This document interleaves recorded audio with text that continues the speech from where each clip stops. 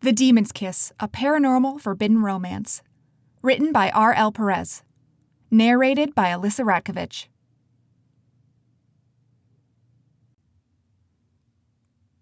Chapter 1.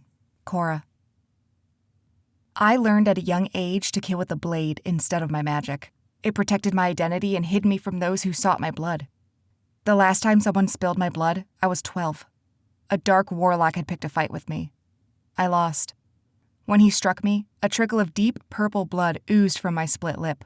The warlock, a haggard man who stank of alcohol, froze with his arms still raised to hit me again. His eyes widened. The color drained from his face. "It can't be," he whispered. My heart hardened with fear and every inch of me screamed to run, to get out before he drained me of every drop of my precious life fluid. "Blood witch," he gasped, his eyes glittering with excitement. In his face, I saw what he saw. The possibilities, the powers my blood possessed, the spells he could cast to grant him more abilities. His brows scrunched together as he no doubt considered his options. He could drain me dry right here. Or he could imprison me and keep me alive to provide an endless supply of my blood. As he contemplated, I slowly scooted away from him, breathing heavily. My face throbbed, and fresh scrapes stung my palms as I struggled to back out of the alley without him noticing. But my movements caught his eye. He blinked and lunged again. I shrieked and raised my hands. A purple glow resonated from my fingertips, blasting against him. He ricocheted backwards, slamming into the brick wall. Panting, I jumped to my feet and sprinted away, but he caught me. He drew a long dagger and held it to my throat. Fury contorted his features, and I knew then what he'd decided. He would bleed me dry. I wasn't worth the effort. He swiped his blade. I ducked and barreled into his legs. We wrestled over the hilt of the blade until I rolled and he slid forward onto the dagger. A sickening, squelching sound was burned into my memory as the blade sank into his chest. He let out a jagged, shuddering breath, and then went still. That was my first kill. I took his blade, changed my name, and never looked back. Even though it happened 8 years ago, I recalled that day like it was yesterday. Sometimes I still heard the warlock's growl or smelled his putrid breath as I slept. It served as a reminder of why I killed for a living. I would never be helpless again. Damien groaned in his sleep and swung his arm around my waist, drawing me closer. I sighed and shoved him roughly away before sliding out of bed and slipping my clothes back on. I didn't cuddle. Damien knew that. "Wake up," I snapped once I was dressed. "It's after 9. Damien grunted incoherently and blinked, his inky black eyes focusing on me. I took a moment to relish the way sleep mussed his shaggy dark hair before turning away. I ran my fingers through my short black hair, tucking it behind my ears. In my line of work, short hair was a necessity. I couldn't have a wild mane getting in my way. "Do you ever sleep?" Damien complained before sitting up and stretching. This time, I resisted looking at him. If I saw those muscles flexing, I'd be tempted to jump back into bed with him, and we both knew that was a terrible idea. Damien and I had a casual sexual relationship, strictly to fulfill our needs, nothing more. We'd been down that path before, and we made a horrible couple. This arrangement was preferable. No rules, no commitment. I smirked and fastened my belt and holsters. Not when there's blood to be spilled. Damien stood and rifled through a pile of clothes on the floor. "So, that's a no?" I spotted his leather jacket on the floor and tossed it to him. "I've got the Huxton assignment, and then I'll be back. Call if anything changes." I left the room, walking down the familiar dark hallway of Damien's apartment before checking my bag. Glass potion vials clinked as I sifted through them, looking for my shadow elixir. There. It glowed deep purple, like my blood, and my magic. I clutched the vial in my hand before leaving the apartment. A few blocks away, I stopped at my own apartment, which was so tidy it looked unoccupied, and stashed my bag. At my desk, I glanced over my assignment once more. Gordon Huxton, age 42, vampire coven leader. His demons kept picking fights with Damien's guys, so he needed to be taken out. The vamps would look elsewhere to form a coven, and our demons would be safe. For now. That was my job. Clean up the streets, eliminate the threats. Also, Damien's coven could live in peace. The coven was the only family I'd ever known. After ensuring my dagger was secure, I slipped the elixir into my pocket and left. A tracking spell I'd cast yesterday told me about Huxton's routine activities.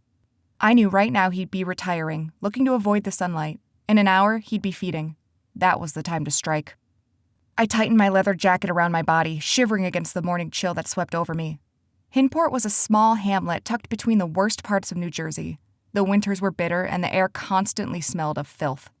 But still, it was home. The weight of my blade was a soothing comfort as I strode down the street. My ears prickled with every sound, an instinct that had been drilled into me when I'd first started killing. My blood thrummed with anticipation, eager for the hunt, the chase. This kill would be easy. They always were. It was almost a shame. I remembered when I'd first worked for Damien as a contract killer. The exhilaration, the danger, the adrenaline. It had been addicting. Now it was almost too easy. I weaved down dark, narrow alleys to avoid the main roads. The city was so full of demons that law enforcement was almost non-existent. But I didn't want to take any chances. My face was too well known around here. I passed by several unsavory characters lurking in the alley. My hand flexed toward my dagger and the figures flinched away from me, darting into the shadows. A whiff of wet dog reached my nose. Werewolves. I narrowed my eyes at the dark shapes cowering away from me. One of them whined and ducked his head to me in respect. Good boy. My job was beneficial because it marked me as someone powerful and unstoppable. I could defend myself easily. An added bonus was my notorious reputation, which I carefully cultivated. In this city, I was feared. The whispers and frightened murmurs that surrounded me sent a bolt of satisfaction through me. I lifted my chin, my hand never straying from the hilt of my dagger. It's Cora Covington. The blade is on the move. Who's she after this time? Out of the way. Don't make eye contact. My eyes shifted over each person as I passed, meeting their gazes with a challenge. Some shuddered away from me. Others merely dropped their gazes. A mixture of emotions filled the air. Fear was the strongest. I knew it smelled like the back of my hand, but I also recognized defiance, bitterness. I was used to it. I was a young woman after all. I'd had to conquer many competitors vying for the position of Damien's blade. Let them talk, I thought with a smirk. Let them hate me. The buildings grew smaller as I ventured toward the edge of the city. The towers of the Glen Bridge loomed into view, marking the city border. On the other side of the bridge was a whole different world, a world of mortals and innocence. The city of Ravenbrook. No wonder Huxton lived near the border. He wanted access to fresh blood. My grip on the hilt of my dagger tightened. The bastard was feeding on the mortals of Ravenbrook. If he kept this up, Hynport would be exposed. One of the things I loved most about this city was the ability to live out in the open. Demons were free to roam the streets because magic was commonplace. We didn't have to hide. But if morons like Huxton kept crossing the line, it would draw too much attention. He definitely had to go. A sharp stench of vinegar filled the air, stinging my nostrils. I slowed my pace, knowing the vampires would be able to smell me instantly. Drawing the vial from my pocket, I uncorked it and swallowed the contents, smacking my lips against the bitter taste. Black shadows swelled around me, obscuring me from view and masking my scent. Anyone watching would only see a murky mass of darkness floating by. One benefit of being a bloodcaster was the infinite number of potions available at my disposal. Just a drop of my blood could transform any elixir into something powerful. I unsheathed my dagger and grabbed my stake with my other hand. A blade couldn't kill a vampire, but it felt comfortable in my hand just the same. A familiar, exciting energy pulsed within me as my body responded to the thrill of the hunt. I took a breath and surged forward. My shadows swirled around me, but my vision remained clear. The only disadvantage was the loss of my sense of smell, but that didn't matter. All vampires smelled the same. The streets were quiet and empty. With the morning sun glistening overhead, no vampire would risk getting burned. I kept to the edge of the buildings, using the natural shadows to hide my own. My eyes raked over the buildings, searching for the one I'd canvassed earlier. There. A tall, narrow apartment complex stood out among the shabbier buildings. It wasn't anything magnificent. The bricks were worn and chipped and some windows had been smashed in, but it was the sturdiest structure on the block. Of course Huxton would claim this place as his own. He had to be the most powerful on the street. Avoiding the main entrance, I circled back toward the fire escape. I kept my weapons gripped firmly between my fingers, using my palms to climb up the ladders. The metal bars were like ice against my skin, but the adrenaline coursing through me warded off the chill. I focused my steps, making sure my movements were silent as I counted each floor. 5, 6, 7. My arms and legs burned, and each sharp gulp of air was like cold knives in my throat. I stopped by the first window of the 7th floor and pressed my ear to the glass, listening. Low voices sounded on the other side. Then a soft whimper. A cry for help. My blood chilled. Huxton had abducted a mortal. He'd brought her here. Why couldn't he just use donors, humans who offered their blood willingly, like a normal vampire? Cursing his stupidity, I wedged my blade underneath the window screen and pried it loose. After several deep breaths, I slammed my hilt against the window. The glass shattered, and I leapt inside. Alarmed shouts echoed around me, but I didn't give anyone time to act. Slice, stab. My blade flashed and blood spurted. Vampire after vampire fell, but they'd rise again. Only a stake could kill them for good. But my blade could certainly do some damage. "Stop!" roared a voice. "Or I'll slit her throat!"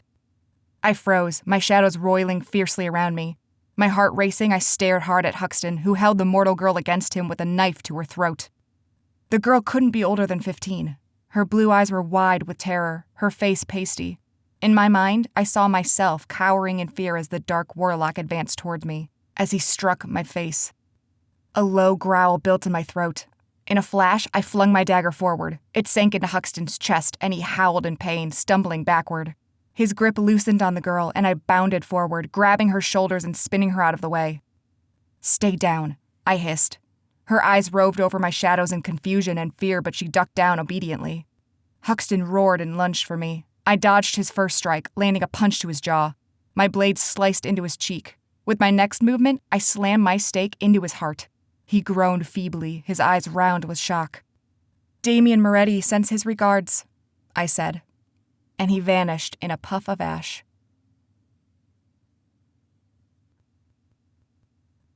Chapter 2. Vince. Sweat poured down my neck as I faced my opponent.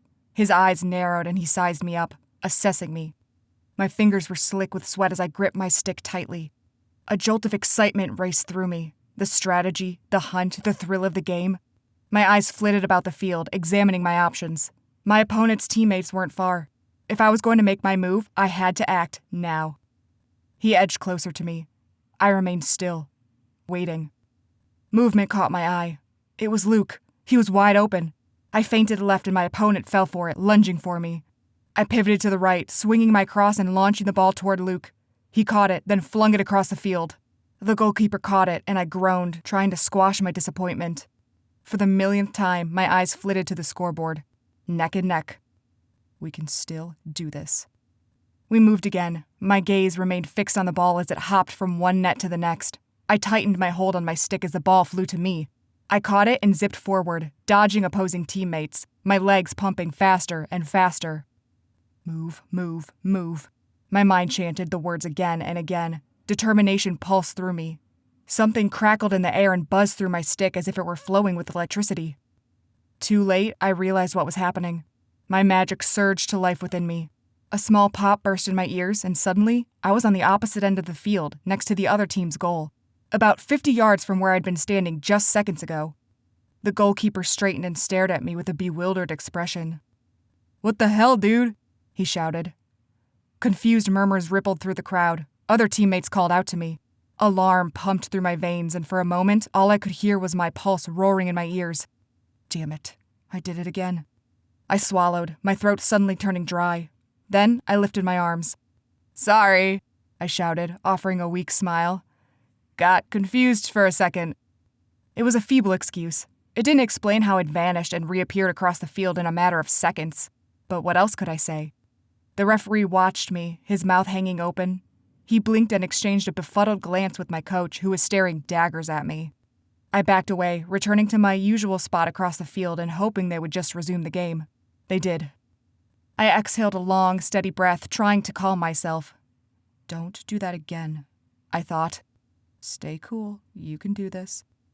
I lingered behind this time. My team surged forward. The ball got passed around until the other team intercepted it. Swearing under my breath, I followed the ball, trying to keep up. My team took it and I inhaled evenly to ready myself. The ball flew toward me. I caught it and bolted toward the goal, but an opponent jumped in front of me. "Luke!" I roared. There he was, a tall, gangly form lifting his cross high in the air to catch my pass. I flung the ball toward him. He caught it and spun around, tossing the ball so it sailed perfectly into the goal.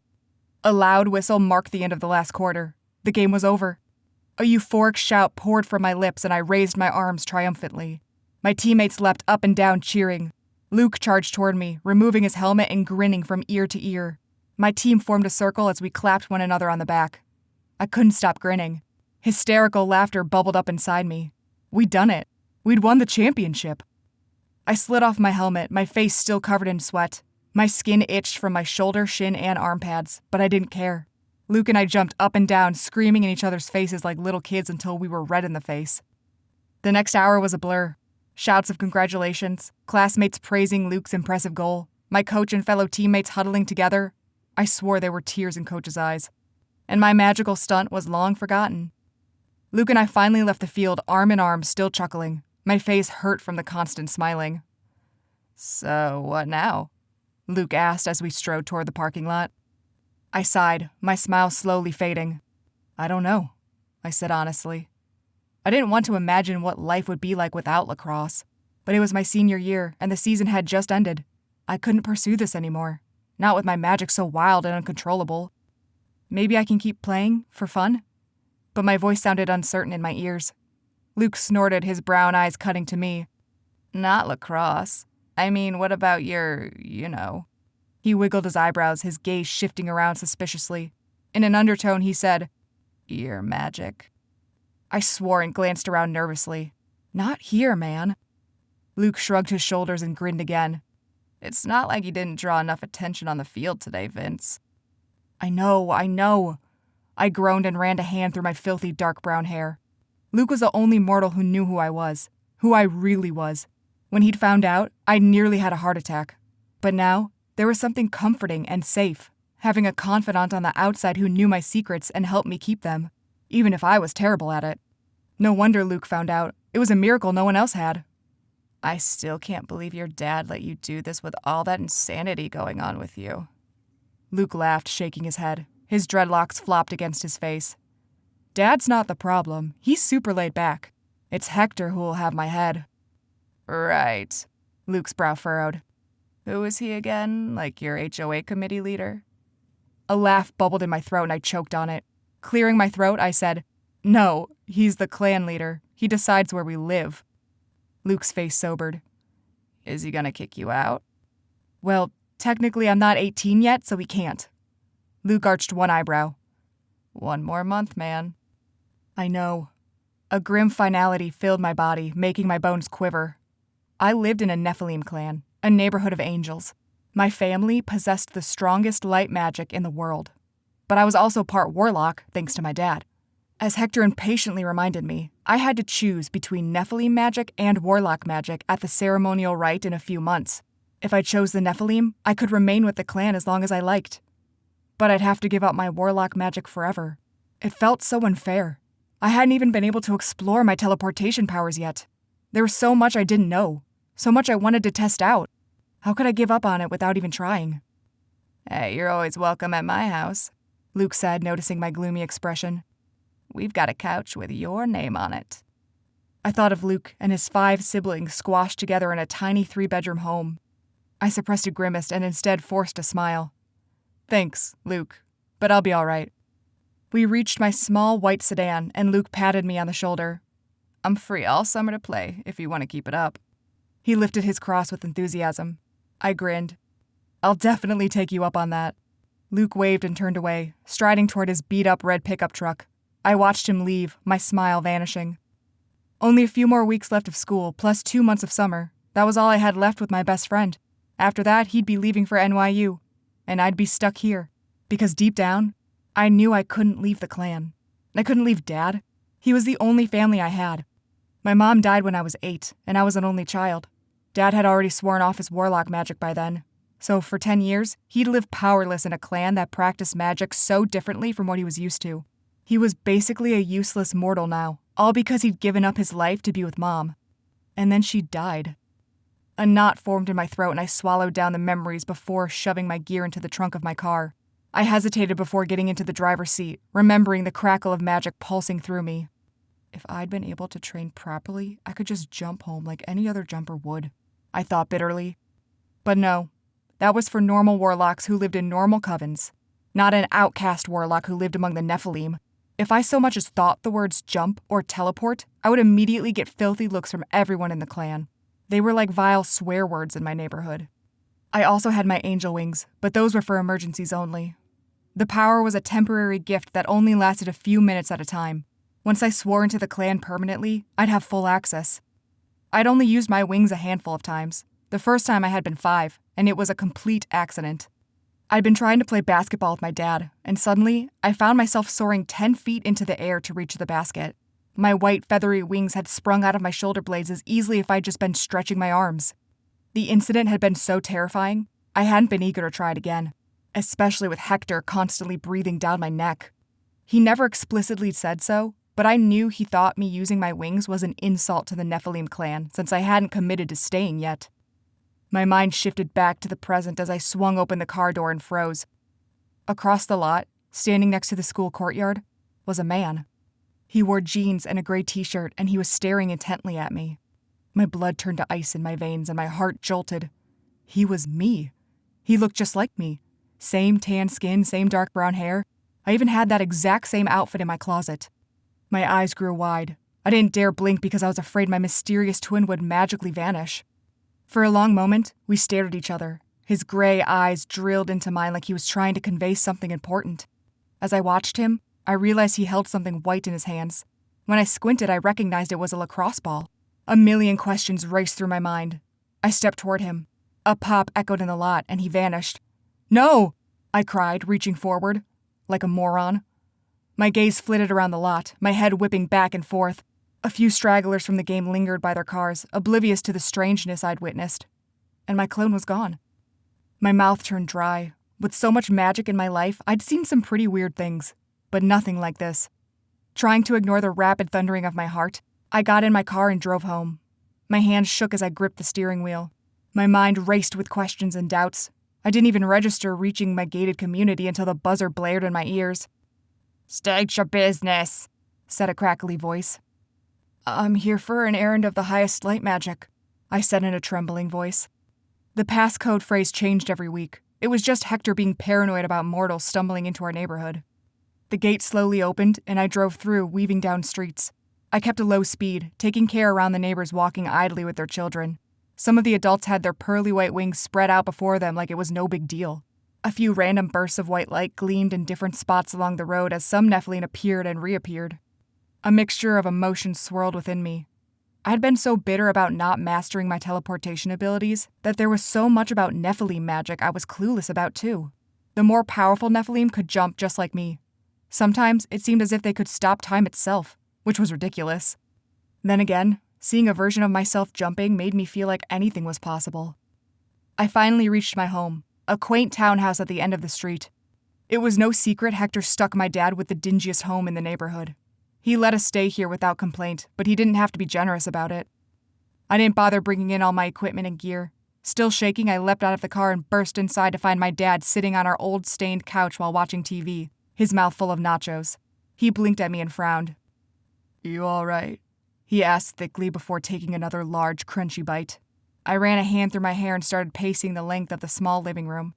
Dad, noticing my distress, turned off the TV and sat forward, his brows knitting together in concern. "Vince?" he said, his tone serious. I cleared my throat and faced him. "Okay, this is going to sound crazy, but is there any possibility at all that somewhere out there I have an identical twin?" Dad burst out laughing, lounging backward on the couch again. "You're right, that does sound crazy. Did someone whack you with their stick?" "Dad," I said sharply. "Answer me." Dad's expression fell and his eyes tightened.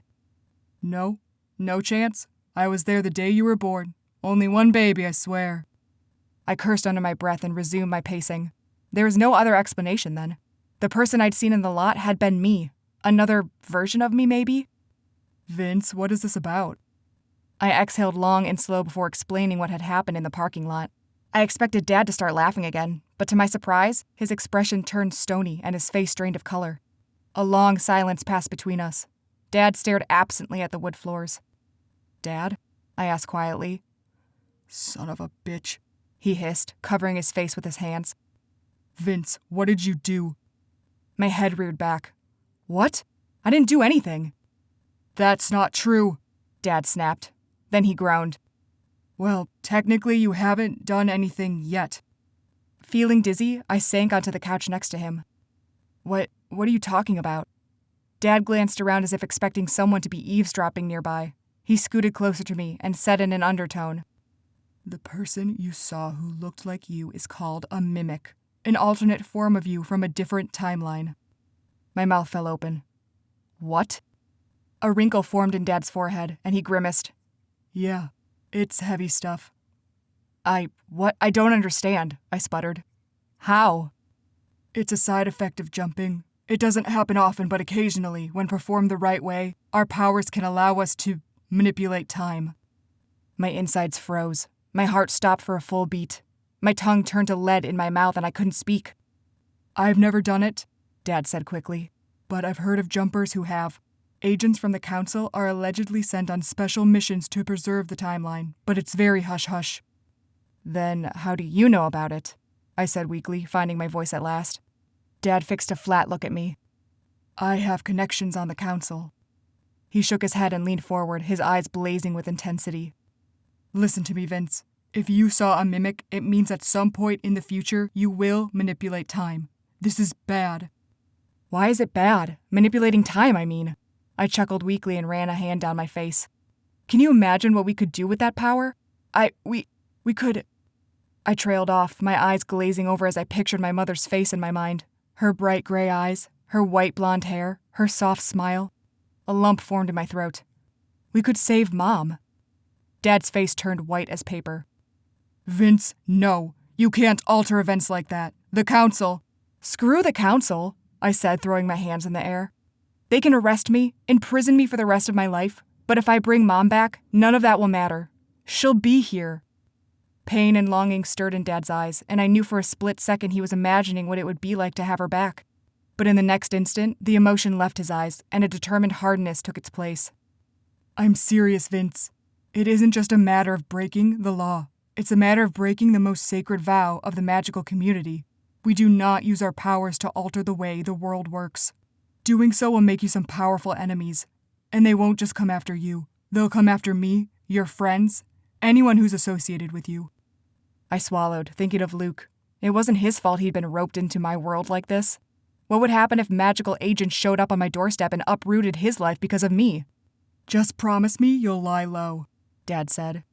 At least until the ceremonial rite. Damn, I forgot all about that. The ceremonial rite was an annual ceremony when all Nephilim who had turned 18 would pledge their lives to the clan. I'd felt uncertain about it before, but now, after what Dad had just revealed to me, the idea of squashing my warlock magic forever made me feel sick inside. I couldn't do it. I promise, I said quietly. But despite what Dad said, if there was even a small chance I could bring Mom back, then I had to try. The Nephilim clan be damned. Chapter 3. Cora. I leaned against my chair, my gaze shifting to the men at the table with me. Cigarette smoke swirled in the air, mingling with the stench of alcohol. I watched Damien laugh idly at something Conrad said. Benny and Kip leered at a waitress who walked by. This was the most boring part of coven meetings. Then again, I was the only woman at the table. The guys learned long ago not to challenge me. The last one you had, Pete Gordon, had wound up in a hospital from a gouged-out eye. Such a shame.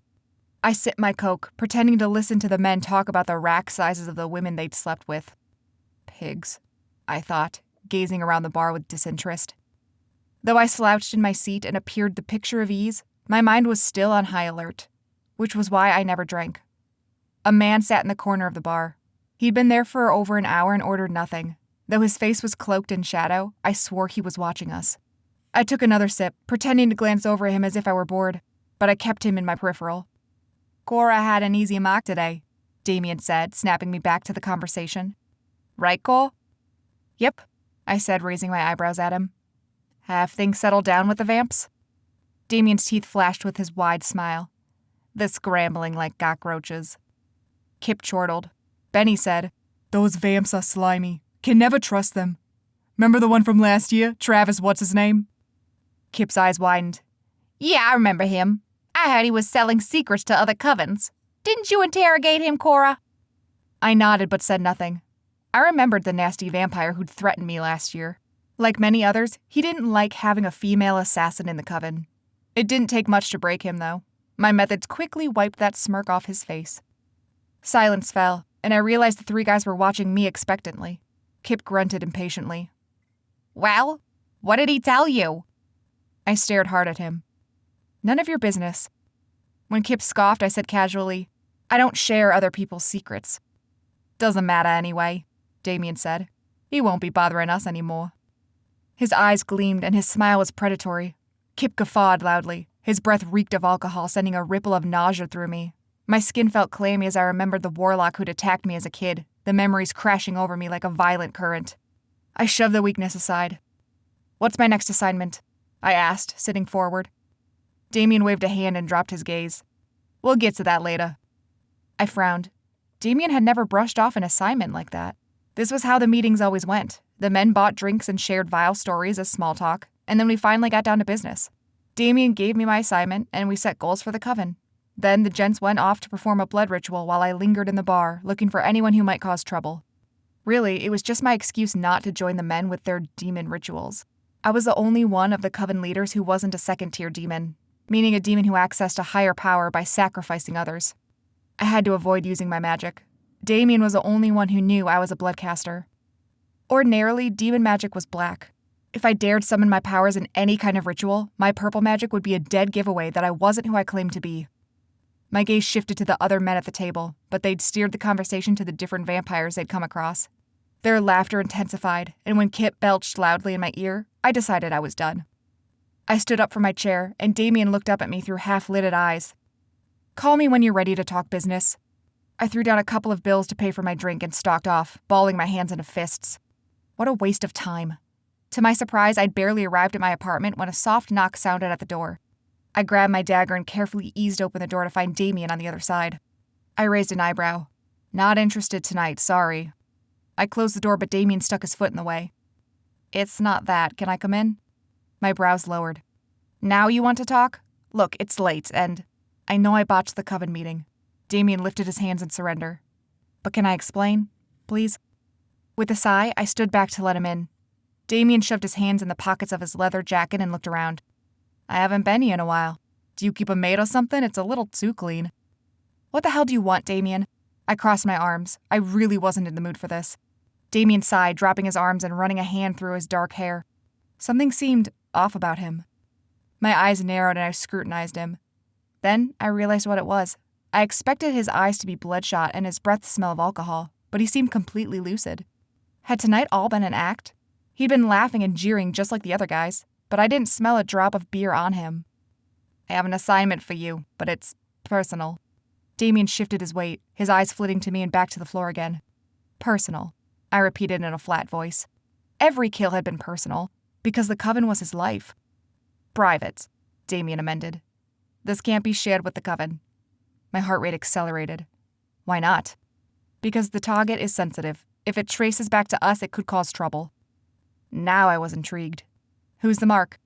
Damien drew a small envelope from inside his jacket and handed it to me. I opened it and quickly glanced over a picture and bio of my next target. My heart lurched and my jaw dropped. A Nephilim? I hissed, staring hard at Damien. Are you insane? Nephilim possessed the strongest light magic in the world. They also didn't live in Hinport. So why did Damien want this one killed? Now you know why it's sensitive, Damien said with a shrug. I glared at him. Why? It's not your job to ask why, he snapped. It's your job to get it done. My head reared back. He'd never spoken to me like that before. Excuse me? Look, Cora, no matter what goes on between us, you can't forget your place. I'm the head of this coven, and you're the assassin. You're not included in these decisions. You just carry them out. Anger raged within me, and I took a step toward him. In a flash, he raised a dagger to my face. I stilled. I've bested you before, he said in a soft voice. Don't forget that. That was 3 years ago, I said through clenched teeth. You and I both know I could take you down right here. His dark eyes bore into mine, unflinching. For a tense moment, we stared at each other, our faces only a breath away. His blade was so close to my skin I could feel the coolness of the metal tickling my cheek. Damien grinned and dropped his hand. That's why you're the best, Cora. He slid his knife into his belt and lifted his chin. You'll get it done then? What game is he playing? And if I refuse? Damien's gaze hardened. You won't. I have too much on you. I stared at him, my body going rigid. It wasn't an outright threat, but I could read between the lines. All he'd have to do was share my secret, and I'd be everyone's target. Unless he'd already told someone. Damien cocked his head at me, his eyes glinting, like he knew the thoughts that were swirling in my head. Damn him. The bastard knew exactly what he was doing. He had something over me, something that kept me doing his dirty work for him forever. And he was too difficult to kill. He was a second-tier demon, after all. He had more power than I did. Even if I could use my magic around him, it would be a nasty fight, one that would attract too much attention. I was fairly certain I could kill him if it came down to it, but it would be messy. He wasn't an easy mark like my other kills. Someone would hear us grappling and come running to help. He had too many allies, most of whom lived in the same apartment complex. I was cornered. I had no other choice. Yeah, I said shortly, pocketing the paper. I'll get it done. And then I'll kill you. I swear on my life, I'll find a way. Chapter 4. Vince. Do you remember life before the war? I blinked and looked up from the thick textbook on spells I was pursuing. Jocelyn, a Nephilim I'd grown up with, was idly tracing her finger on the page of her own textbook, her blue eyes distant. We sat in the library just outside our neighborhood. There was a private section, accessible only through our Nephilim powers, that allowed us to study magic. Jocelyn believed we were both here to study for the ceremonial rite, but I was actually here to research jumpers and the possibility of time travel. Not really, I said shortly, returning to my book. My clearest memory of the Demon War 10 years ago was my mother's death, so naturally I didn't like to reflect on it. Lorna tells me about it all the time, Jocelyn went on, referring to her cousin. She says she misses how things were with the clan before. We were encouraged to mingle with other magical covens to strengthen our allies. That, I remembered. Dad told me that was how he'd first met Mom. Dad was a jumper for the council, and Mom had been an esteemed member of the strongest Nephilim clan. They'd been paired off to seal an alliance between Dad's coven and Mom's clan. Then, demon covens had attacked. Dad's light coven turned on the Nephilim, abandoning us. Mom and several other leaders had died, and Hector had taken over, isolating us from everyone in the desperate act of self-preservation. Would you like to be forced to marry someone you didn't know? I asked in a low voice. My parents had lucked out. They'd been strangers at first, but love had come later. I didn't want that for me. I wanted to be certain before marrying. Jocelyn shrugged one shoulder and tugged a lock of red hair behind her ear. It's not so different now. There are still arranged marriages, just within our clan. My stomach twisted at her words. I'd tried to avoid thinking about it, but I knew Hector encouraged certain couples to court each other to unify the clan. I was grateful he hadn't approached me, but something told me it wasn't to spare me. It was because he believed my blood was tainted. Are you nervous about the ceremonial rite? Jocelyn asked. Mother of Lilith, this girl won't stop talking, I thought. Jocelyn and I weren't exactly friends, but she'd caught me slipping out of the neighborhood to go to the library, and I had to let her tag along to keep up appearances. Besides, most of the Nephilim my age wanted nothing to do with me. When she asked to join me, I'd been too shocked to refuse. No, I said in a stiff voice, because I won't be going to the rite. But I couldn't tell Jocelyn that. It had been several decades since someone had refused to pledge at the ceremonial rite, and those who had were banned from the clan and never heard of again. It was uncertain what would happen to me when I refused. I didn't want to imagine that those who did were murdered in secret, but I'd never met a banished Nephilim before. So where did they go? Soft footsteps sounded nearby. I glanced up, frowning, but saw no one else in the room with us. Our private study room was as big as a classroom and filled with shelves. It was like a tiny library in itself. My skin prickled with suspicion. I hadn't heard the door open. Perhaps I imagined the footsteps. I directed my gaze back to the book and read. Many teleporters throughout history took dangerous measures to experiment with their powers. The most gruesome of all was Dexter Dougal, who accidentally dismembered himself while trying to teleport backward in time? I winced. That didn't sound promising. A shelf creaked as if someone had put weight on it. My head flew up and I scanned the room again. Clearly oblivious, Jocelyn kept her head bent as she studied her book. Did you hear something? I whispered. Jocelyn looked up, her brow furrowing. No? A sharp smell filled the air, tickling my nose. It was pungent and foul, but it mingled with something else. Something almost flowery. I never smelled anything like it. My skin crawled, and every part of my body screamed to get out, to run. But I couldn't leave Jocelyn here. "Hey, do you want to grab a bite to eat?" I asked. Jocelyn's eyebrows lifted and she chuckled. "It's 10 in the morning. Didn't you eat breakfast?" "No," I lied, raising my feet and trying to calm my racing heart. "I'm starving. You coming? My treat." Jocelyn's eyes brightened and she shut her book. "I won't say no to that." Relief spread through me as she stood, but before we could move for the door, a mass of shadows appeared from behind a bookshelf. The inky blackness curled and coiled as if it were alive. A tendril of shadow drifted toward us, like an arm reaching out. My blood ran cold as I stared, wide-eyed, at the strange blob of darkness. It was about as tall as a person and even formed a human-like shape. A large blob on top for a head, a narrow curvy section for a torso, and 2 thin black stumps at the bottom that resembled legs. It was like a person made of shadows. I snatched Jocelyn's arm as she sucked in a breath. Slowly, I dragged her behind me and backed us away from the intruder. "What is it?" Jocelyn whispered in my ear. "I don't know. Can you access your wings?" Jocelyn shook her head, her hair tickling my arm. My body stiffened as I stretched my back and shoulder muscles, trying to unleash my wings. But nothing happened. Cursing, I gripped Jocelyn's arm tighter and spun in place to jump us out of here. Before I could, an explosion of purple magic burst in my face like colorful powder, momentarily blinding me. Crying out, I raised a hand to clear the dust from my eyes. The strange particles stung my eyes and skin, burning like it was made of acid. I couldn't jump if I couldn't see. I sensed movement in front of me, and I shouted, "Joss, get down!" Jocelyn cried out as I tugged on her arm, pulling us both to the floor. 2 loud thumps sounded behind us, and I impatiently wiped my eyes again. But the purple dust remained, and it thickened into a paste that clung to my eyes. "Jocelyn," I moaned. "My eyes, help me!" "Here!"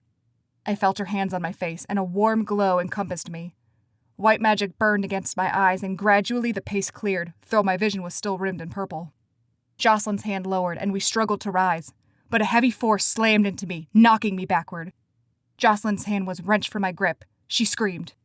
"Jocelyn!" I roared, reaching blindly for her. But the shadows were on top of me, pinning me to the floor. From within the dark mass, a glint of silver flashed. A knife. I struggled, but my arms were pinned, and the strangest lilac scent filled my nose. The creature on me breathed heavily, and when I slammed my knee upward, it grunted. I stiffened. It was human. Whoever it was had just made a human sound. I slammed my head forward to where I presumed the man's face was. My forehead smashed against his, and he groaned, the knife slackened in his grip. Gritting my teeth, I snatched the shadowy figure and gripped something leathery like a jacket. Holding onto the assailant, I rolled us both over and over until we reached the nearest shelf. I shoved his head into the shelf, but he pinwheeled until his knees were pressing into my chest. My breath left me, and I struggled to free myself.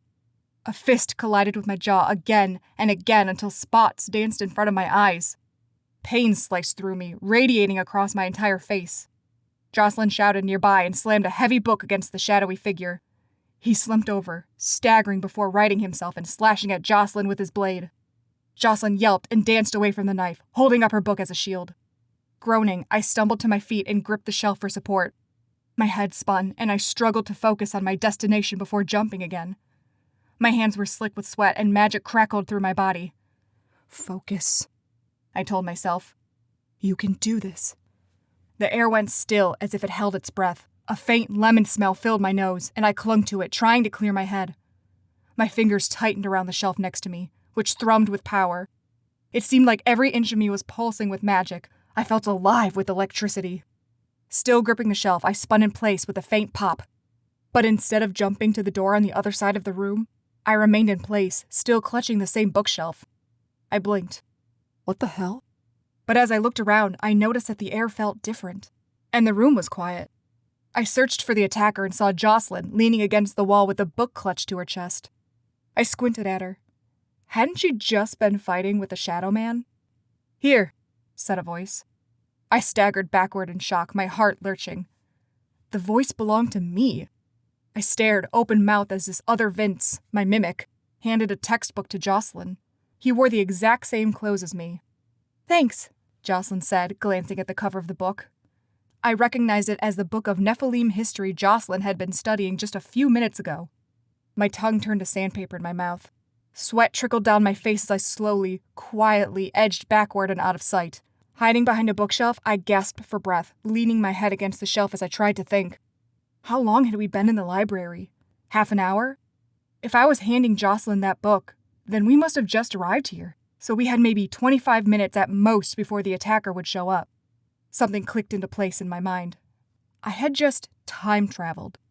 Granted, it wasn't anything impressive. I'd only traveled back in time half an hour. But I'd done it.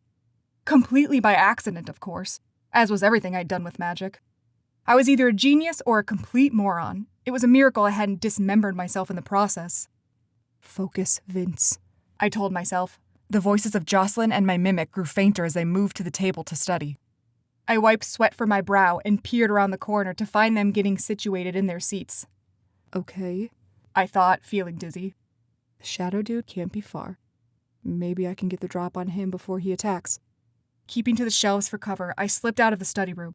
The air warbled as I stepped through the magical barrier separating our private room from the rest of the library. I paused for a moment. The attacker had come through here. Whoever he was, he'd passed through Nephilim magic to get to us. A demon couldn't have done that. So who was it? And were they trying to kidnap us? Or kill us? I shook my head, trying to ignore the pain throbbing in my jaw as I made my way out of the library. There was only one entrance. If I just waited by the door, I could catch him as he entered and stop this madness before someone got hurt. Too late, I thought bitterly, rubbing my jaw. I paced in front of the library, my gaze darting up and down the sidewalk for any sign of the shadow figure.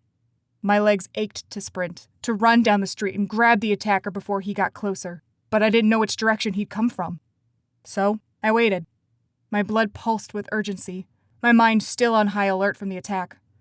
A small part of me longed to try to manipulate time again, but I didn't dare. Not when I still had the advantage. What if I tried again and failed? I wasn't sure how much time passed, but with each second that crawled by, a desperate sense of urgency spread through me. How long had it been? I cursed myself for not grabbing my phone or wearing a watch. Had I missed it? Had the attacker found another way inside? I darted back into the library and checked the clock. 10:04. Damn it, I hissed, racing forward. I sprinted down aisles of bookshelf before leaping through the magical barrier. Jocelyn's scream echoed. My mimic shouted her name. How the hell had the attacker gotten past me? Could he go through walls? I crept forward, not wanting to alert the shadow man to my presence. I had the advantage, and I had to keep the element of surprise for as long as I could. Whoever this guy was, he was powerful, and Jocelyn and I were no match for him, thanks to our useless Nephilim powers. If this guy had waited until the ceremonial rite, we would have been powerful enough to stop him. I was sure of it. I edged closer to the scuffling sounds ahead of me. Jocelyn cried out, and a heavy smack resonated. She just hit him with the book, I thought, racking my brain as I tried to remember the events. My mimic was about to jump, leaving Jocelyn alone with the attacker. I had to act now, while the attacker thought there were only two of us to beat. I rounded the corner and slammed into the shadowy mass, colliding with Jocelyn in the process. We collapsed on the floor in a crumpled heap. Jocelyn moaned weakly, but the shadow figure sprang to his feet, standing there for a moment, completely frozen. Across the room, I noticed my mimic gripping the bookshelf. With a small pop, he vanished. I aimed and kicked to the center of the shadow man's chest. He staggered backward. I stood and landed a punch to his face. Then his chest, another kick, and he crumpled. His dagger fell from his grasp. I bent over and swiped it from the ground, but before I could use it, another explosion of purple dust filled the room. Swearing, I tried clearing my eyes, but the stinging sensation took over, and I fell to my knees. My grip tightened on the knife as I swung it blindly, prepared to take the man down with me if he tried to grab me. Vince! Vince! A hand grabbed my shoulder, and I waved the knife around wildly. Jocelyn yelped and grabbed my wrist before I cut her open. He's gone, she panted. A warm glow encompassed my face again, and the purple paste faded. Ragged breaths poured from my lips, my chest heaving from the effort. I felt like I'd just run a marathon. My gaze frantically flitted about the room as I tried to find the shadow man. But Jocelyn was right. He was gone.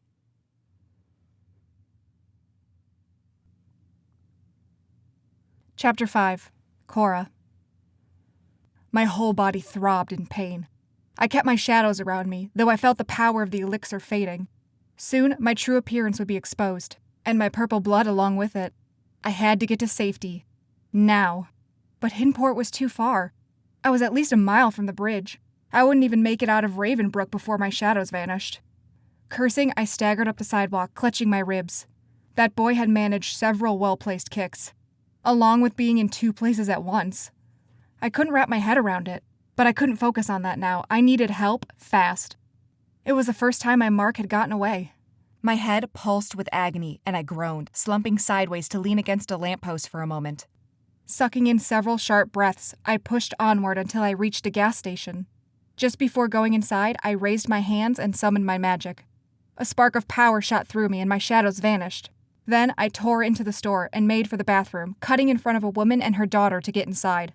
Ignoring their protests, I bolted the door and went to the mirror to assess the damage. A trickle of violet blood ran down my nose, and my lip was split open. There was also a minor scratch on my collarbone, but all my other injuries were internal. A dozen paper towels, and 10 minutes later, I'd managed to stop all the blood flowing from my wounds and clean up so that not a trace of blood was visible. This wasn't terrible. I definitely had worse injuries. At least my wounds had stopped bleeding. I'd be in a whole lot of trouble if the bleeding hadn't stopped. As a bloodcaster, every drop of my blood was precious, and I couldn't risk losing any. In the past, whenever I'd lost too much, it had messed with my head. Sometimes I hallucinated, other times I just acted like a crazy drunk. Either way, it was dangerous. With a deep breath, I limped out of the bathroom and left the gas station, my legs still flaring with pain. Ordinarily, I walked everywhere because I didn't trust public transportation. Hinport was a small city, so going on foot or bike wasn't an issue. But Ravenbrook was huge, full of suburbs and shops and developments. Tracking a Nephilim to the library hadn't been easy. I found my bag stashed in the bushes outside a bookstore a mile past the library. Digging through, I finally found what I was looking for. A beacon elixir. I'd only had to use it once before, and I didn't relish having to use it now. But I had no other choice. As pissed as Damien would be, he was the only one who could help me. I had no idea what powers that kid had, or if he could track me. I smashed the potion vial on the sidewalk and said in a clear voice, "Damien Moretti." Purple smoke swirled in front of me, spinning faster and faster until a small orb appeared in the air. Images shifted within the orb so quickly it made me dizzy. Then Damien's face came into view. He started and squinted at me. "Cora? What happened?" Disappointment spread through me as I muttered, "The mark got away. I'm injured and can't make it back on foot." Damien's eyes flashed and his jaw tightened. For a moment, he stared at me, his gaze a hard mask of anger. His nostrils flared as he exhaled. "I'll be there shortly." His voice was clipped. The orb vanished and the smoke disappeared. I groaned and leaned my head against the brick wall behind me. After Damien's threat yesterday, I didn't want to think about what he would do to me now. For years, he'd been the only person in the world I could trust. Something had happened over the last few days. Something that altered his trust in me. I had to earn it back somehow or he'd banish me from the coven. Or worse, share my secret. If he hadn't already. A small pop alerted me to Damien's presence. He appeared on the sidewalk next to the bookstore, his hands shoved into his pockets as his dark eyes surveying the area. His gaze settled on me, and his face hardened before he strode forward. I stood and brushed the grass off my pants before falling into step next to him. Instead of grabbing my arm and jumping, he kept walking. I glanced at him. His face was radiating fury. He stared determinedly ahead, and I struggled to keep his pace. At long last, my leg gave out, and I hissed, "Damn it, Damien, slow down." "Was he second tier?" he snarled. Anger and indignation rose in my chest as Damien stared at me, his eyes feral. No, I said. Damien knew full well that only demons could ascend to the second tier. Did his clan come to his aid? I wanted to argue that there had been 2 of them. Well, 3 if you included his double. But my protest died in my throat. "No," I said through clenched teeth. Damien drew closer to me. I could practically feel the fury emanating from his stiff form. "Then how the hell did this kid escape your clutches, Cora? You're the Blade, the dreaded Cora Covington. You haven't missed a mark in what, 2 years?" "I know," I snapped, crossing my arms and dropping my gaze. I don't know what happened." Damien cocked his head, and something unreadable stirred in his eyes. He looked me over as if seeing me for the first time. "You injured." He sounded surprised. "You think?" I snapped. Damien frowned, his gaze roving over me, slower this time. "What did this kid do to you, Cora?" I waved a hand pathetically. I can't explain it." "Try." I sighed. "He was somehow in 2 places at once. One second he was across the room after I'd beaten him, then he was tackling me. Someone else was with him, a Nephilim girl. I was outnumbered. Being outnumbered never stopped you before. I was caught off guard, okay? I shouted, dropping my hands on my thighs. I've never seen someone do that before. I glanced at him. Have you? Damien's gaze shifted and his eyes grew distant. His jaw ticked back and forth in contemplation. Come on. He grabbed my arm. His grip was firm but not painful, and we spun on the spot. After a small pop, we appeared in the shadow alley of Hinport, right outside his office. I blinked. Why are we here? I've got healing elixirs at my place. Damien just jerked his head forward, indicating I follow. With a groan, I limped to the entrance and he held the door open for me. Damien's office building was small, but it helped him remain discreet. A few other coven leaders were in their offices nearby. Their low, muffled voices echoed through the thin walls. Damien held open the door to his own office, the biggest one in the building, and stood back to let me in. I sank into the armchair in front of his desk, my skin crawling with apprehension. Was he about to fire me or something? Damien closed the door and sat in his desk chair, swiveling back and forth to assess me for a long moment. What? I finally snapped. Whatever you want to say, just say it. I failed. I screwed up. You think I don't know that? Damien raised a hand, his focus far away again. Something stirred in his eyes. Something like hunger.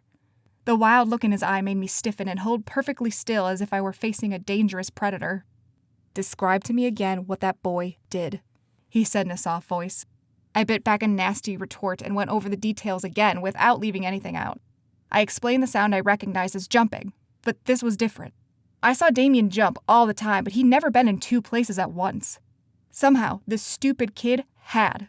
Even though Damien was second tier and older and more experienced, this kid had managed something he couldn't do. Now I understood the hungry look in Damien's eyes. After I finished talking, Damien sat back in his chair, twiddling his fingers together. His eyes narrowed in concentration, and I recognized the spark of inspiration that flashed in his gaze. He sat forward and placed his palms on his desk. This may work out in our favor. Cora, I want you to go undercover. Get in the kid's life, gain his trust, find out how he did it. Do whatever you must to coerce him, but try to avoid arousing his suspicion. You used your shadow elixir on him, right? Stunned, I couldn't speak for a moment. Yes, but... Good. He won't recognize you. The file said he was a high school student. Pose as another student and get close to him. Be subtle and don't kill anyone until I say so. Damien turned to several files on his desk and sifted through them as if our conversation was over. I sat there, frozen in the chair, my hands stiff and glued to the cushions. A hard lump formed in my throat. Finally, Damien glanced up at me as if just realizing I was still there. What is it? Anger flared to life inside me, but I squashed it down. I don't understand. You want me to... Go undercover. Yes, I already said so. What's the problem? Why was he being such an asshole? Leaning forward, I said sharply, The problem is, I'm a killer, not a con artist, Damien. You know that's not my forte. How am I supposed to get this kid to trust me and share his secrets with me? Damien lifted one shoulder. You're creative, you'll think of something. Another shocked silence rippled over me. How could he do this to me? Damien, I said, trying again. We've trusted each other for years. What the hell is going on with you? Damien slammed his hands on the desk, and I jumped. His eyes flashed with anger again. What's going on is there are several other more experienced demons vying for my position right now, and I cannot afford to have them undermine me by pointing out your failures, Cora. So, consider this a demotion. You screwed up, so now you have to do the dirty work to regain my trust. Or what? I snarled. Or I'll hire Benny in your place and leave you to fend for yourself. I doubt another demon coven will be anxious to hire a dark witch who won't use her magic. His eyes glinted with triumph. Or maybe they would, if they knew just what kind of witch you were. You wouldn't dare. I would, Cor. And I already have. Benny knows. My blood turned to ice in my veins. Benny? The werewolf? No, it can't be true. He needed to know what he was signing up for when I asked him if he wanted your job. My mouth opened and closed as I struggled to breathe. My words came out as a strangled gasp. You already asked him? You're slipping, Cor. I'm not the only one to have noticed. I have not been, I started angrily. Why do you think the other covens have been acting up? They can sense my weakness. They think my coven is crumbling, and they want a piece of it for themselves. But if you can access this kid's power and show me how to do it, He trailed off and a slow grin spread across his face. Then I'll be unstoppable. Those covens won't be able to touch me, and, of course, you'll have your job back. I stared at him, my blood boiling. What the actual hell? Damien had been my best friend for 3 years, and yet he was willing to throw me out because I slipped up once. Something else was going on here. I hadn't screwed up a job in years. Well, until now. How could he blame the Coven's unrest on my failures when I hadn't done anything wrong? I felt like he was using this misstep as an excuse to blame me, to manipulate and blackmail me. It had to do with this Nephilim. I was sure of it. There was something different about this assignment, something he wasn't telling me. My hands balled into fists. I could kill him right here, right now. Then all I'd have to do was track down Benny and I'd be free. But free to do what? Damien was right. No other demon coven would have me. Even if I'd made a name for myself, they'd insist on swearing me in with a blood ritual, and I couldn't do that. My only hope was this bargain with Damien. A bargain that didn't suit me at all. I had nothing to gain, but everything to lose if I failed. A knock sounded on the door behind me. "Come in," Damien said lazily without looking up. It was Kip. "We've got company." "That's fine. Cora was just leaving." Damien offered a cold smile, his eyes still shining. That hungry look still gleamed in his expression. This was a completely different Damien. I didn't know this man at all. Rage and panic quivered through me as I hopped to my feet and strode out of his office, grateful that my leg didn't give out as I felt the men watching me leave. I wasn't the one who'd changed. Damien was. I'd performed my job perfectly over the years, but Damien was the one who slowly shoved me out. He no longer trusted me. And deep down, I knew that even if I fulfilled this task for him, it wouldn't be enough. It would never be enough. Chapter 6. Vince. I sat next to Jocelyn in the meeting house, facing the panel of our clan leaders. Hector sat in front, his short black hair gleaming under the fluorescent lights. Behind him sat 5 other officials who represented our clan, one of whom was Peter Wilkes, Jocelyn's father. Though they all had relatively young faces, I knew some, like Hector, were hundreds of years old. Their Nephilim magic kept them looking young. I shifted in my chair, painfully aware of how much of a child I was compared to these veterans. Jocelyn exchanged a worried glance with me, and I knew she shared my fear. Did they believe us? Would they take this threat seriously, or would they dismiss our worries as idle, childish fears? And a strange, selfish concern. Would they know I'd lied about my powers? Jocelyn hadn't known I'd time-traveled. When we relayed what had happened in the library yesterday, I omitted it. I wasn't sure why, but some innate instinct warned me not to tell. Instead, I'd squashed it down, trying not to dwell on it, because if I did, my brain would explode with possibilities. Hector cleared his throat loudly after conferring with the other officials. He clasped his long fingers together on the table and surveyed us carefully with his brown eyes. "We have further questions for you," Hector said, his deep voice echoing in the vast room. I suppressed a groan. More questions? Jocelyn and I had already been here for an hour as we relayed every single detail of the attack yesterday. "We believe your story and the dangers involved," Hector went on. "Now we must consider why this person or thing attacked you." I sat up straighter in my chair, hope blossoming in my chest.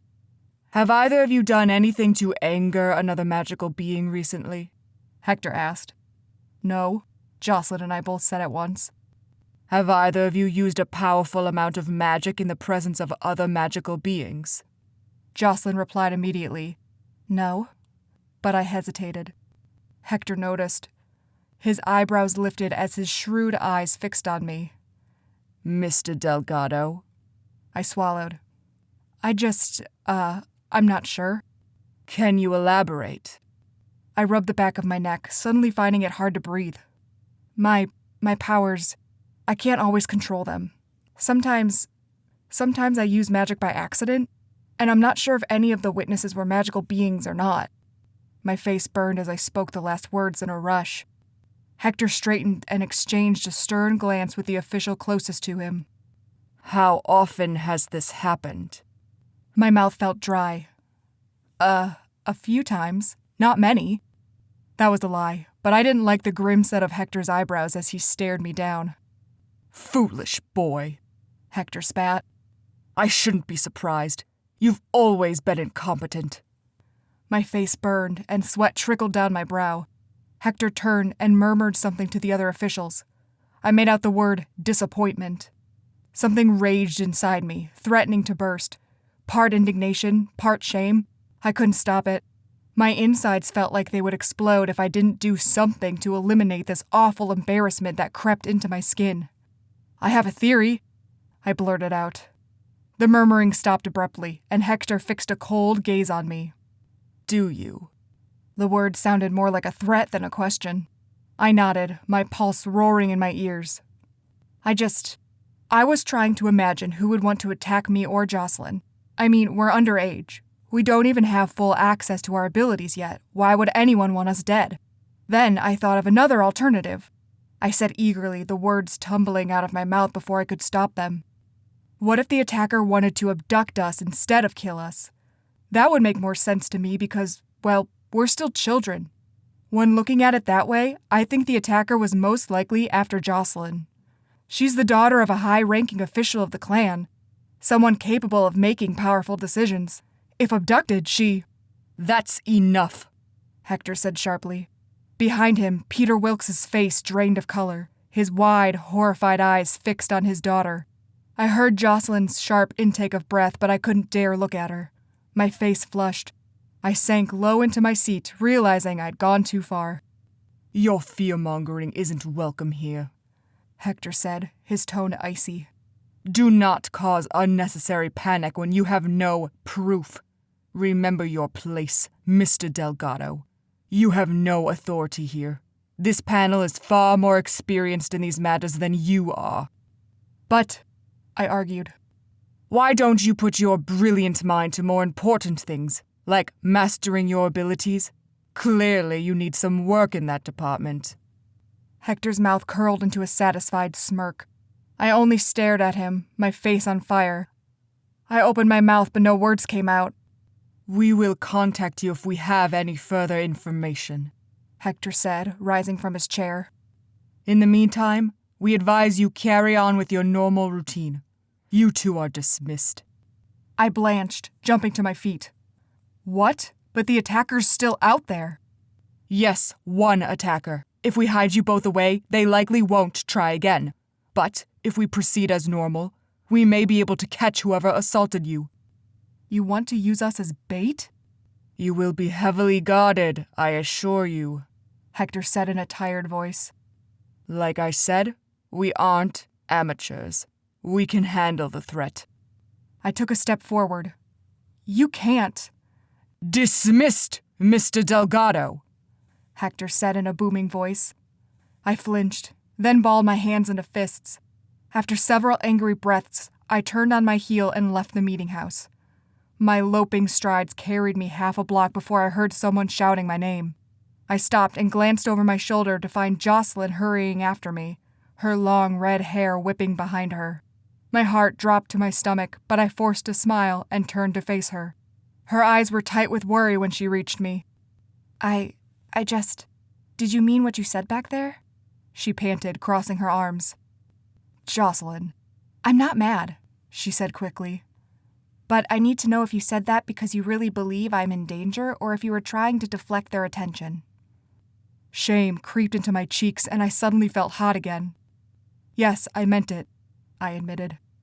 I'm the son of a dead Nephilim and a powerless warlock. Why would anyone want to hurt me? But you have this potential.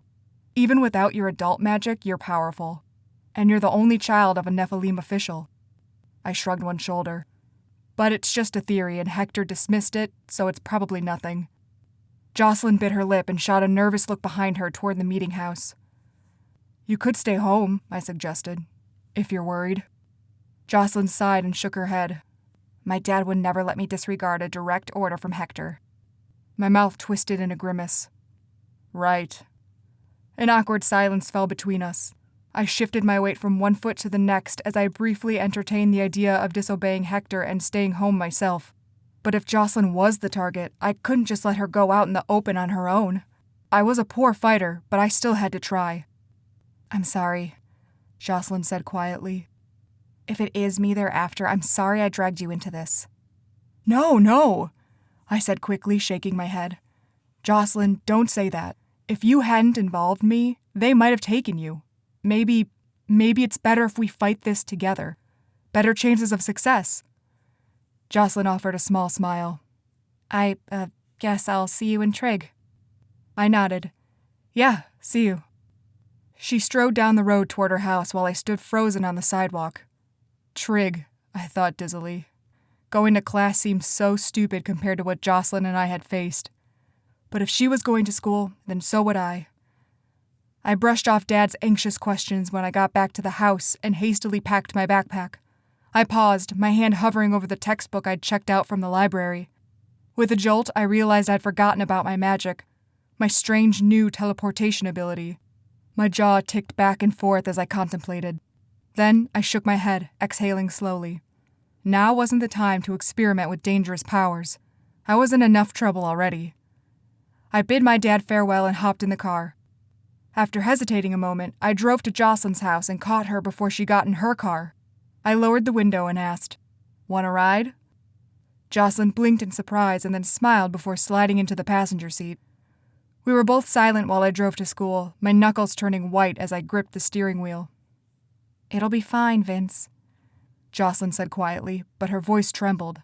I nodded and said nothing. When I parked at school, I slammed my car door and looked up to gaze at the courtyard. I found the spot where I'd seen my mimic, and my throat tightened with apprehension. Had he been trying to warn me? Did he know what would happen to me and Jocelyn? I shook the confusing jumble of thoughts from my mind and walked to the office with Jocelyn to check in. We both used the family emergency excuse and got passes to give to our teachers. My mind was elsewhere as I sat through classes. I lost focus as my teachers droned on and on about concepts that passed right over me. Ceremonial rite is in just a few months, I thought. I already can't control my teleportation powers. Now, suddenly, I find out I might be able to time travel. Then, Jocelyn and I are attacked, but we don't know who did it or why. It was all too much for me. But the more I thought about it, the more I wondered if maybe I had been the target. Hector was right. My magic was powerful, and it was taking over. What if someone saw me as a threat and wanted to take me out before the ceremonial rite, before my powers matured? Oh, get over yourself, Vince. I chided myself. You're not that important, and you're not that powerful. Hey. I blinked, realizing I'd automatically gone to my locker after class without thinking about it. Turning, I found Luke leaning against the locker next to mine, his brows raised. You all right? I cleared my throat. Yeah, sorry, crazy stuff's been going on. Luke grinned with mischief. Tell me about it. I love to hear about your angelic family drama. I rolled my eyes and glanced up and down the bustling hallway. Later, I said quietly. I'm gonna grab a Coke. You want one? I shook my head. I'll meet you in the cafeteria. You got it. Luke ambled off while I took my time sorting through my textbooks, trying to bring my mind back to the present. But it kept rolling through the events of the past few days, trying to make sense of everything. Get a grip, I muttered angrily before slamming the locker door. I turned and ran straight into someone. We both yelped and staggered backward. A stack of papers floated to the floor, and I hastily bent over to pick them up. I'm sorry, I said with an exasperated laugh. I'm a mess today. I glanced up and found the brightest blue eyes I'd ever seen. They were sharp and intuitive and made me feel as if they could read my very soul. I realized my mouth was hanging open, and I shut it. My gaze roved over the girl in front of me. She was tall, almost as tall as me. Her black hair was cropped short around her face, and her bangs hung low, almost covering her eyes. The cold, sharp angles of her face made her look uninviting. Until she smiled. The change lit up her features, sending a wave of relief spiraling through me. No problem, she said in a firm voice. I'm new here, so maybe you can help me? I'm looking for the front office. I handed the stack of papers to the girl and nodded. Right, you could come with me. The office is this way. Thanks. I'm Vince, by the way, Vince Delgado. I stuck my hand out, and the girl took it. Her hands were pale and calloused. Cora Covington. Chapter 7. Cora. I shouldn't have given him my name. But I was inexperienced in the art of conning. Lies didn't come easily to me. There was nothing more honest than killing. A kill reveals a person's darkest secrets, but living, betrayal, torture, trickery, that was a true art of deception, and one that I was no good at. Damien, however, was a master at it, and, naive as I was, I hadn't believed he would con me. But the more I thought about our last conversation, the more I realized that was exactly what he'd done. He spent years manipulating me, acting like he cared for me, earning my trust only to blackmail me to do his dirty work for him. And now I was trapped. I let Vince lead me to the front office, though I knew exactly where it was. I kept my eyes trained on his shoulders, wondering if there were scars underneath his shirt where his wings would come out. His lithe, casual swagger made me envious. I never walked like that. I always walked with purpose, ever alert, ready for an attack. "Here we are," Vince said with a nervous chuckle, rubbing the back of his neck. As his gray eyes shifted to me and then to the door to the office, I realized he wasn't casual or confident at all. He just carried himself that way. "Thanks," I said, flashing another smile. My cheeks hurt from smiling. I wasn't used to it. Vince turned to leave, and I knew my window of opportunity was closing. I had to drop a hint somehow. I cleared my throat. "Do you wear cologne?" Vince froze and raised an eyebrow at me. No. Why?" I laughed, but it sounded too airy and forced. "Oh, sorry. It's just, you smell like mint, mingled with..." I paused, pretending to think. "Wood smoke?" My eyes shifted to his and I lifted my eyebrows suggestively. Vince's whole body went rigid. I watched a dozen emotions cross his expression as he registered my words. He knew casters had a specific smell. All magic had an ashy scent to it. Light magic smelled sweet. Dark magic smelled sharp. But he hadn't smelled anything on me.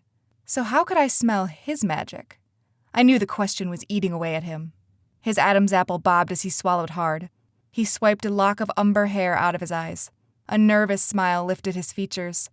Though I could sense the tension in his body and the fear emanating from him, the smile came to his face easily. His eyes crinkled, and they seemed to glitter with joy. I envied that too. "That's weird," he said, shoving his hands in his pockets.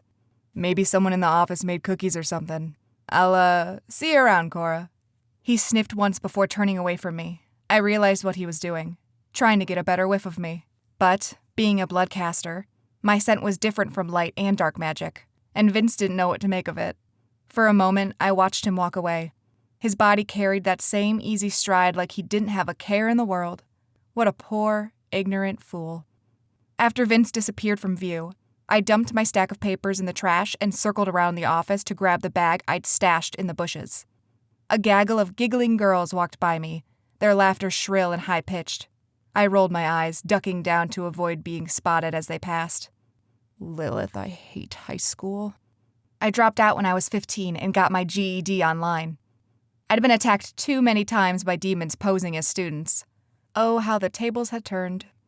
I slipped a few potion vials in my pocket and went to the cafeteria. While standing in line to buy a limp slice of pizza, I took the opportunity to survey the area. I spotted Vince at once. He was too tall to ignore as he sat next to a skinny kid with dark skin and dreadlocks. Vince muttered fervently, his eyes constantly shifting around. Whatever the two were talking about was serious. I wondered if he was telling his friend about my failure to kill him. Shame washed over me, and my cheeks burned. I turned away, gritting my teeth. "You're the best at what you do, Cora," I told myself. "They call you the Blade for Lilith's sake." But that didn't stifle my rising nausea. Despite my skills, I was still trapped. Damien controlled me like a puppet, and no matter how many people I killed or high schools I infiltrated, I would always be stuck under his thumb. Unless I could find a way to kill him. I knew I could concoct a potion or write a spell that would get the job done without turning the entire coven against me. But, unfortunately, I was saddled with this stupid high school job. Perhaps that was exactly why Damien gave me the assignment, to keep me too preoccupied to attack him. The conniving bastard. I got my slice of pizza and pretended to gaze around the cafeteria with a forlorn expression on my face. I bit my lip.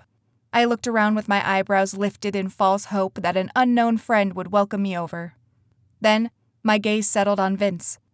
I'd already known he was watching me. He saw me as soon as I stepped out of the line. Conflict creased his brows, and his gaze darted to his friend before shifting to me again. He lifted his arm and waved me over. Perfect. I let a relieved smile spread across my face as I strode forward, sitting across from Vince. I felt his eyes on me as I settled in my seat and waved politely to his friend. "I'm Cora," I said. "Luke," he nodded at me, his eyes roving over my body. "You, seem a little mature for high school." His eyes glinted as if he knew something I didn't. Damn. Vince had been talking about me, but not as the assassin, as the girl who could smell magic. I cleared my throat and tucked my hair behind my ear. It's the short hair. It makes me look older. This wasn't untrue. When I'd first started killing, I cut my hair short to keep it out of the way. An added benefit was that it made me look more mature. I'd gotten too many snide remarks about how young I was. Vince elbowed Luke. "I like your hair," Vince said to me. "Thanks." I took a bite of my pizza and tried not to gag. "So, Cora, where are you from?" Luke asked, his tone a bit too chipper. "New York." Luke's eyebrows shot up. "Really? What brings you here?" I heard the obvious surprise in his voice, but I was ready for it. My dad lost his job, wanted a change of pace. There's more stability in small towns. "What does your dad do?" I dropped my gaze and rubbed my nose. He works for the city." An awkward silence fell between us. Luke and Vince shared a confused glance. "What does that mean?" Vince asked. I refused to meet his gaze and shrugged one shoulder. I don't really know what he does, to be honest. Something in an office with a desk? He answers phones. I forced a laugh and took another bite of pizza. More silence surrounded me. It felt uncomfortable, but it was exactly what I wanted. Let them wonder what my dad actually does. I swallowed and asked, "What about you guys? What do your parents do?" Luke jumped in. "My dad's a soccer coach at Wisteria Elementary, and my mom's a teacher there too." I smiled politely and looked at Vince, who shifted in his chair. "My dad's a consultant," he said. "What does that mean?" I asked, mimicking Vince's suspicious tone from earlier. Luke snorted and disguised it as a cough. Vince sighed. "He consults city officials on how to do their job, lobbies on their behalf, manages PR, that kind of thing." I raised my eyebrows and leveled a gaze at him. "Really?" "Yeah." We stared each other down, and for a moment, I couldn't look away. His eyes held me there, pinning me in place. A thrill rushed through me as I accepted the challenge. Which one of us would break first? Well, certainly not me. As expected, Vince dropped his gaze. I tried not to look too smug about it. "Have you guys lived here your whole lives?" I asked. Luke said, "Yes." At the same time, Vince said, "No." I glanced between them, my eyes settling on Vince again. "Really? Where are you from?" He lifted his chin. "New York, actually." I already knew this, but I straightened, my expression brightening. "Really? What part?" "Albany." "I'm from New York City," I said. "Did you go there much?" Vince's mouth twisted slightly, and he cleared his throat. Once." The Demon War had taken place in New York City. Vince's mom had died there. I knew that from his file. I felt Luke's eyes on me. Did he know? Time to drop another hint. My parents took me away for a few years to live with my aunt. There was some weird stuff going on, and they didn't feel safe there. The air grew still as Vince and Luke stared at me. "When was this?" Vince asked in a quiet voice. I screwed up my face in concentration, pretending to think hard. 10 years ago, I think." Vince stiffened and his jaw went rigid. A low, thrumming pulsed from his body, and the minty scent swelled around me. Luke coughed and nudged Vince, who flinched before relaxing slightly. My eyes widened. What the hell was that? But I knew what it was. His magic. What would have happened if Luke hadn't nudged him? My eyes settled on Luke. So he did know. I looked at Vince again, my gaze hard and determined. "Look at me," I ordered. His eyes were fixed on his plate as he hunched over to avoid my gaze. Then, for the briefest of seconds, his eyes met mine. My mouth curved upward in a knowing smile. "Gotcha." Vince glanced away, but then back at me again. He shifted in his chair. Luke took over again. "We play lacrosse," he said eagerly. "Do you like sports, Cora?" I carried on a conversation with Luke about our hobbies. I claimed to enjoy poetry and jogging while Luke prattled on about the different books he'd read recently. but my eyes kept shifting back to Vince. He had a conflicted look on his face, and his eyes were hard and distant. I wondered if he was thinking of his mom, or of me and the secrets I kept. I needed to give him time to stew over everything. Conning him would be a slow process. Another reason I hated this mission. Killing was easy. Killing was quick. A knife to the throat, then done. But this was exhausting. I made an excuse about going to my locker before class. Instead, I hid in the bushes where my bag was waiting for me. I knelt on the ground, obscured from view by the prickly brush around me, and sifted through my potion vials, muttering to myself. I had Vince right where I wanted him, which meant that I needed to spend all my spare time plotting how to eliminate Damien without putting a target on my own back. But Benny was a problem. If he knew who I was, then he would suspect me first when Damien died. How could I pin this on someone else? My thoughts returned to Vince, and my insides froze, my blood pulsing with excitement. Of course. I could kill 2 birds with 1 stone. What if I could convince Vince that Damien wanted him dead? It was the truth, after all. If Vince relayed the information to his clan, surely they would wage a war on Damien. Damien would be killed, and the Nephilim would be blamed. It would start a war between the clan and my coven, but at least I would be safe. Something within me deflated. Vince held no sway in his clan.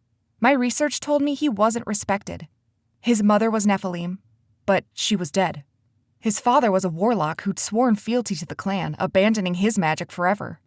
Vince was nothing. I shook my head, scribbling down notes for another potion to make with my blood. I could do it. I just had to work carefully.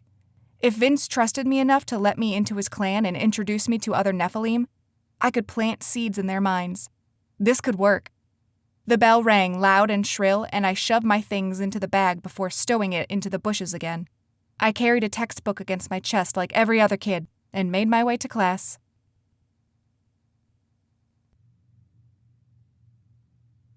Chapter 8. Vince. She has magic, I'm sure of it. I kept my voice low so others nearby wouldn't overhear. She definitely seems odd, Luke agreed before taking a swig of Coke. I shook my head, grimacing. The way she'd spoken of the demon war in New York City, it was like she hadn't even realized it happened. Or she was trying to brush it off because she didn't know if I had magic. Maybe, in reality, it tortured her like it tortured me. What kind of magic do you think she has? Luke asked, his voice eager. Good magic or bad magic? I snorted. It isn't that simple. Why not? Because, well, there's light magic and dark magic. Each has a specific scent, but I can't smell either on her. I sighed. Granted, I'm not very skilled at it. Only demon hunters could smell specific magical beings and identify particular scents. The most well-trained Nephilim could identify some, but I'd never shown an interest in Nephilim studies, so naturally, I was a bit out of practice. You could just ask her.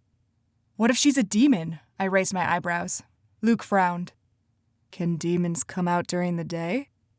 I rolled my eyes. Some can. They aren't all vampires, you know. Luke's expression brightened at the word vampires, and I interrupted before he could ask questions. No, I don't know any. You know, if you actually met a vampire, you wouldn't be so eager. Are you kidding? Even demons bring some excitement to my poor, boring life. My mouth twisted. What I wouldn't give for a normal, boring life. Without magic, Mom would still be alive. My dad wouldn't be an outcast. I could play lacrosse without worrying about accidentally jumping across the field. I kept hoping to see Cora in one of my classes. I was eager to scrutinize her to see if she gave any clues about her magic. But the more I thought about it, the more I realized I wouldn't even know what clues to look for. I'd never met a demon before.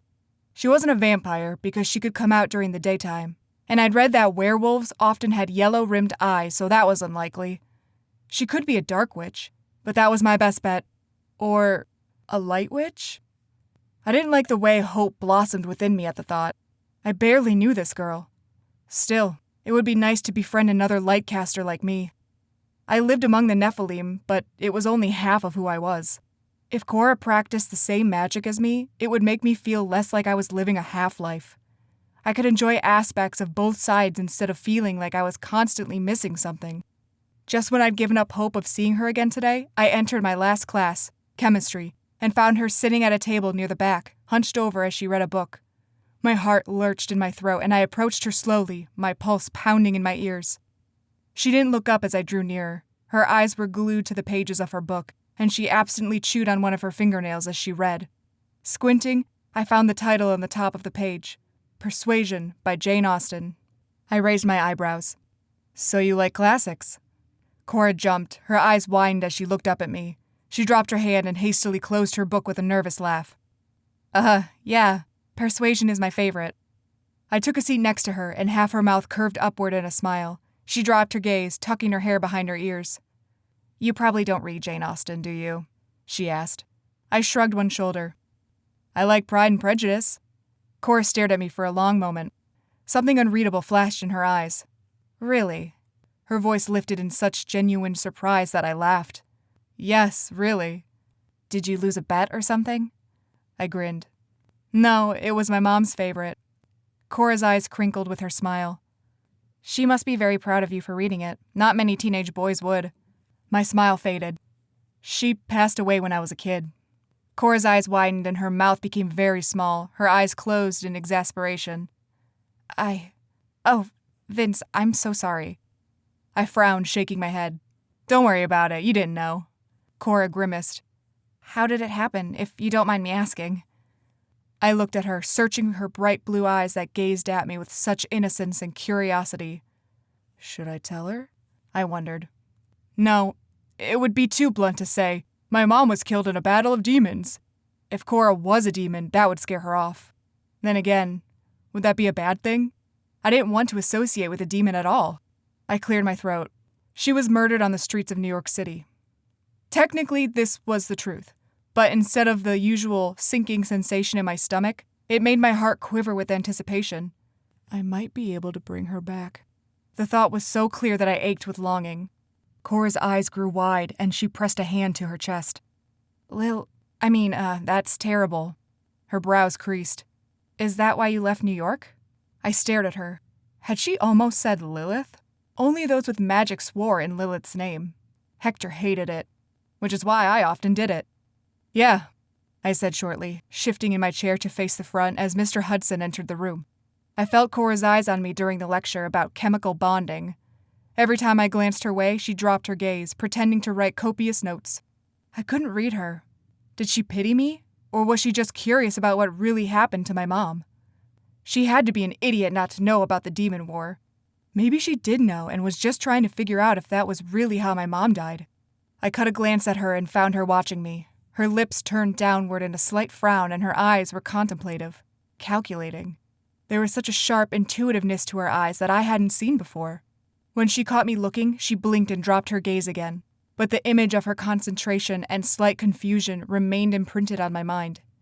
Something about me puzzled her. I inhaled slowly, deeply, trying to get a better whiff of her magic.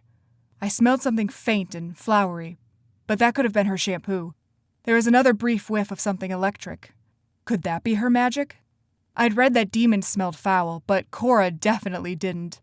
She glanced at me again, then looked away. She bit her lip as she scribbled something in her notes. Did she wonder the same questions about me? If she was a demon, perhaps she was like me and had never come across a Nephilim before. A lightcaster, sure, but a Nephilim? We kept to ourselves after the demon war. Maybe she couldn't place my scent either. For some reason, the thought made me relieved. It made me feel like less of a failure. Well, maybe I could give her a tiny hint. Something to ease her mind. Slowly, I stretched my arm backward, pretending to yawn. Before dropping my arm, I slid my hand under the back of my shirt and scratched the scars on my shoulder blades, the marking where my wings were. I felt Cora's eyes on me, and my gaze flicked to her. Her eyes trailed the length of my bicep before widening as she stared at my shoulders. Wonder filled her expression, and she swallowed. Oh yeah, this girl totally knew. I dropped my arm and returned my gaze to Mr. Hudson, but I couldn't focus on the lecture at all. When the bell rang, Cora picked up her bag slowly, her eyes far away as she collected her things. I took my time as well, wondering if she wanted to get away from me or linger to ask questions. We both knew something weird was going on with each other. The question was, who would break first? When her bag was packed, Cora looked at me. I looked at her. Our gazes held during a long moment of silence, and I felt like so much more passed between us in that look. As the students around us filed out of the room, Cora whispered, "You're different." I nodded. "You're different, too." "I am." Fear shone in her eyes. "Too different." My brows furrowed. "What does that mean?" Cora's breath hitched and alarm crossed her features. "It means it isn't safe for me to tell you more." Before I could respond, she snatched her bag and bolted from her seat, disappearing from the room in a flash. Chapter 9. Cora. "Damn you, Cora," I thought angrily as I grabbed my bag from the bushes before striding purposefully toward the parking lot. You shouldn't have told him that. Too different? I was an idiot. I might as well have told him, "Hey, I'm a blood witch." This job was giving me a headache. I constantly had to watch myself and my actions, and I couldn't deny that Vince intrigued me. He was a jock who read Jane Austen. He was tortured over his mom's death, but not broody. He was sly and subtle enough to drop a hint he was Nephilim without giving anything away. Yes, that move had been good. I'd almost been too distracted by the way the muscles bunched in his arm to notice what he was doing. But what really bothered me was that he was almost as good as I was. Hadn't I been dropping hints all day too? I gritted my teeth, my fingers tightening around the strap of my bag. I can do this, I told myself. I'm Cora Covington, the Blade of Hintport, fearless assassin. I can con a high school student. This will be a piece of cake. But no matter how many times I said it to myself, I kept envisioning Vince's piercing gray eyes and the way his gaze kept sliding to me, his face filled with the same blatant curiosity I felt. Who are you? We both wondered. All I knew was that I'd read in his file, half warlock, half Nephilim, a high school senior. But who was he? I knew Nephilim had their own way of living. He couldn't be both, so which would he choose? Was he more Nephilim or warlock? And if he didn't live with his clan, where did he go? And none of this explained how he'd been in two places at once. Maybe it was a Nephilim power I didn't know about. The idea sent a spark of relief through me. It meant I wouldn't have any helpful information for Damien. My head spun with questions as I walked away from campus, striding down the sidewalk toward town. Yesterday, I'd bought a room at a small inn around the corner, paying in cash so it wouldn't be traced to me. I'd also given a false name so I could claim a parent had reserved the room. That way, if I was followed, I could easily say we hadn't found a place to live yet and I was staying with my parents at the inn. I'd already forged documents for Bill and Nancy Covington, my fake parents, in order to register myself as a student at Vince's school. My hand automatically reached for my dagger, which wasn't there. Vince had taken it during the fight, and I couldn't exactly ask for it back. Maybe I'd find an opportunity to retrieve it. It was my favorite dagger. The sun beat down on me, undeterred by the small shops and buildings surrounding me. I found myself missing the narrow alleys and generous shadows of Hintport, thanks to the towering apartment complexes in the area. This place was all suburbs and glistening white sidewalks. It made me sick. I reached the inn and waved to the man stationed at the desk. I didn't want to attract too much attention, and the people of Ravenbrook seemed overly friendly. Best to blend in. When I got to my room, I bolted the door and stuck a chair under the knob for good measure. I whipped out the potion-making materials from my bag, a hot plate, a small pot, a mallet for grinding, and various dry ingredients. After sifting through all my spell notes, I combined the Billings root, cardamom, and henbane to the small pot and mashed the ingredients together while waiting for the hot plate to warm. When the mixture formed a grayish powder, I dug through my bag until I found the sheathed knife. It was small enough to fit inside my thigh holster, which I would have to start wearing. I couldn't go anywhere unarmed. I dragged the tiny blade against my palm and squeezed my fingers into a fist, letting the droplets of violet blood splash onto the powder. I mixed the ingredients until it formed a paste. Then I uttered the spell. Magic above and powers that be, hear my call and answer my plea. Strengthen these magical ingredients. Acknowledge my blood and its elements. Grant me the ability to see beyond, and with the Nephilim, forge a bond. My hands glowed purple and white, the colors shimmering together and momentarily blinding me. The pot rattled slightly, and the paste swirled of its own accord. Energy crackled and thrummed around me. I held my hand over the ingredients, allowing more blood to drip freely. The paste liquefied even more, darkening in color. Slowly, the magic faded, and energy drained from me. I sagged backward against the wall, panting. For a moment, I sat there, sucking in deep breaths and trying to clear my head. When the dizziness subsided, I sat forward and scraped the magical paste into an empty potion vial before corking it and returning it to my bag. I hadn't used the gift of seeing in a long time. I was a little excited. Using my blood for extra powers always gave me a thrill. I just unplugged my hot plate when a loud knock sounded at the door. My eyes darted up, and I instinctively clutched my knife, which was still bloody. It looked like it was coated in blackberry jam. Lilith, my blood is so weird. I thought this all the time. I hastily wiped the knife on a tissue before removing the chair and unlocking and opening the door. It was Damien. He offered a crooked smile that had once made my heart skitter. Now it made me nauseous. "I'm busy," I said flatly before shutting the door. He stuck his foot in before it fully shut. "I just wanted to check in." I fixed a flat look at him. "Things are going swell, Damien. Thanks for stopping by." I tried closing the door again, but he shoved his leg farther in. "Let me in, Cora." "No." Damien smirked and crossed his arms. "All right. Would you like to have this conversation in the hallway?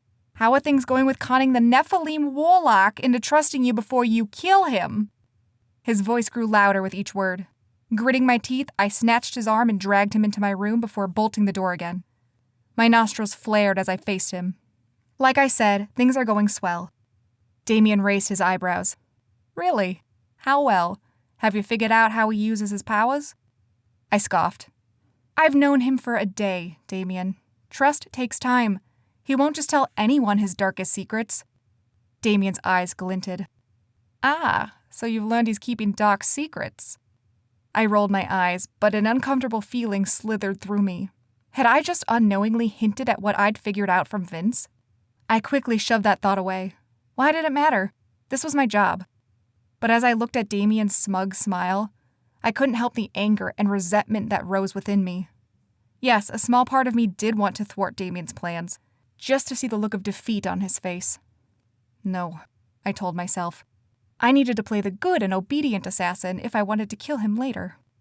If he suspected me of duping him now, he would never let his guard down.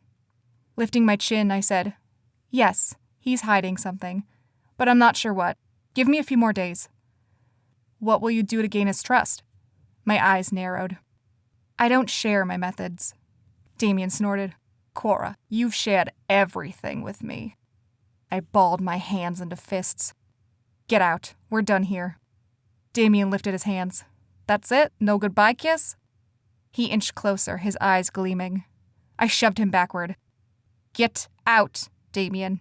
I'm not interested." Damien chuckled. "That's fine. You'll come begging for it. You always do." He winked before spinning on the spot and vanishing with a soft pop. Still seething, I chucked my knife onto the floor and growled in frustration. I didn't have many regrets in my life, but Damien was now definitely one of them. I regretted falling for him, sharing his bed, and revealing my secret to him. Deep down, I knew he'd hold it over me for the rest of my life, until I was no longer useful to him. Determination pulsed through me as I plopped down on the floor and opened my book of spells, turning to the pages until I found the one I was searching for. Poisoned balm. A slow smile spread across my face. I'd only used this once before. Generally, I didn't prefer putting my mouth anywhere near the victims, but in this case, it might be perfect. Once I spread it on my lips, it would prove fatal to whoever kissed me. I'd certainly give Damien his goodbye kiss, and it would be the last kiss he ever tasted. Chapter 10. Vince. I stood outside the Fine Arts Building, waiting for Jocelyn to finish band practice so I could take her home. Most of the other students had left already. The late afternoon sun beat down on my face as I leaned against the brick wall. I stared hard at the courtyard down the sidewalk. My eyes were glued to the same spot I'd seen my mimic just the other day. I racked my brain, trying to recall any details. Had my mimic been significantly older? Or had he been the same age, meaning I would figure out how to time travel sooner rather than later? I tried not to let the notion excite me. But as the hope within me grew, so did the idea that I could go back in time and save my mom. But if my mimic had been older, even by just a few years, then it would drive me mad to wait that long before figuring out the secret to time travel. And it also meant that I wouldn't join the Nephilim clan. I'd be banished. Somehow, the idea didn't make me feel as disappointed as I thought. My only concern was for my dad. What would happen to him? Would he be thrown out too? The Nephilim clan employed him so he would be jobless and homeless. How would we live? I shook those torturous thoughts from my mind and again recalled the image of my mimic. As far as I could tell, it had been like looking in a mirror. My hair hadn't seemed longer or shorter. It had still fallen on the mimic's forehead but remained neatly trimmed in the back. No facial hair or 5 o'clock shadow. It hadn't seemed much taller either. Granted, I'd only gotten a glimpse. If I'd gotten closer, I might have been able to notice more details. I straightened before glancing around. The parking lot and courtyard were empty. People who stayed this late would be in the fine arts hall practicing. Swallowing, I flexed my fingers, trying to awaken my powers. Something flared to life within me, but I wasn't sure what it was. My Nephilim powers or my teleportation powers. I exhaled and closed my eyes, trying to focus on my objective. Go back an hour, just 1 hour, you can do it. I spun on the spot. With a small pop, I arrived at the courtyard, at the exact same spot I'd been staring at. A brief elation filled me before I whirled around and realized nothing had changed. The courtyard was still empty. I'd merely jumped, which I already knew how to do. Frustration boiled within me, but I shoved it down, determined to figure this out. I took several more deep breaths, screwing up my face in concentration before spinning again. Pop. Back to the Fine Arts Building. Pop. Back to the courtyard. Pop. Fine Arts Building again. A growl of fury built in my throat, and I slapped my hands against the hot bricks of the building next to me. What was I missing? In all my years of using magic, I'd never been able to manipulate it the way I wanted to. It just happened, like it had a mind of its own. Gradually, my breathing returned to normal as I recalled the details of the fight against the Shadow Man. What exactly had I done? I closed my eyes and I remembered. I'd been injured, so I'd grabbed the bookshelf for support. Fear and pain radiated through me. I'd been out of breath, full of adrenaline. Maybe I needed to stimulate those feelings again, make my body believe I was in danger. It was easier said than done. I focused intently on the event, fearing for my life, trying to protect Jocelyn, struggling against the attacker. But no matter what I did, I couldn't convince myself I was in danger. There was nothing to be afraid of here. I was alone. I was safe. And I was horribly incompetent. I shifted, turning to half-heartedly jump one last time when the door to the building burst open and I froze. My foot hovered awkwardly in the air. Jocelyn's face was bright and her cheeks pink, no doubt from playing the flute for so long. She arched an eyebrow when she saw me. "What are you doing?" I dropped my foot and cleared my throat, feeling my face burn. Nothing. You ready?" "Yeah, thanks for waiting. Sorry if I was a bother." I shrugged one shoulder, falling into step behind her as we headed toward the parking lot. No bother. Truth be told, it made me nervous leaving her at school unprotected. Not that I provided much protection. Still, it felt better than fretting about her while I was useless at home. We were both silent as we got in the car. When I drove out of the parking lot, my thoughts turned to Cora and whatever secrets she was keeping. "It isn't safe to tell you anymore," she'd said. "Have you ever met a demon before?" I blurted before I could stop myself. Jocelyn didn't answer for a long moment. "Yeah, I have." I waited for her to go on, but she didn't. I cleared my throat. "What do they smell like? Do they smell the same?" She shook her head. "They all smell foul to me, but each one has their own distinct scent. Vampires smell like spice and vinegar. Werewolves smell like wet dog and something acidic. Dark witches and warlocks are trickier. They still have the same sharp scent, almost like rubbing alcohol, but it's mingled with something else." "Something flowery?" I prodded. Jocelyn shot me a bewildered look. "No," she said, chuckling. "Something smoky, like charred wood or fireworks." I frowned. Cora hadn't smelled like that at all. I'd smelled the familiar smoky scent that all magic had, but nothing sharp or acidic. Nothing that screamed demon. "Why do you ask?" Jocelyn asked, her voice laced with suspicion. I shrugged one shoulder, keeping my gaze fixed on the road as I drove. "No reason. I've just never met a demon before, so I was curious." "Yeah, well, you aren't likely to find demons here. Most of them live in Hinport." I stilled. "Hinport?" "The city across the bridge." "I know where Hinport is," I said quickly. "But why do the demons live there?" "They run the place. It's where the Dark Covens do business. From what my dad says, they keep to their turf and we keep to ours. It's better that way." Her dad. Right. Of course she was more knowledgeable about demons than I was. Her dad was a high-ranking Nephilim.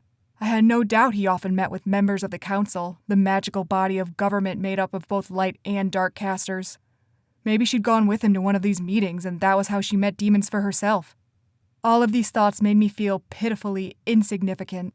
I had 2 brands of magic in me, sure, but what did that mean if I stayed locked in my cozy little town for my entire life? Trust me, you don't want to encounter a demon, Jocelyn said with a shudder. They're eerie, and statistically speaking, more than half of them feast on human flesh. A coil of nausea swelled in my stomach. I already knew this, but the reminder still filled my body with icy horror. Jocelyn was right. I wanted nothing to do with demons, and I was infinitely more relieved that Cora wasn't one. But just to be sure, I decided I would introduce Cora and Jocelyn to each other and see what happened. Maybe Jocelyn would notice something I hadn't. When I got home, Dad was sitting at the small dining room table, his dress shirt rolled up to his elbows and his black hair falling forward into his face. Lines creased his forehead and eyes, and he placed his fingers on his temples. I opened my mouth to greet him, but then heard a warbly sound of a voice on speakerphone. "That's the 5th extension we've given you, Jose." I recognized the voice on the phone as Hector's. "I know," Dad sighed, closing his eyes. "I swear it'll be the last." Hector was silent. I could almost hear his doubt seeping through the phone. "This is contingent on your son's pledge at the ceremonial rite." Dad's eyes flicked to me before focusing on the phone. "I understand." "Good. I'll see you tomorrow." Dad hung up and buried his face in his hands. I gripped my backpack so tightly my fingernails dug into my palm. For a long moment, I stared at my dad. He seemed as helpless as a child who just wanted to be comforted. A hard lump formed in my throat. I dropped my backpack to the floor loudly and coughed. "Everything okay?" Dad dropped his hands and looked at me with a weary smile. "Yeah." "Hector asking for dues again?" Dad nodded, his mouth spreading into a thin line. "I don't know where our money keeps going. Every time I get paid, I see it all there and how it'll pan out. But then this bill comes and the money's just..." Dad waved his hand. "Gone." Guilt wriggled through me. I shifted my weight from one foot to the other. "If this is because of lacrosse..." "It's not," Dad said quickly, offering another smile. "I promise." Slowly, I approached the table and sat down across from him. "About the ceremonial rite." Dad raised a hand to stop me. "You don't have to decide anything right now, Vince." "I know, but, Dad, what'll happen to you if I refuse?" Dad's eyes tightened and something hardened in his expression. "It's not me I'm worried about. It's you." Anxiety laced through me. "What do you mean?" "Vince, there's a reason we never encounter dark angels. They're called reapers, and they're highly dangerous. They embrace dark magic and are much more susceptible to it than Nephilim are." I swallowed. My mouth suddenly felt dry. "But I won't be a demon. I'd be a light warlock like you are." Dad shook his head. "No, swearing off Nephilim will be like swearing off light magic. It's different." A sour taste filled my mouth. Noticing my expression, Dad leaned forward, his dark eyes intent. "I'm not trying to scare you, Vince. I just want you to consider everything before you choose. Don't worry about what happens to me. Choose what feels right to you. But please be careful. Don't fill your head with those fantasies of what it would be like outside the clan." Dad held my gaze for a long moment before rising from the table to disappear into the kitchen. I sat in my chair, slumped backward, my body numb with shock as I processed what Dad had told me. No one in the clan talked about reapers. They were an abomination, a disgrace to the name of angels. I'd always been curious about why, but I'd never pictured this. Demons. If I refused to pledge at the ceremonial rite, would I become a demon? The thought sent ripples of unease wriggling through me like snakes. My gaze fell to the mountain of bills on the table that Dad had been working through, and I remembered Hector's words. "This is contingent on your son's pledge at the ceremonial rite." It wasn't just the possibility of becoming a demon that gave me pause. It was the idea that our already difficult lives would get even worse after we were kicked out. Dad was barely making ends meet here, and he had a stable job. What would happen if we were kicked out? We'd be homeless. Dad would have to look for another job, and that probably wouldn't pay as well. All because I wanted to keep my warlock powers. My heart twisted. I couldn't do it. Even if it gave me the chance to save my mom's life, I couldn't sacrifice one parent's well-being for another. My lips pressed together so tightly my chin trembled. My decision was made. I would pledge at the rite.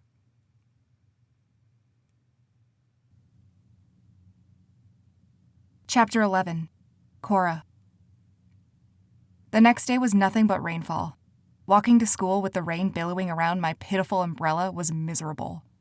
I had a spell to repel water, but I didn't want to risk anyone seeing me use my magic. So I clutched the handle of my umbrella, shivering as the wind and rain whipped around me.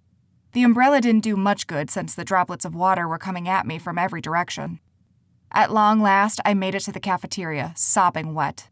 My hair clung to my forehead, and I knew my bangs looked ridiculous. But I was early. There were only a few teenagers here. No doubt most of them put off coming to school in hopes the rain would let up. I knew the New Jersey weather well. It wouldn't let up anytime soon. Dropping my bag down on an empty table, I ran my fingers through my hair. Flecks of water sprinkled onto the floor. I swept my bangs off to the side and gazed around, hoping to find something warm to drink. Coffee would have been great. But no. A small table in the back had cups of steaming hot chocolate that some of the kids were sipping. I guess that'll have to do, I thought grumpily, stomping toward the table, my wet socks squished in my boots. Note to self, wear rain boots next time.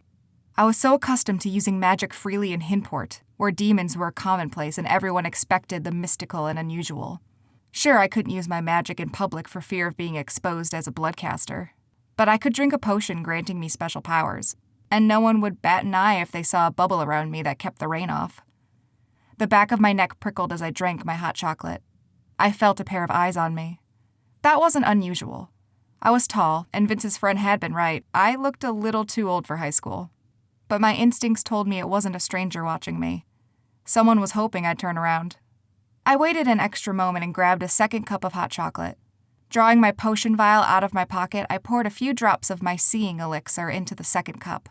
I'd already drank my potion this morning. Now it was Vince's turn. With a deep breath, I turned around. Sure enough, there he was, drenched from head to toe. His wet hair, so dark it almost looked black, was plastered against his forehead. His light blue shirt clung to his chest in all the right ways. He shook the water from his hair and ran a hand through it, and I found my eyes drawn to the pole of his biceps. Enough, Cora, I snapped at myself. I caught Vince's eyes and smiled before striding toward him. Hot chocolate? I asked, handing him the cup with my elixir in it. Vince raised his eyebrows. For me? Thanks. He took a long sip and moaned with pleasure. Delicious. I tried to stifle the coil of heat rising in my belly and took a sip of my own drink. My eyes roved over him. No umbrella, huh? Vince shrugged one shoulder. Wouldn't do much good. I couldn't argue with that. He sat across the table from me as we sipped our drinks in silence.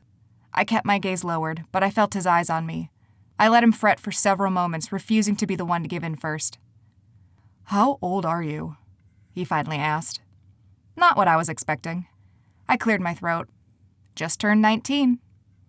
In truth, I'd just turned 20. I figured keeping my age as close as possible to my own would be best. Vince arched an eyebrow. Before he could respond, I said quickly, I flunked third grade. This was technically true, but in my head it didn't matter because I ended up dropping out of school anyway. What about you? 18 next month. I nodded politely and fixed my eyes on the table. I suppose now you'll ask me if I'm enjoying the weather? Vince laughed. The sound was nervous, but his eyes crinkled. That bad, huh? I smiled. Well, we did just meet yesterday. It's not like I expect you to share your deepest, darkest secrets with me. I looked away again, but I sensed him stiffen. Good. Silence passed between us. Vince shifted in his seat. About what you said yesterday, he said, quietly leaning forward. What did you mean about it not being safe? I blinked and stared hard into my cup of hot chocolate. I didn't mean anything. I don't believe you. His gray eyes hardened like steel. I just meant there are things you don't know about me, I said slowly. Things that other people might find dangerous. Other people? People not like us, I amended. Vince's eyes narrowed. And what does that mean? I watched him over the rim of my cup as I took another long sip. His eyes glinted as if he'd caught me. Oh, how wrong he was. Turn around, I said. Vince blinked. What? Turn around. I made a circle with my finger and leveled a stare at him, challenging him with my eyes. Humor me. The corners of his mouth twitched and his eyes sparkled with amusement. Okay. Slowly, he shifted in his chair until his back was to me. As I expected, there were long ridges along his shoulder blades standing out beneath his wet shirt. I set my cup down and reached forward, running my pointer finger along the left ridge. Vince's whole body went rigid. A shiver rippled over him, but I couldn't tell if it was from pleasure or revulsion. I dropped my hand. He spun in his seat to face me, his eyes darkening. Why did you do that? Just confirming a hunch, I said, my voice barely above a whisper. Vince cocked his head at me. His eyes were guarded now, an iron fortress closing himself off from me. That hardly seems fair. You're at an advantage. You seem to know more about me than I know about you. You have no idea. I wiggled my eyebrows suggestively. I'm an open book, Vince. Ask me anything. Vince sat back in his chair and crossed his arms, looking over me carefully. All right. What are you? I snorted. You'll have to be more specific than that, or I'm going to be a smartass and say, a girl. Vince laughed. All right, fine. I'll make a guess. His eyes darted around the room to make sure he wouldn't be heard before he muttered, A witch? I nodded. Triumph flashed in his eyes, followed by something unreadable, something that looked a lot like fear. Dark or light? I watched him for a long moment as conflict stirred in his eyes. Why was he so nervous about my answer? Before I could respond, a voice said, Vince! We both turned and found a girl walking toward us, her long red hair darkened with rain and clinging to her shirt. Her blue eyes were fixed on Vince, and she smiled. Thanks for waiting.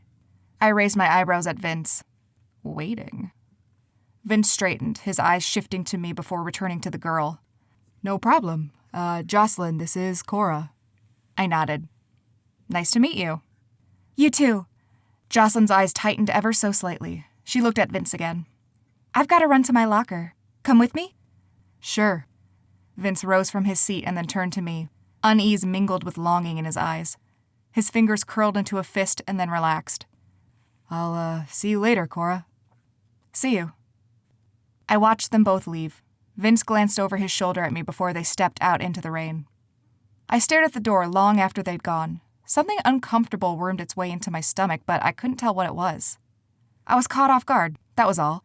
I didn't know Jocelyn, and I was irritated with myself for being surprised by this. I had to find out more about her. Yes, that was it. I forced my thoughts away from Vince and I drank my hot chocolate, trying to ignore the knotted feeling in my gut that wouldn't go away. The rain finally let up by the end of the day. I lingered under the covered area of the courtyard, dreading my long walk back to the inn. So I took my time. I sat on a bench and wrote in my journal, jotting down more ideas for spells and potions. I pulled out Persuasion and read some more.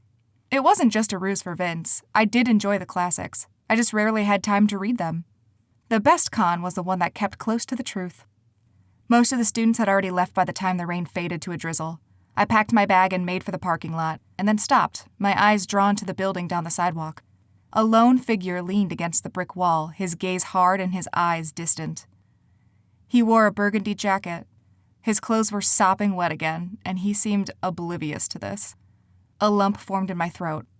This was a good opportunity. How could I pass it up? Inexplicably, anxiety filled my chest, making me hesitate. I hadn't planned for this. I'd planned to go back to my room and cook up more potions, maybe research more about this girl in Vince's life. But here he was, alone.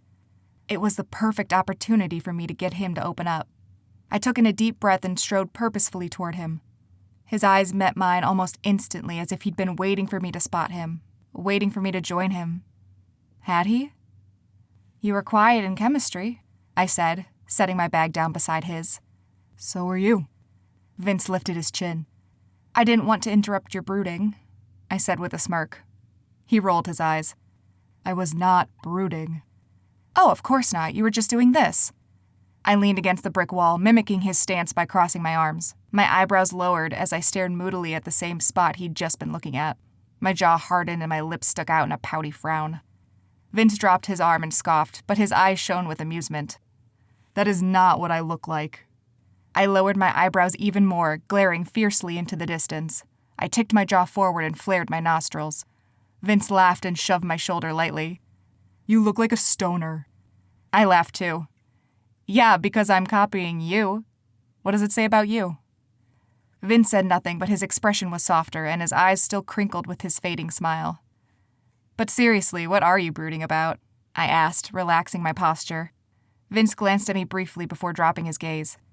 Nothing. Liar. Vince shook his head, then eyed me suspiciously. I'll make a deal with you. I'll answer your question if you answer the one I asked this morning. What question was that? But I knew. He wanted to know if I was a dark witch, a demon. Are you dark or light? I hesitated for a long moment. I told myself I only paused to make him squirm, but truthfully, something inside me swirled with anxiety. Would he close himself off if he knew? But no, this was my plan. He had to know. Surely if I opened up to him, he would eventually open up to me. I lifted my chin. Dark. Vince stared at me. Then his expression smoothed into an unreadable mask and he looked away. I see. Does that bother you? Vince rubbed the back of his neck. I don't know, to be honest. I've never met a demon before. He flinched like he hadn't meant to say that. Really? I straightened. Well, we aren't all bad, you know. Not all of us crave human flesh. I laughed wryly, but Vince's expression remained grim. So you're part of a demon coven then? My smile faded. Yeah, only witches and warlocks. Except for Benny, the lone werewolf, this was true and it was how I preferred it. Nothing against vampires and werewolves. I just didn't fancy being around creatures who feasted on humans. Vince frowned and nodded, his expression distant. And your dad? He works for the council. That had been my cover story, and it worked, now that I knew Vince didn't know any demons. He couldn't exactly check my story if he wasn't associating with anyone outside of his clan. I figured. Only because I let you think that. I thought smugly. Your turn. His gaze flicked to me. Something changed in his eyes. All humor from earlier had vanished. His gaze seemed colder, more solemn. My turn. What were you thinking about? Vince exhaled and dropped his gaze. His jaw ticked back and forth as he no doubt contemplated whether to share this information with me. I lifted my hands. It's okay if you don't want to tell me. I'm still a stranger, and, well, now you know I'm a vicious demon, so... I never said that, he said. You didn't have to. It's written all over your face. A tense silence passed between us. I forced a dejected expression on my face and wouldn't meet his gaze, but the truth was, I was challenging him. Would he defy the ideals that had been ingrained in him since birth and open up to me? Or would he shut me out and prove my point? At long last, he said quietly, I was testing out my powers. My mind sparked with interest. Nephilim powers? No, my warlock powers. My eyebrows lifted. I thought you were a Nephilim. I'm both. My father was a jumper. Was? He gave up his powers to live with the clan. It's a rule. When you come of age, you have to pledge fealty to the clan and swear off all other brands of magic. And what if you don't? His face hardened. You're banished. His eyes were so grim and his expression so full of tension that I burst out laughing. I couldn't help it. He glared at me. Why is that funny? I'm sorry, it's really not. It's just, you say that as if you'll be executed or something. But you'll only have to leave. Just find a light coven to join, it's not that hard. It isn't that simple. Why not? Because... A low growl interrupted our conversation. I held up a hand to silence Vince, but he'd already stiffened, his eyes widening in alarm. Slowly, we both turned toward the sound. A large creature lingered in the shadows next to the building behind us. The faint smell of wet dog tickled my nose. Damn it. A werewolf. I grabbed Vince's arm. Get behind me. Why? What is that thing? A wolf. Now get behind me. I stared at the wolf, whose yellow eyes gleamed in the shadows. I'll be damned if this thing kills Vince, I thought. That's my job. My eyes flicked over the empty courtyard. Only a few cars remained in the parking lot, but they no doubt belonged to the students staying for practice. Vince and I were alone out here. He won't, I whispered to Vince, stretching out my arms to block him from the wolf's view. He won't attack in broad daylight. Are you sure? I wasn't sure, but I said nothing. The wolf growled again, his teeth glinted against the mass of dark fur. I didn't move. I kept my arms outstretched, my gaze still glued to the wolf. My mind scrambled to come up with a solution if the wolf did advance. I had no silver, so if I wanted to kill it, I would have to banish it, which would require me to use my magic and reveal who I really was. I was all for opening up to Vince, but not about that. What are you doing? Vince asked in bewilderment. I glanced at him and found him eyeing my outstretched arms like I was crazy. He must have just realized I was trying to shield him. Are you a demon hunter? I snapped. No, but I'm not completely helpless. Yeah, right. Just stay behind me. Vince started to argue, but then the wolf moved. Thrashing and twitching, the wolf shuddered violently before he shifted into his human form. Or rather, her human form. I hadn't met many female wolves. Most werewolves refused to bite women because they tasted blander than men. Any females who did turn were often beaten or enslaved by the alpha. It was disgusting. I found my arms relaxing by my sides as the woman approached us. Her eyes still gleamed yellow. Her skin was brown, darker than Vince's, and her black hair cascaded around her in wild curls. What do you want? I said sharply. Though my hands were by my side, my body was stiff and ready for battle. All I had was the small knife in my boot, but I knew I could take her down. Not without silver, a nagging voice said in my head. But I shoved that thought away. Maybe if I bested her, she'd give up and flee. The woman cocked her head at me, her eyes glinting with hunger. I want you, Bloodcaster.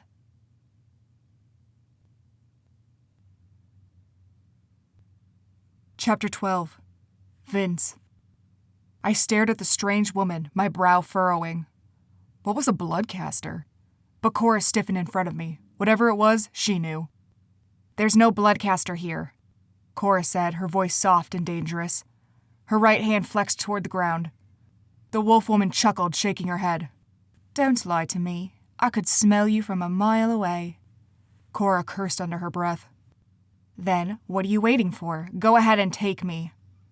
My eyes widened as she raised her hands in surrender. What the hell was she doing? The woman's eyes narrowed. I wanted to give you a chance to come quietly. Your friend there doesn't look like he'd be up for a fight. My cheeks burned and I glared at the woman. Try me, I growled. A faint tickling sensation prickled along my shoulder blades. For a long, tense moment, the three of us stared at each other. The woman's gleaming eyes flitted from me to Cora. Cora didn't move a muscle.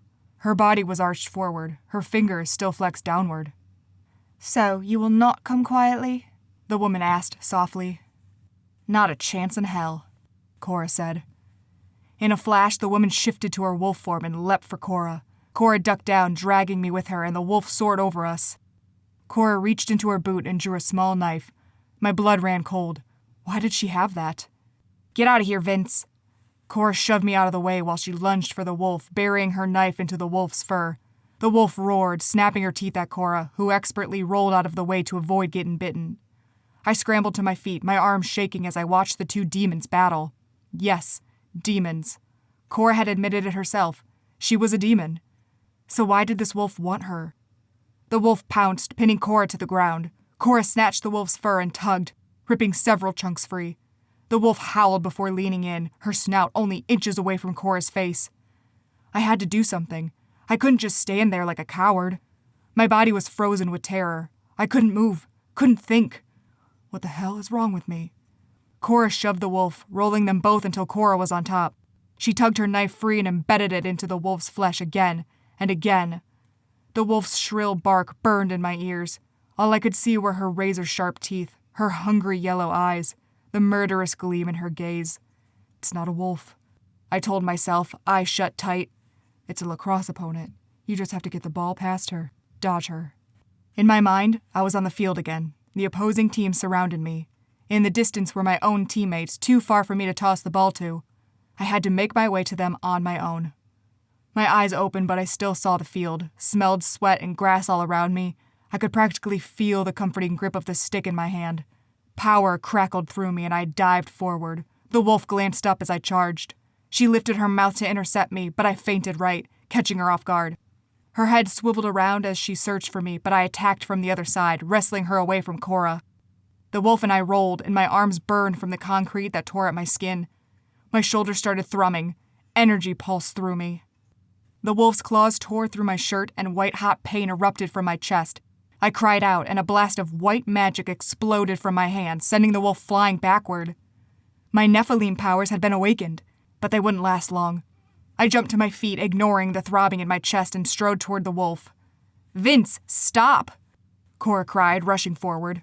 Ignoring her, I stretched my arms, and my giant white wings sprang from my shoulder blades. Feathers sprouted, blocking the sun and casting a shadow on the wolf. A heavy weight settled behind me, threatening to drag me down. I wasn't used to the mass of the wings behind me, but I had to use them. The wolf froze, and her ears flattened behind her. She stared at me with fear and apprehension. In another flash of white light, I surged forward, wrapping my arms around the wolf. Gritting my teeth, I flexed my back and shoulder muscles, searching for the feel of my wings behind me. After a few attempts, I found them, and my wings stretched wide. They trembled so violently I felt feathers tickling my arms. Come on, I thought. Sweat formed on my brow as I strained from the pull of my wings and the weight of the wolf in my arms. She snapped at my jaw, but I clenched her more firmly against my chest before taking off into the sky. My wings beat wildly behind me as I flew. Wind whipped against my face, stinging my eyes. My shoulders burned with each thrust of my wings. Pain blossomed all over my body. When I was 100 feet above the school, I dropped the wolf. She screamed, a shrill whine that echoed in the parking lot as she fell. She landed with a loud crash in front of Cora, who slammed her knife into the wolf's snout. The wolf went still, and I plummeted like a rock. I tried stretching my wings, but they dropped behind me and I was too weak to work the muscles. I was falling to my death. My stomach dropped and weightlessness overcame me. A burst of purple light burned my eyes and my body suddenly froze, suspended in air. A foreign magic gently guided me down until I stood on the concrete. Blinking against the eerie violet glow, I found Cora with her hand stretched toward me. Her fingertips glowed purple.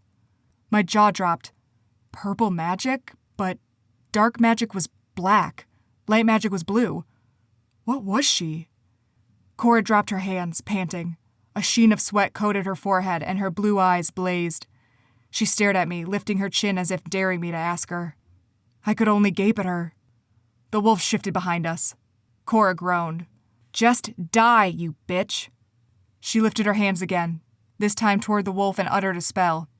"Vile demon of unholy crimes, I banish you to the end of time." An ethereal purple glow resonated from her hands, surrounding the wolf. The creature screamed as the light intensified until I had to close my eyes. The ground thrummed, and the wolf vanished, leaving behind a sickly dog smell. Cora's magic faded, and we stood there, gasping for breath. I stared at the spot on the ground where the wolf had been, but only a few drops of blood remained. My wings flattened until they shrank inside me, buried beneath my skin. Once their weight was gone, I felt the pressure release from my body. My back and shoulders still ached, and the cuts on my chest pulsed with pain, but I felt like I could breathe again. I turned to Cora. "She was after you?" The words were an accusation. Cora's lips pressed together in a thin line. She opened her mouth to respond, but the door of the Fine Arts building burst open. Several students filed out, muttering excitedly. "I swore I heard something," one of them said loudly. Cora tugged on my arm, leading me to the shadowy area behind the building where the wolf had first emerged. "Yes," she hissed. The wolf was after me. Why? Anger pulsed through me, but I had no idea why. It wasn't Cora's fault that the werewolf attacked us. Unless it was her fault. Why did she want you? I grabbed Cora's shoulders. "For my blood," Cora said through clenched teeth. I shook my head, not comprehending her meaning. With a sigh, Cora rolled up the bottom of her shirt to reveal a long gash over her belly. But instead of oozing crimson blood, a dark purple liquid surrounded the injury, the same color as Cora's magic. My mouth fell open. Her blood is purple? I don't understand. "I'm a bloodcaster," she whispered. "Otherwise known as a blood witch. I'm not light or dark. That's why I can banish demons." Now that I thought about it, that had been weird. Everything I'd read said only light witches could cast banishing spells.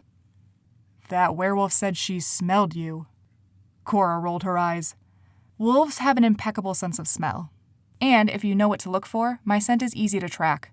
Not so easy if you don't know about bloodcasters to begin with. Most people believe we're just a myth." "Why did the wolf want your blood?" "A bloodcaster's blood is rare and powerful. It grants certain abilities." "What kind of abilities?"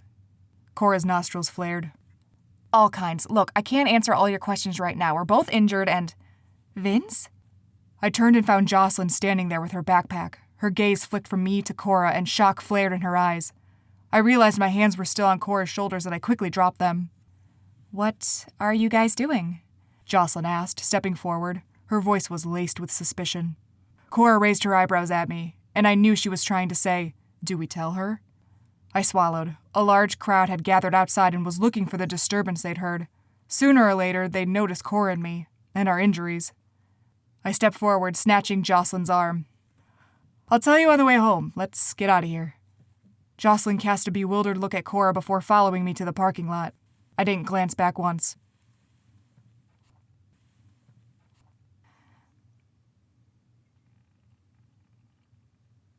Chapter 13.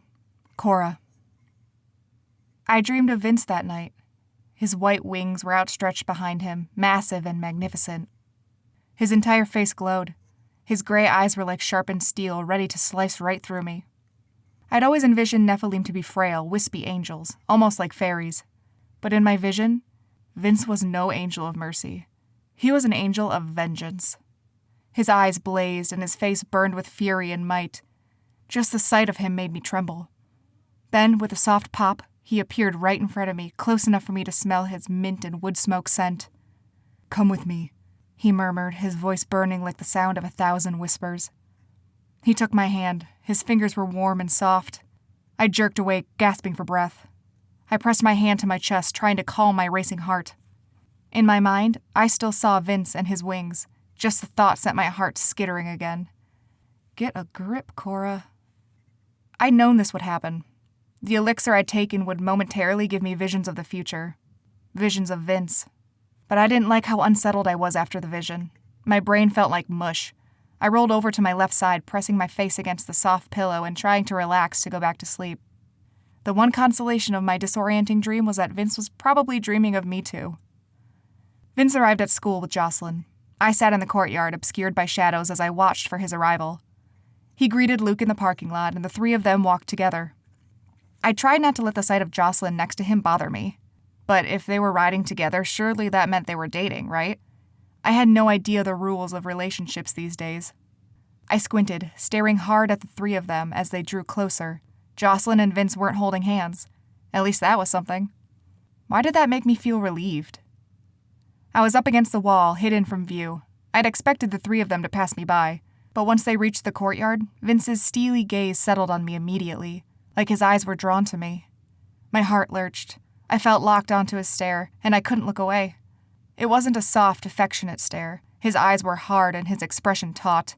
The look he gave me was almost accusatory. I didn't blame him. "I'll catch up with you guys in a sec," Vince muttered. Luke nodded at me, wiggling his eyebrows. Jocelyn lingered a moment longer, her eyes hopeful as if Vince might change his mind. Oh yeah, she was smitten. Vince strode toward me and Luke and Jocelyn continued walking. I put my book in my bag and stood to greet him. He crossed his arms, his expression closing, revealing nothing. "Hi," I said lamely after a solid minute of silence. "Hi." More silence. Why'd he come up to me if he wasn't going to speak? I took a breath. "You all right? Your injury?" "I'm fine," he said sharply. I noted how he didn't ask after my injury, though I'd patched it up easily. "Why are you here?" he demanded. I frowned. "What do you mean?" "I mean, why are you here, in Ravenbrook? If your blood is so valuable, shouldn't you be holed up in some bunker for protection?" I smirked. That's hardly a way to live one's life, wouldn't you agree? Not when your life affects the lives of the people around you. His eyes flashed. Guilt swelled within me. Look, I'm sorry. I didn't know they would find me here. And most demons wouldn't dare attack during the daytime. That rarely happens. But it does happen, doesn't it? I didn't answer. How could you do this, Cora? How could you threaten the lives of everyone in this school by being here? I could ask you the same thing. I snapped, leaning closer. Fury boiled through me. I'd had enough of his accusations. You know what I've heard? Your powers are uncontrollable. You do strange things at school. Things people remember and whisper about. Maybe you should be locked in a bunker for the rest of your life. Vince's nostrils flared and his jaw hardened. That's not the same thing. Really? I crossed my arms and glared at him. So your clan is perfectly fine with you jumping for all the world to see? Vince's mouth snapped shut, and he clenched his teeth. He made no response. I thought so. Save your self-righteous judgment and leave me the hell alone. I strode away from him, but he caught my arm. Something roared within me, and I'd snatched my knife from my boot before I realized it. Vince's eyes widened, and he released my arm, backing up a step. Easy. Don't touch me again, I hissed before putting my knife back. I meant to turn away, but something in his eyes held me there. It wasn't fear or bewilderment. It was respect.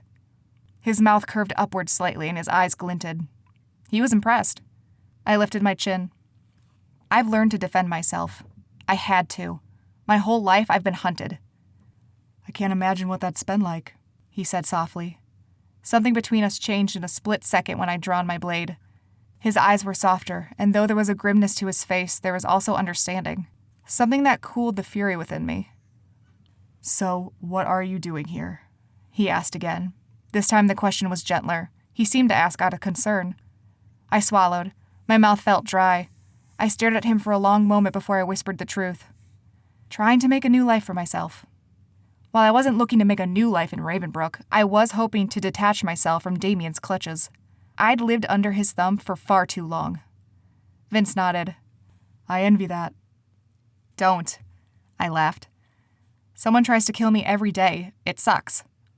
Vince laughed too, his eyes crinkling in that endearing way that made my chest feel light. What about you? I asked, leaning comfortably against the brick wall. Why are you here? Vince's face sobered. He knew I wasn't just looking for the obvious answer. I have nowhere else to go, he said softly. The clan is my mother's family. It's all I have left of her. I cocked my head at him. That's not true. There's you. You're the greatest legacy she could leave behind. Vince's eyes warmed. Thank you, but it's not just me I worry about. It's my dad. He gave up everything to live among her people. Now if he leaves, he'll be powerless.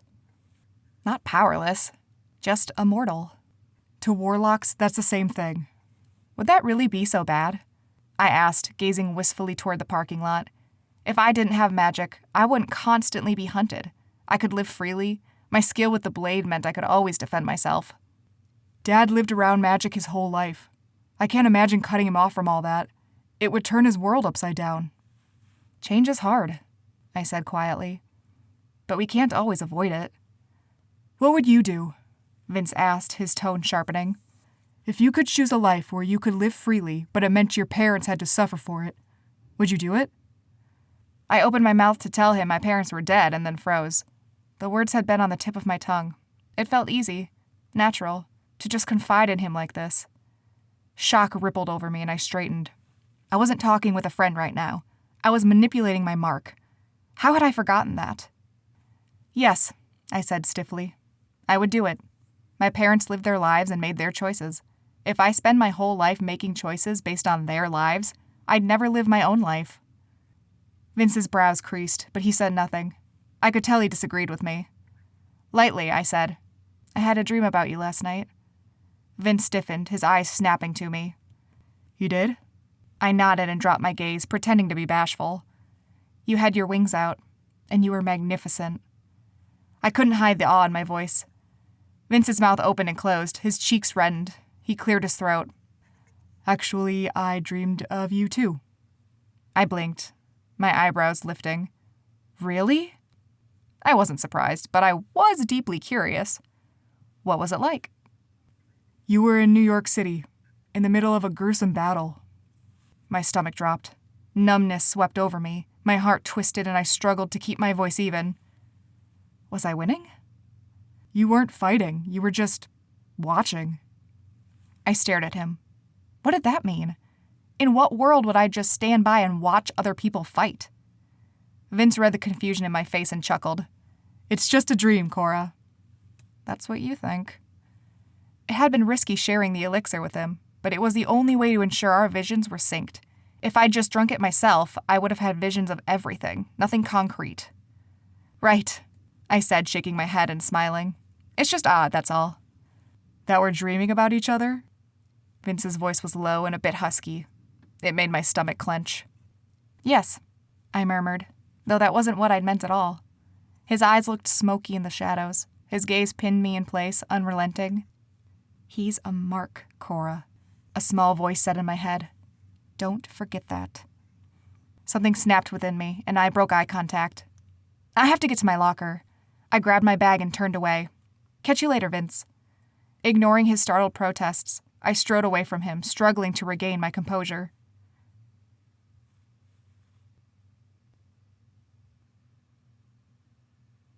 Chapter 14. Vince. Hey! I looked up, my face brightening with a smile before I'd registered who it was. Jocelyn stood in front of me, clutching her flute case. Her other hand gripped the strap of her backpack. I didn't realize I'd been expecting Cora until my stomach sank with disappointment. I tried not to let it show. Hey, I said. How was practice? Brutal. I'm ready for the weekend. She peered up at me, squinting against the afternoon sun. Sorry you have to keep waiting for me. I shrugged. I don't mind. Really? I glanced at her. Her blue eyes shone with hope and admiration. I'm still worried about the attacker, I admitted. I want to keep you safe. I wasn't sure why I said it, but I was wary of the heat in her gaze. I'd hoped this explanation would set the record straight. The light in her eyes didn't fade, though. I cleared my throat and looked away as we strode toward the parking lot. So, you and Cora were kind of tense this morning. Jocelyn's voice sounded too forced. Yeah, we had a disagreement yesterday. That was an understatement. I frowned. Hey, did you notice anything weird about Cora? Weird like what? I shook my head, not wanting to reveal too much. Nothing, I don't know. She did smell different. I said nothing. My heart lodged itself in my throat. Like, flowery. It reminded me of a light witch I met years ago. You think she's a witch? I said too quickly. Jocelyn looked at me. I have no idea. You're the one who's gotten cozy with her. You tell me. Her tone was biting. I pressed my lips together. Joss, I'm sorry, she said quickly. That was unfair. An awkward silence fell between us. We finally reached my car and got in. I glanced at Jocelyn before starting the car, but she wouldn't look at me. I drove to her house and parked in the driveway, but she didn't move. She sighed heavily, her gaze fixed on the garage door in front of us. Vince, she said quietly, are you going to leave the clan? The question startled me so much my head whipped in her direction. What? We only have a few months left, and I know you've been undecided about it. I gaped at her. Sadness and uncertainty stirred in her eyes. I didn't know what to say. You can tell me, she added. I won't say anything to my dad. I didn't think you would. The corners of her mouth lifted in the smallest of smiles. I don't know, I said honestly. It's a tough decision. What's tough about it? This is your family. You have a home here. I shook my head. It doesn't feel like a home. The words were out before I realized what I was saying. Jocelyn's head reared back. How can you say that? This clan practically raised you. No, they tolerated me, I snapped. They didn't give a damn about me or my dad. We're barely getting by. Dad gave up everything to live here, and now he's swimming in debt and working a job that demands too much of him. My nostrils flared and I dropped my gaze. The only reason I'm undecided is because he might be worse off if we left. I didn't look at her, but I felt her stunned gaze on me. She swallowed. So, if it was just you, I'd be out of here in a heartbeat. Vince. Jocelyn's tone was shocked, defensive, bewildered. I groaned, realizing I was taking this out on her. It wasn't her fault. I'm sorry, I didn't mean to lash out at you. I rubbed my face with my hands. It's just, if my mom were alive, she'd be ashamed of how we've been treated. Oh, come on, Jocelyn said with a hint of incredulity. Your life can't be that terrible. I stared at her, this girl I'd known for years, but hadn't really known. We were neighbors, sure, but not friends. She knew as little about my life as I knew about hers. But one thing I did know, as the daughter of a high-ranking clan official, she certainly wasn't poor. She had no idea what it was like. Have you really not noticed Hector's snide comments at me? I said. How about other Nephilim avoiding hanging out with me? How the clan looks down on my dad because he has no magic? Spend one day with us. Spend just an hour with my dad at work, and you would understand. The words sounded harsh in my ears, but my blood was boiling from her offhand remark, the way she casually dismissed my complaints as if I weren't seeing things clearly. These people, my family, treated my dad like garbage. Treated me like garbage just because I was part warlock. Jocelyn's cheeks flushed, her eyes flashing with indignation. I hadn't meant my comment to sound like an accusation. But that's what it was. Jocelyn's mouth pressed into a thin line. She swung open the door. "See you later, Vince," she said stiffly before slamming it shut. My hands were slick with sweat as I swung my cross, lobbing the ball toward Luke across the field. He dived to catch it, then righted himself as he swung his stick toward the goal. The ball soared neatly inside. Luke whooped and grinned at me. "Nicely played. I almost didn't catch that one." I forced a smile. Playing one-on-one was nothing like playing the real game. Hardly any strategy. It was Saturday morning and the chilly air whispered against my skin. In the distance, families enjoyed picnics and kids ran around in pure bliss. It really was a perfect day. I just wasn't feeling it. Luke's smile faded as he sensed my apathy. Dropping his stick, he strode toward me. "Clan stuff again?" he asked. Sort of. So much had been on my mind. Ceremonial rite, the attack on Cora, Jocelyn's anger. And with each passing day, something nagged at the back of my mind. Jocelyn and I resumed our routine, just like Hector had ordered. It had been a week since the incident at the library, but the attacker had vanished. Why? Hector had been certain they would try again, that the assailant would be caught. Hector also assured us that we'd all be protected, but I hadn't seen any clan members at school. Where had they been when the werewolf attacked? Something wasn't right. "So, tell me," Luke said, his tone brightening, "if you had to pick, Jocelyn or Cora?" I raised an eyebrow. "Pick for what?" Luke wiggled his eyebrows suggestively. I grimaced in disgust. "Come on, dude." "Seriously?" I sighed, then made a face again. "Cora. Hands down. Joss is like a sister to me, or like a cousin I don't see very often." "Does she know that?" After our argument, Jocelyn probably wasn't too fond of me. Instead of answering, I said, "What about you?" Luke rubbed his chin in contemplation, his eyes glinting. "Cora's sexy, but she's intimidating. I'd pick Joss." My eyebrows lifted. "Really?" "Really, I dig redheads." He grinned wolfishly. I shoved his arm. "You're such an ass." Luke laughed, his eyes fixed on something over my shoulder. "Hey, speak of the devil." I cringed inwardly, expecting to turn and find Jocelyn standing there. But as I glanced over my shoulder, surprise and, oddly, excitement wriggled through me. It was Cora. She sat reading at a picnic table, one leg crossed over another. She slouched comfortably, as if she'd been there for hours. But I knew she hadn't. I would have noticed. "You don't think she heard?" Luke said nervously. I chuckled. "Nah, she's too far away. I hope."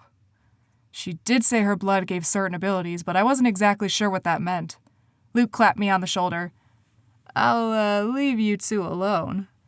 My face burned and I shoved him again. "Come on, man, you can stick around. She doesn't bite." I almost laughed and thought, no, but she does stab. "Vince." Luke's face was suddenly serious. "She's here for you." I was about to object, but when I glanced at Cora again, her gaze was on me. She lifted a hand and waved. I grinned and waved back. Luke snorted and raised an eyebrow.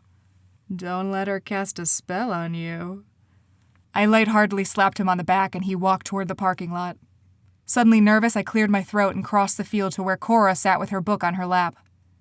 "You following me?" I asked, sitting down beside her. Cora wrinkled her nose. "You stink."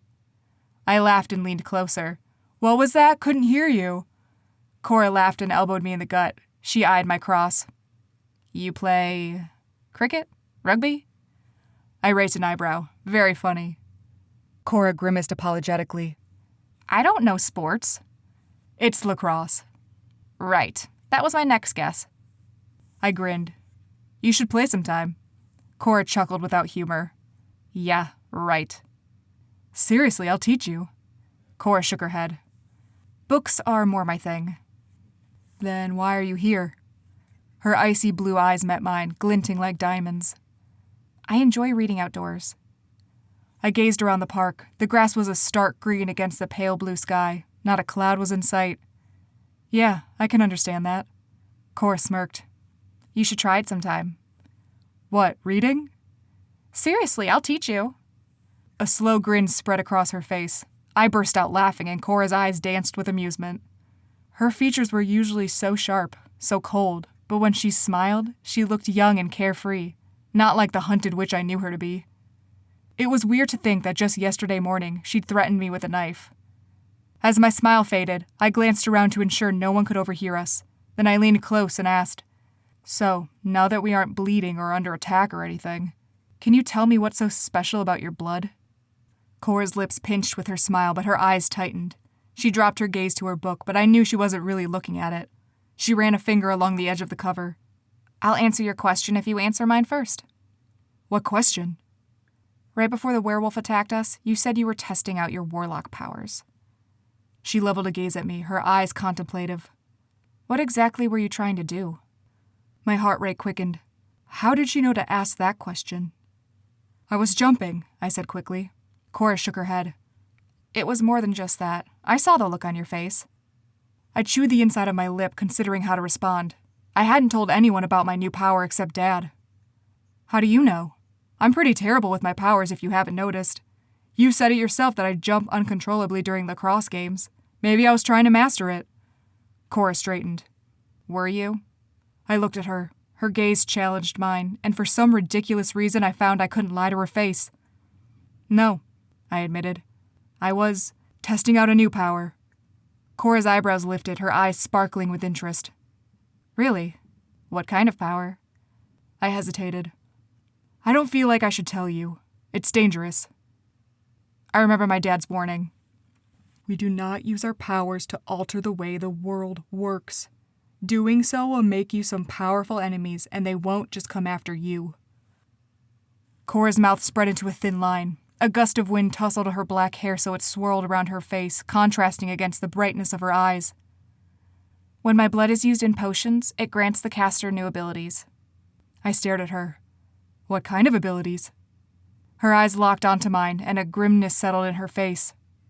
"All kinds of abilities. Seeing, jumping, pushing, clairvoyance, camouflage. Anything from a simple charm to repel rain, to teleporting across the continent." My eyes widened and my blood ran cold. You can jump? Like me?" Cora shook her head. "The potions are temporary. It's only good for 1 or 2 occurrences if it's potent enough." Disappointment sank in my stomach, though I wasn't sure why. As I searched within myself, I realized I was hoping she could jump all the time like me. Then she could teach me how to do it right. Does it work for everyone? Or just you?" "If the potions are done right, it works for everyone. It's why I'm constantly being hunted. If I were enslaved, I would provide an endless supply of the most powerful blood in the world." An image of Cora chained and starving in someone's basement flashed through my eyes, and I shuddered. "Is there any way to change it?" Her brow furrowed. "Change who I am?" I felt silly, but I nodded. Cora smiled wryly. "I wish. But it's about as likely as you being able to change being a jumper." I winced. "What is it?" "Funny you should mention that." Cora's eyes widened with realization. She laughed. "Oh, right. I guess you could change that with your clan.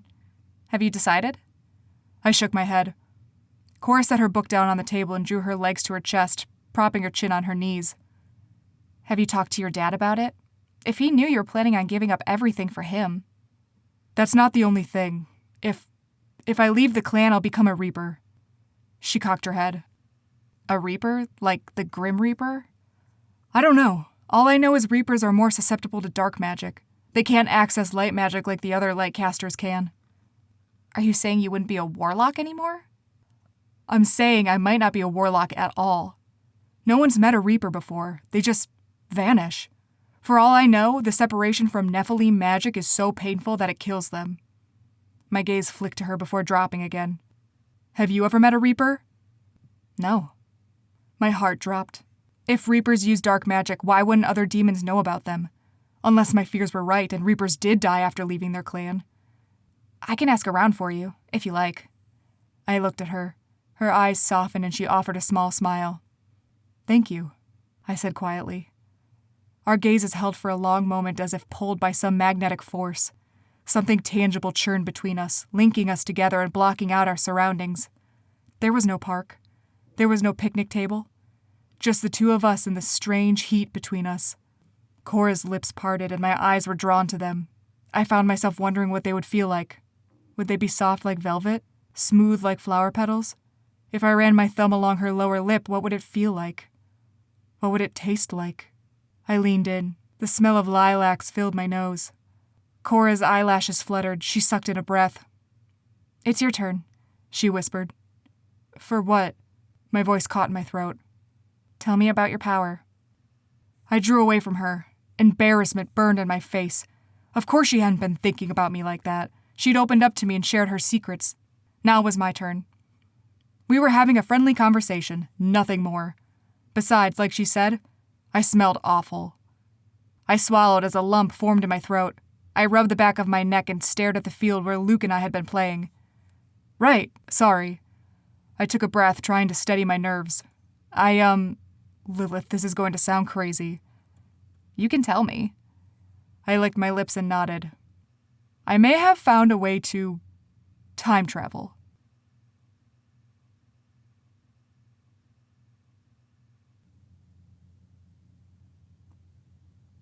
Chapter 15. Cora. I stiffened. My breath hitched. What? Vince grimaced. I know it sounds insane. I was just trying to jump like normal, and I found myself transported to like half an hour earlier in the exact same spot. So there were two of you? In the same place? Vince nodded. My entire body went still. Even my heart seemed to pause for a full beat. This is it. This is what I'm here for. My throat felt dry as I whispered, How did you do it? I don't know. Anger and disappointment swirled in my chest. How do you not know? I tried to keep my voice level, but it still sounded like an accusation. Vince shrugged one shoulder. I told you, I'm terrible with my powers. Half the time when I use them, it's by accident. That wasn't how it seemed with the werewolf. You used your wings like it was no big deal. It was amazing. Vince's lips curved in a bashful half-smile. That was a fluke. I dropped my legs and leaned toward him. Okay, walk me through it. Tell me exactly what happened. Maybe I can help you figure it out. Vince raised an eyebrow, his expression doubtful, but he sighed. All right, I was under attack and I held up a hand. Slow down. You were under attack? I tried to sound shocked and appalled, but my heart skittered in my chest. This was an opportunity for me to find out how much he knew. Yeah, some demon surrounded by shadows, I think. Anyway, he attacked me and Jocelyn. I was injured and I was trying to jump to her to help, and I time traveled instead. I shook my head. More details. Were you sitting? Standing? What exactly were you thinking about? I'm assuming you tried spinning in place like for a normal jump. I jumped a few times myself. I knew exactly how it felt. Vince nodded. My body was numb with pain. I couldn't see straight. I had to hold onto the bookshelf for support. I frowned. You were holding the shelf when you jumped? Yeah, why? Everything I've heard is that if you're holding something when you jump, it travels with you. Did you take the shelf with you? No, He trailed off, his eyes growing distant. I didn't jump. His voice was barely above a whisper. I stayed in the same place, by the shelf. I blinked, my head spinning with this information. He held an object that didn't travel with him, but he didn't jump at all because he was holding the object? But if that were the case, then anytime anyone tried to jump while holding an object, it wouldn't work. They would just time travel instead. Something else was missing. Show me, I said. Vince's gaze snapped to me. What? I gestured to the grass on the ground. Show me what you did, right here.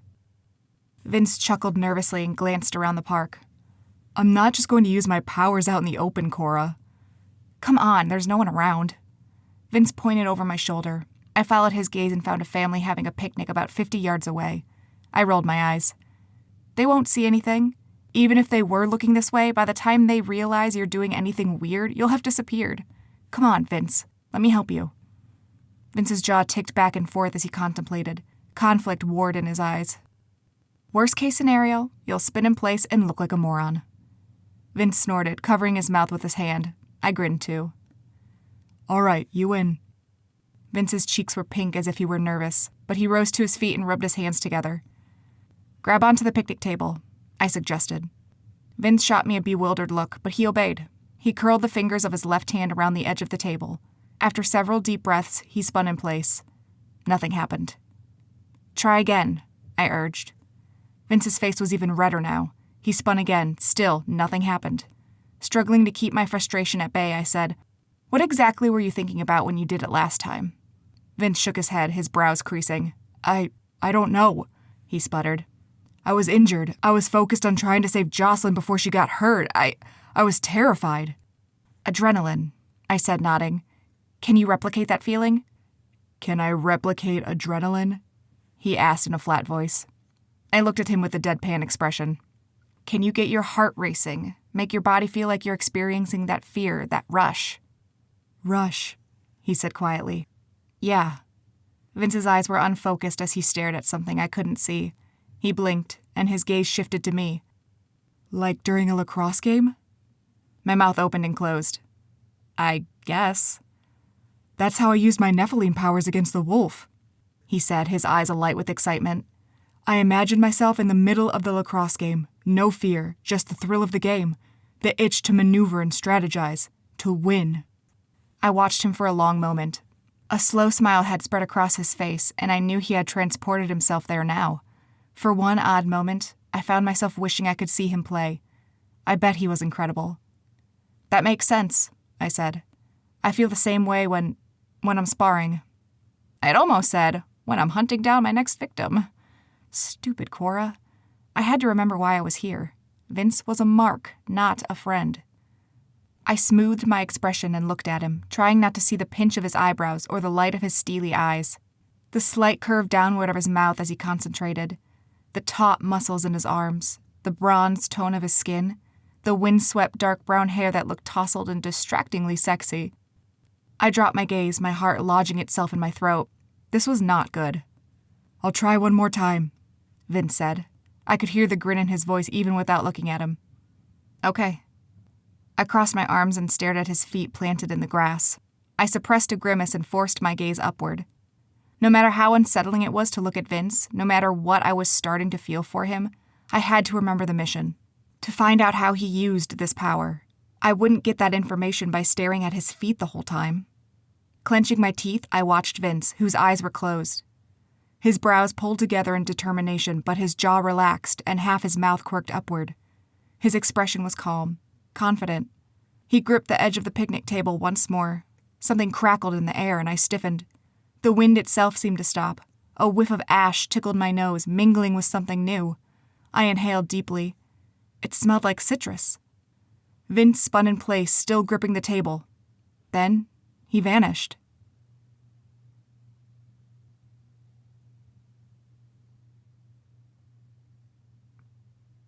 Chapter 16. Vince. I smelled lemons. Vaguely, I remember the same smell when I'd time traveled the first time.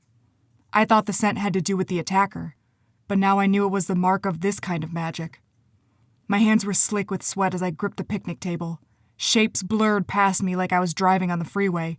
The edge of the table thrummed against my skin. I had to let go soon. My eyes flitted around, trying to make out details as I traveled. But it was like the park was on fast forward and I was the only one remaining still. It almost made me feel nauseous trying to keep up. I let go and the world slammed into the present. Gravity hit me hard and I collapsed. My palms and knees met the cold grass, still moist from morning dew. A shiver swept over me and I lurched to my feet. Darkness surrounded me. The sun hadn't risen yet. The park was eerily empty. A thick fog hovered in the air, enveloping me like a lurking shadow. I swallowed, my eyes wide as I glanced around. I rubbed my arms and my sweaty shirt was suddenly cold against my skin. Had I traveled backward or forward in time? I tried not to get too excited about the prospect of seeing the future. I squinted as I looked around, trying to take in any details that might give me a clue. Then I focused on the mist that tickled my skin. It had been foggy early this morning. I remembered that when I'd gotten in the car to meet Luke. It was possible it would be foggy again tomorrow or the next day, but going back in time was the most likely scenario. With a deep breath, I strode forward, determination pulsing through me. As I trudged through the misty grass, my resolve faded. What was I doing? What could I do? I'd been so desperate to succeed this time, so eager to test it out and see what I was capable of. How I could change things like I had with the shadowy attacker. But here, in the early hours of morning, what could I possibly do? My car wasn't here yet. I'd have to walk home and it would take hours. Besides, nothing noteworthy had happened last night. If I'd traveled backward 2 days, maybe I could have intervened with the werewolf attack. I racked my brain, trying to think about the days past. No, I realized as my memories clicked into place. No other days had been foggy. Each morning had been clear when I'd driven to school. Stupid Vince. I chided. I should have thought this through. Maybe taking Cora with me would have helped. I shook my head. No, this was my mess. I could get out of it. I gripped the picnic table again and was about to spin in place when I froze. The smell of lemons still lingered in the air, growing fainter with each passing minute. If I'd gone backward in time, again, then how was I supposed to go forward? Would I have to wait it out like I had in the library? My mind raced as I thought through my options. Thinking of lacrosse seemed to spur my magic to action. The rush, the adrenaline, the thrill of it all. How could I manipulate that? I closed my eyes, trying to ignore the biting cold against my skin. Lacrosse, I thought, my brow furrowing as I tried to focus. You're playing lacrosse. For a moment, all I felt was the chill, but then my mind slid easily into the mold I'd made for lacrosse. Like the sport was a puzzle piece that helped everything else fit into place. I was on the field again, holding my cross. Luke stood opposite me, tossing the ball my way. Another opponent stood in my way. I lunged, ready to catch it. Forward, whispered a voice that vibrated through me. Forward. A small part of my consciousness stayed in the park, focusing on the feel of the picnic table in my grasp. I hunched over, leaning toward the ground. I spun again. This time I kept my eyes closed. Though I was aware of myself in the park, my mind returned to the imaginary lacrosse field. There I stood, cross in hand. The familiar adrenaline swept over me. I swung the cross and zipped between the opponents, catching the ball. When I turned to face one of my teammates, I stiffened. I'd been expecting to see Luke, but it was Cora. Her blue eyes met mine, locking onto me. She held no cross. She wore the same black shirt and sweater I'd seen her in before I'd jumped. Her expression slackened in shock. "Vince?" she whispered. Her voice was like a caress against my ears. Even though I knew she wasn't real, that this was all in my head, the sound sent a shiver of pleasure rippling through me. My shock made me let go of the picnic table. The vision of the lacrosse field vanished. A force barreled into me, knocking me to my rear. The grass felt soft under my legs. The sun shone brightly overhead. I was back in the park, in the middle of the day. And in front of me, her back to me, was Cora. She ran her hands through her hair. Then she straightened and whirled to face me, her eyes wild with fear. "Vince!" She rushed to my side, eyeing me up and down. "Are you hurt? What happened?" I shook my head, but vertigo disoriented me, keeping me on the ground. I groaned and leaned backward so my head rested on the grass. Even though I remained still, everything spun around me. Cora swept a lock of my hair out of my eyes, her fingertips smooth against my skin. "Vince." Her voice sounded just as tantalizing as it had been in my imagination. I cleared my throat. How long was I gone? 5 minutes. A shock laugh burst from my lips. It sounded more like a wheeze. I did it. Cora went very still, her hand still hovering near my face. I time traveled. She paused. When? Early this morning, before sunrise. And you came back. How? I closed my eyes. I can't explain it. I pictured myself on the lacrosse field again. I envisioned what I wanted to do, where I wanted to go, who I wanted to see. I almost said the words, but they caught in my throat as I realized how desperately I had wanted to see Cora on that lacrosse field. A knot formed in my stomach. My voice tight, I went on. Then a voice whispered, "Forward." I kept my mind on the game. When I saw you, I let go. "You saw me?" Cora whispered. I opened my eyes to look at her. She was still leaning over me, her face taut with concern, but something else stirred in her eyes. Something that made my stomach coil with desire. "Yes," I said.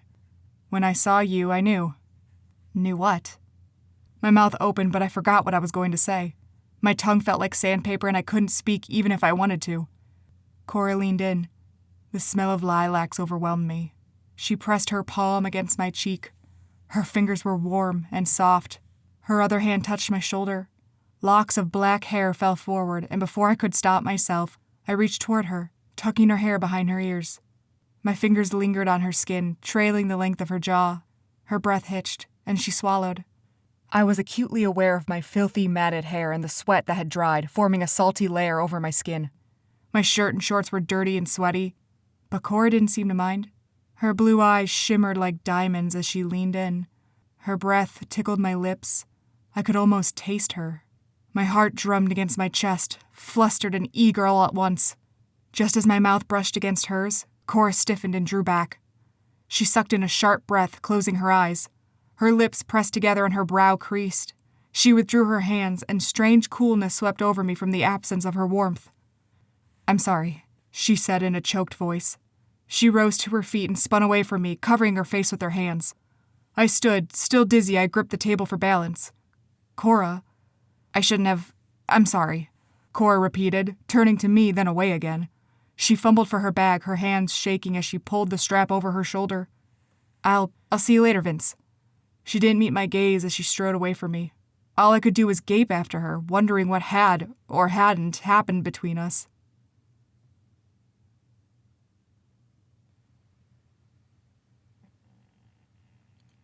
Chapter 17. Cora. My stride was forceful and angry as I stomped down the road toward the inn. "You're a fool, Cora Covington," I told myself. Was I really nothing more than a flighty girl who had always needed to bone someone? First, I fell for Damien, which obviously turned out swell, and now Vince, my target? My fingers itched to grasp my dagger, but then I cursed when I remembered Vince had it. Of course he did. The smart thing to do would be to back off, to give the assignment to someone else. But I couldn't do that. For one thing, it would mean failure. Damien would out me as a bloodcaster and put a target on my back. For another thing, I couldn't stand the idea of someone else being tasked with killing Vince. I didn't really know why, but something in my gut ached and throbbed at the thought. I had to see this through. Even if the idea of killing Vince made my chest tighten so painfully I couldn't breathe. When I got to my room, I bolted the door and dug through my bag of weapons, trying to decide which one would be the most suitable for killing Vince Delgado. I squashed every weak thought and feeling from my mind, focusing only on my task. Extract information, kill Vince, take down Damien. I was the Blade of Hinport. This was my calling. I drew a small revolver that I only used for emergencies. As a rule, I hated guns because they were loud and drew too much attention. But they were effective. Fast. If I stabbed Vince, he might still have the strength to jump to safety before he bled out. But a gunshot wound, if aimed precisely, would kill him instantly. And if I had a teleportation elixir ready to go, then I could jump away from the scene before anyone came looking. A small smile flickered across my face. Yes, it was perfect. Then my gaze fell on the poison balm I'd made a few days ago. Uncertainty swelled within me. An echo of the heat I'd felt with Vince threatened to rise in my chest, but I gritted my teeth and shoved it down. I snatched the balm, my hand trembling. Resolve pulsed through me as I dipped my finger into the balm and dabbed it on my lips. A stinging sensation tickled my skin, and for a moment, my mouth felt like it was on fire. But after a while, my lips went numb and I no longer felt it. I knew I was safe. The blood I'd used to make the balm was my own, so if I accidentally ingested it, my blood would negate the effects. As a contingency plan, I vowed to wear the balm constantly. If I dared to have another moment with Vince, it would kill him. And if Damien should come knocking, asking to share my bed, well, that would be an added bonus. Once I had a plan, and the frustrating and confusing heated emotions had finally abated, I regretted parting with Vince. The weekend was the perfect opportunity to get closer to him, to get more information, and I'd already learned so much. I'd learned how Vince time traveled. Per Damien's orders, I could kill Vince now, but I still had further uses for Angel Boy. I pulled out my laptop and browsed various social media sites. It didn't take me long to track down Vince's cell phone number. The idiot had it posted for the world to see. After purchasing a burner phone, I used it to text Vince. "Hey, it's Cora. Hope you don't mind, but Luke gave me your number. I just wanted to apologize for wigging out at the park." I drummed my fingers against the keypad for a moment, debating adding something else. A smiley face? Should I thank him for spending time with me? When I realized I was playing the lovesick fool again, I chucked my phone into my bag. Maybe a little too forcefully. It didn't take Vince long to text me back. I hated how my heart lurched in my chest when my phone chimed with his response. I snatched it and read his text. "Don't sweat it. I had a good time. Thanks for helping me." Half my mouth tugged upward in a reluctant smile. Clearing my throat, I thought before responding. Can I make it up to you? Bring you lunch? What's your favorite fast food? My pulse quickened as I waited for his response, internally begging him to take the bait. When I saw his response, my heart sank. Dad's drowning in paperwork, so my house is a mess. I'd love to get out. Meet you at Kelso's? I frowned and took a minute to look up Kelso's on my laptop. It was a local diner. Figures this stupid town would have a quaint little diner. As much as I wanted to get closer to Vince's clan, I couldn't be too pushy or he'd get suspicious. Begrudgingly, I texted, "Sure, meet you there in a bit." When I dropped my phone back in my bag, something warm spread through my chest. It mingled strangely with the knots in my stomach and the frantic skittering of my pulse. After a moment, I realized what it was. I was about to go on a date with Vince, and I was excited. This was not good. I spent the next 10 minutes jotting down notes about topics to discuss on our date, purely with my mission in mind. Questions about his family and his clan, expressing a desire to visit his house, subtly, of course, and other ideas. I also researched Jocelyn on social media and found some juicy information I could use to my advantage. Just before leaving, I glanced at myself in the mirror. I was wearing the same outfit I'd worn to the park. Should I change? Idiot, I thought to myself. I smoothed back my hair, fixed my bangs, and grabbed my bag before tearing out the door. Vince was already there when I arrived. A sliver of satisfaction swelled within me at the thought of making him wait. Make him fret. I casually walked in and pretended to look around for him. He waved at me from a booth, his eyes energetic and his smile infectious. I found myself returning it and inwardly cringed at how eager I was. "So, what's the best meal here?" I asked as I sat down across from him. Vince crossed his arms over the table and leaned closer to me. "Definitely the triple bacon cheeseburger.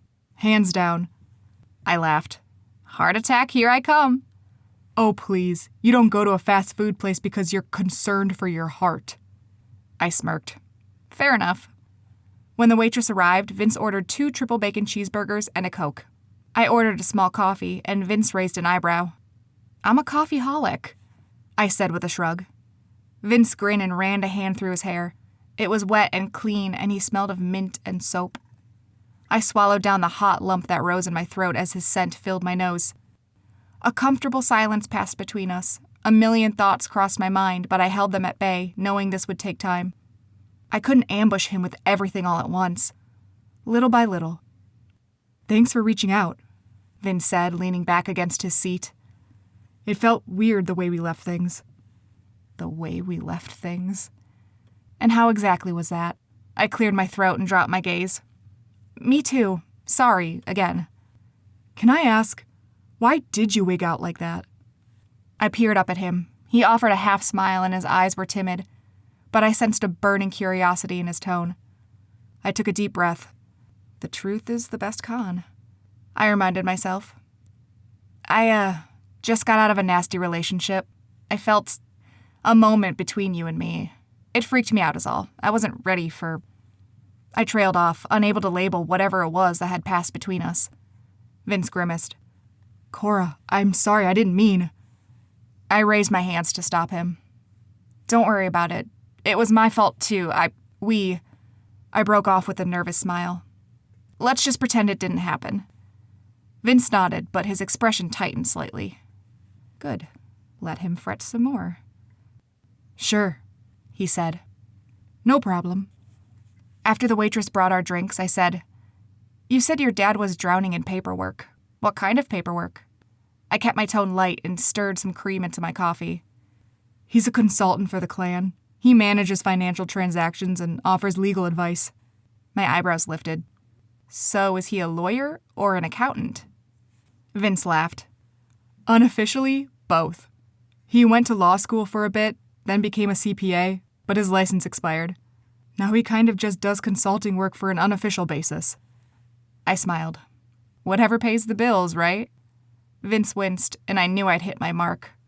"What is it?" I asked. Did I say something wrong? Vince drummed his fingertips on the table, his eyes hardening as he stared into the distance. "Dad doesn't get paid very well, and the fees for living in the clan are pretty steep." My eyes widened. "There are fees for living there?" "It's for protection." His tone was defensive. I scoffed. Where was this protection when we got attacked by a werewolf? Vince's jaw hardened, and his lips pressed together in a thin line. He knew I was right. All magical covens offer protection, I went on. And you can join them for free. Vince remained silent, but his gaze was pensive. Time to go in for the kill. Seriously, Vince, a coven can take care of you, especially... I clamped my mouth shut and dropped my gaze. Especially what? Vince asked. I shook my head. Forget it. Cora. With a sigh, I met his gaze. Especially with your new powers, I said, my voice barely above a whisper. What's that got to do with anything? Vince's eyes were wide with fear.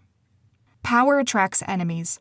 Your clan might be equipped to handle your average demon attack, but they're not used to having a warlock living among them. What if someone comes after you? Do you really think your clan will protect you? Vince's expression turned stony and his mouth twisted. The color drained from his face. Bingo. The waitress arrived with our burgers, but Vince paid her no notice. I thanked the woman before looking at Vince again. His face now took on a greenish tint. Vince? I asked tentatively. He swallowed, his brows creasing. You really think someone might come after me? I know a few demons who would. But how can they hope to take my power? It's not like they can suck it out of me. His voice bordered on hysteria. I shot him a dark look. You'd be surprised what you can do with the right potion. Vince sat back in his seat, still looking faint. Or it could be another jumper like you, I said offhandedly. A dark warlock looking to expand his powers and do what you can. Vince's gaze slid to me, and I remained perfectly still, keeping my expression smooth. I waved a hand. But this is all hypothetical. For now, you're safe, right? I took a huge bite of my burger and moaned with satisfaction. You're right, this is good, I said, my mouth full. Cora, Vince said hoarsely. Look, I'm sorry. I leaned forward to press my hand against his. I really didn't mean to scare you, but I know demons are an unknown territory for you. I wanted you to be aware of the risks so you can prepare yourself. How would you do it? Vince asked, his tone desperate. If someone were coming after you, how would you prepare yourself? I held his gaze. I'd kill him before he got the chance.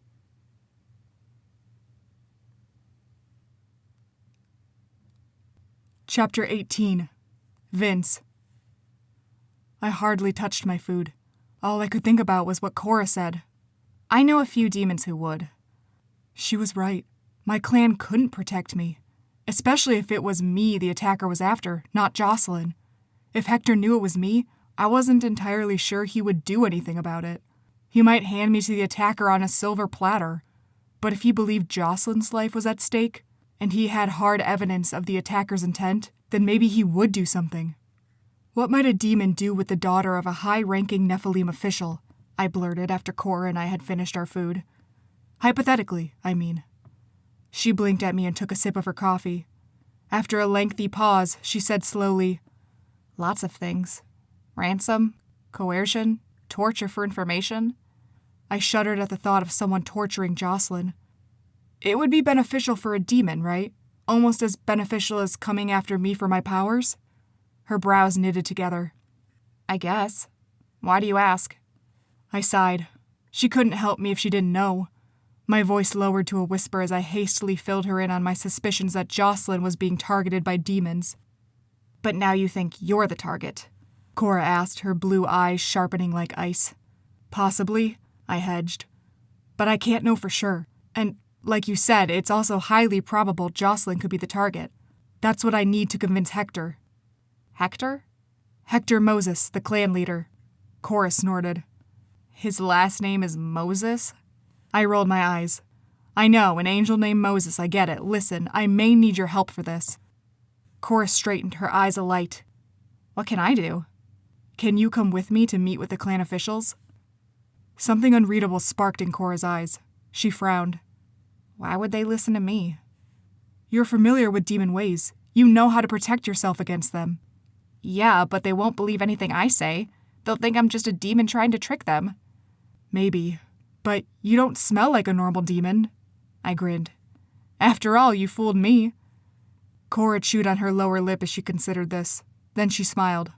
All right, I'll help. Relief spread through me as I relaxed in my seat. Thank you. But first, there's something else I need your help with. What's that? Forging evidence. It was surprisingly easy.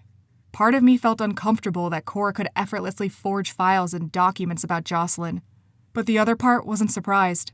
She'd had a tough life, a dark past. I couldn't blame her for what she'd learned to do to survive. We stood in the tiny room at the inn Cora stayed at with her parents. Luckily, they were out. The room was neat and organized, though various weapons were strewn on the desk. Cora quickly shoved them aside and tossed them into a bag before getting to work. There. Cora stood back and let me survey her work. I leafed through a file with Jocelyn's report cards, up-close photos of her at school, as well as the terms of the hit. Wanted dead or alive? I whispered, glancing at Cora. Cora shrugged. Interrogation, remember? I shuddered. Though I knew the documents were falsified, it still felt all too real to me. And it could have been. I still didn't have proof that it was me the attacker had been after. I squashed down my discomfort. This had to be done. It could save Jocelyn's life. Our entire coven was in danger. I had to warn the officials somehow and make them listen. Putting a target on Jocelyn was the only way to do that. The only way that made sense. Because no one would care if I was targeted. They all thought I had one foot out the door already. Are you ready? I asked Cora. Her eyes glinted with steely resolve. Absolutely. We walked back to the diner where my car was parked. Cars whooshed past us, creating a steady stream of noise to break our awkward silence. My mind was reeling as I considered what to say to Hector. My head throbbed from how often I ground my teeth together. Cora shifted restlessly next to me as we walked. She crossed her arms, dropped them again, rubbed her hands together, scratched her nose. Finally, I asked, "Are you nervous or something?" Her gaze flicked to me. No, it's just, this is a lot slower than I normally walk. I raised an eyebrow. Are you calling me slow? Not at all. We stared at each other with equally somber expressions. The corners of my lips twitched. Cora broke first. Her face split into a wide grin and she burst out laughing. Yes, Vince, you walk slowly and it drives me nuts. Well, we can't all be sprinters like you. You're the one who plays lacrosse. I shoved her arm and she laughed again. My chest felt lighter as I smiled, reminding me that laughter often eased the tension in my head. Can I ask you something? Cora tucked a strand of hair behind her ear. Sure. Why Jocelyn? Unease spread through me. What do you mean? Why make this about her and not you? Wouldn't your clan care if you were the one being targeted? My smile vanished, and the hardness in my chest returned. No, they wouldn't care. Why not? Because my blood is tainted. Cora's head reared back. What? I sighed. They haven't said as much, but I know they frown upon my warlock magic. They believe there's nothing more important or holy than Nephilim magic and blah blah blah. Sounds a bit racist. I barked a laugh. Yeah, which is funny because my dad is Latino, so... Cora snorted, then covered her mouth. Sorry, I shouldn't laugh. It is kind of funny. So if they hate you so much, why don't they kick you out? Oh, they want to. But when Nephilim turn 18, they pledge themselves to Nephilim magic at an event called the Ceremonial Rite. Once the pledge is made, they're bound to that magic forever. But they've also sealed their life within the clan. After that, they won't be able to kick me out. Cora was silent for a long moment, but I felt her watching me as we walked. After a while, she said softly, Is this really what you want? To live this frustrating and degrading life forever? I exhaled long and slow. If it kept my dad safe, yes. Cora paused before asking, What about your mom? What about her? Did she disapprove of your warlock powers? The warmth of my mother's smile and laughter, her amazement when I jumped for the first time, flooded my mind. A soft smile spread across my face. No, she thought it was incredible. But things were different then. How so? I bit my lip.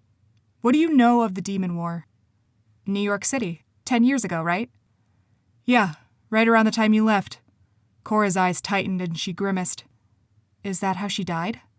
I nodded. What happened? Were you there? No, I was too young to fight. But Dad was there. He told me that 20 years ago, the demon god Asmodeus was summoned, and a huge battle took place. Ever since then, there's this convergence of dark magic at the battle site every year. It grew stronger and stronger until after 10 years, it exploded. The demon covens took advantage of it and struck the light covens hard. Mom was the clan leader at the time. She was respected, feared even. She led the clan into battle. But something happened. A powerful force of demons overtook them. Even though the Nephilim had the upper hand, they executed my mother on the spot. Cora sucked in a breath. I'm so sorry, Vince. A warm lump rose in my throat. My eyes stung and I blinked, gazing up at the sun. Dad told me when they were married, it was celebrated. Back then, the Nephilim sought to forge alliances with other magical beings. Like an arranged marriage? Kind of.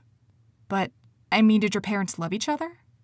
Not at first, but they were fond of each other, and Dad had no family, so he needed somewhere to go, to keep him safe. The more time they spent together, the more they fell in love.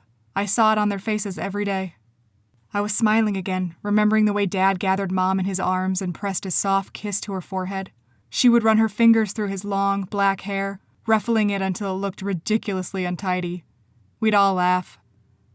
My parents are dead, Cora whispered. At first, I thought I hadn't heard her correctly. When I looked at her, her mouth was a hard line and her eyes blazed. They're dead? I breathed. She nodded stiffly. But you said... I lied. She shot me a wry smile. I knew it would be suspicious if I just showed up without parents. But the truth is, I never knew them. I was born into foster care, abandoned at birth. Now that I'm old enough to know better, my parents were probably killed for their blood. They were both bloodcasters? All my research shows you have to have bloodcaster genes on both sides. It's why we're so rare. Something dissolved in my chest, making me feel hollow and empty. So, you grew up on your own? Pretty much. I hopped from foster family to foster family, and yes, one of them was in New York just before the Demon War. But demons always caught up with me. They tracked me down. Eventually, I had to learn how to defend myself, so I ran away and trained to... She stopped short and stiffened, her body taut and alert. What is it? I glanced around as if to find an attacker approaching us, but we were all alone on the sidewalk. The diner was only a block away. Cora swallowed and crossed her arms. I trained to become a killer. I nodded. Right. Cora's eyes shot to me. You knew? I laughed. I figured as much. The way you drew your knife and threatened me, the way you handled that werewolf. She stared at me, her brows pinching together. It doesn't bother you? I frowned as I considered this, remembering how uncomfortable I'd felt with the idea that Cora was a demon. As I re-examined those feelings, I realized I'd only felt like I should be uncomfortable with that.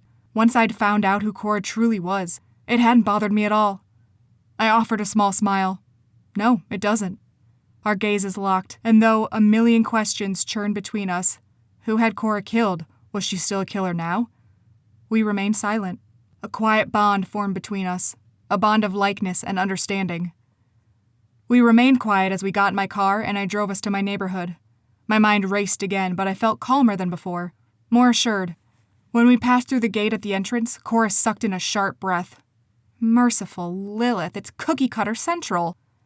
I laughed, glancing around at the rows of identical polished houses that lined the street. Yeah, welcome to my world.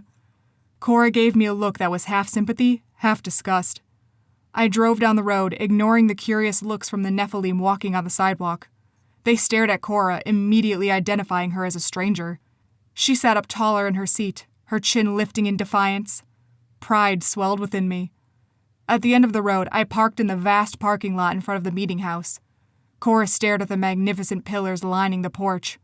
What is this, the country club? I chortled. Spare your judgment. We got out, and I crinkled Jocelyn's file nervously in my hands. Cora touched my arm, and I stopped. Her eyes were soft as she looked at me. You can do this, she said.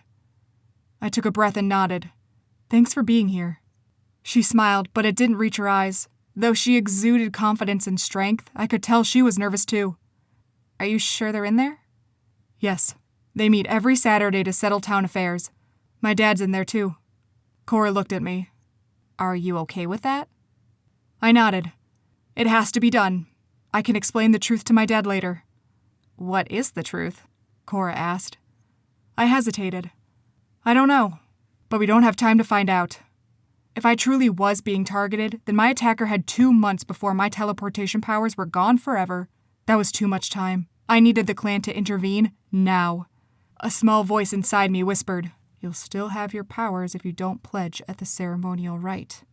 But a larger part of me knew I'd already made up my mind. I would do anything to help my dad. And once I graduated, I could get a job and help him make ends meet.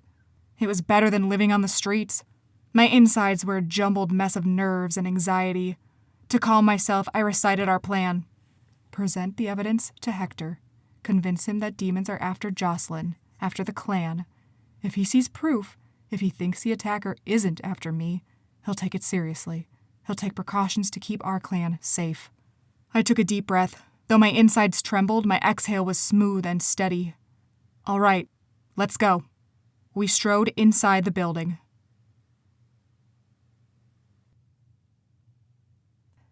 Chapter 19. Cora. I knew it had been stupid of me to open up about my parents and my life as a killer, but Vince had opened up to me, and I was sick of playing this game with him.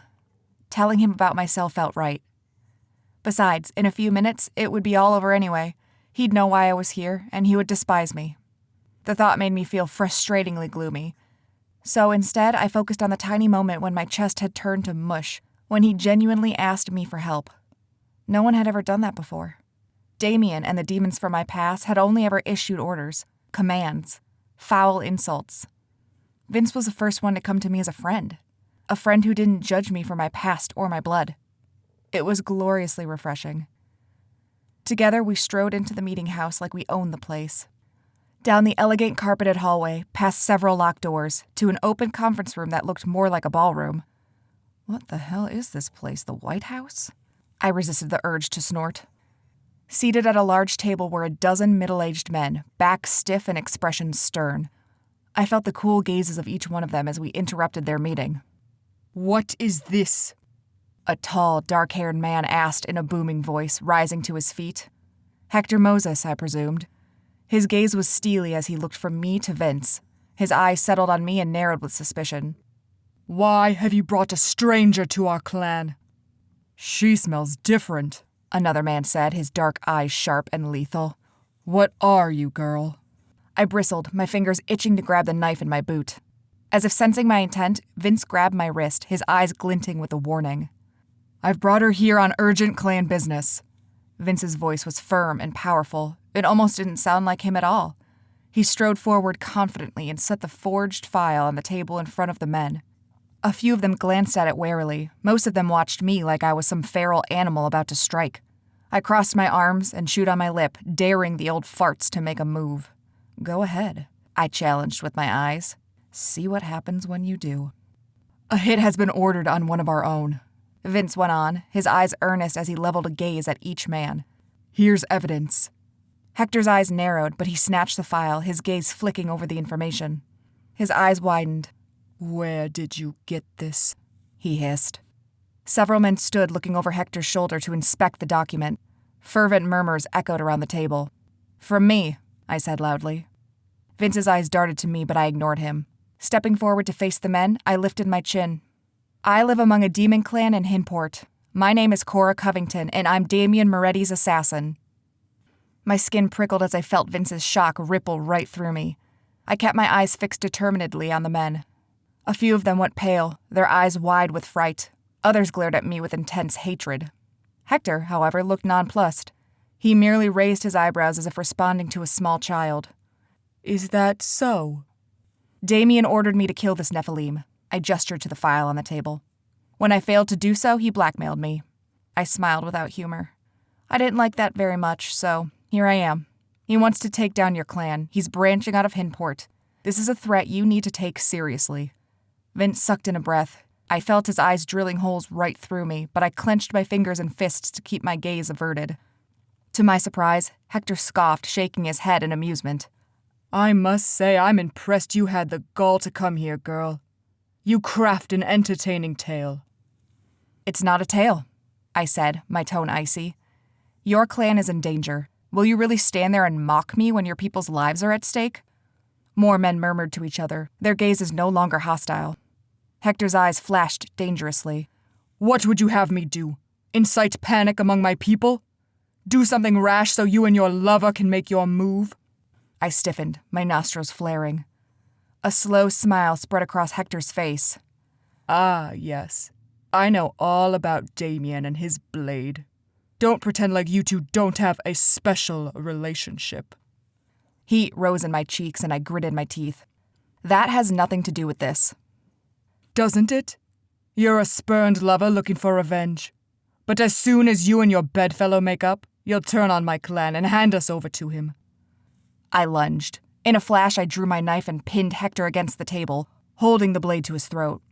Several men gasped, and a few reached for me, but I held the knife closer. Hector stiffened and grunted. "Don't move or he dies," I growled. "Cora," Vince breathed. Ignoring him, I leaned close to Hector and whispered, "I could kill you right here, right now, and it would make my job a hell of a lot easier." I withdrew, sliding the blade back into my boot. But I won't. Hector's eyes were wide as he stared at me.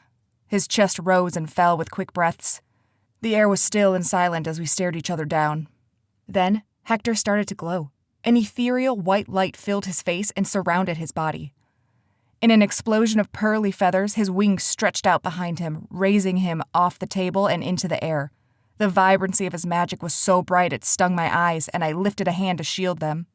When Hector floated close to the ceiling, he bellowed down to me. "Do you think I couldn't take you down, girl? Do you think you are any match for me and my power? With one blow, I could send you to the depths of hell." My bones quivered from the power emanating from his voice, and I stood straighter.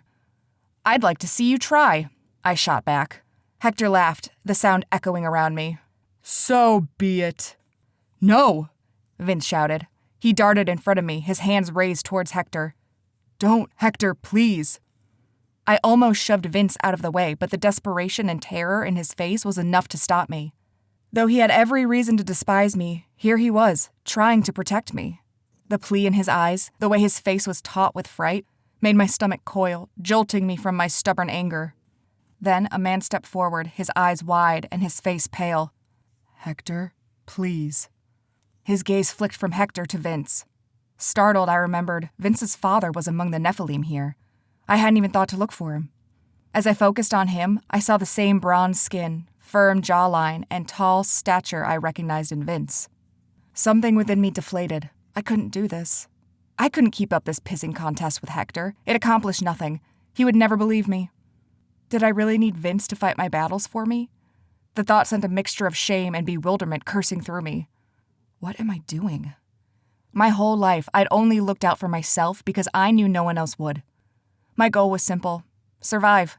Do whatever it took, even at the expense of others. My path had always been clear. Difficult, yes, but crystal clear. Until now.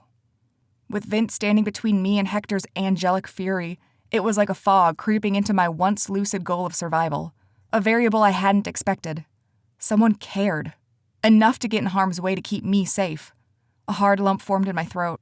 I'd stormed in here thinking only of myself.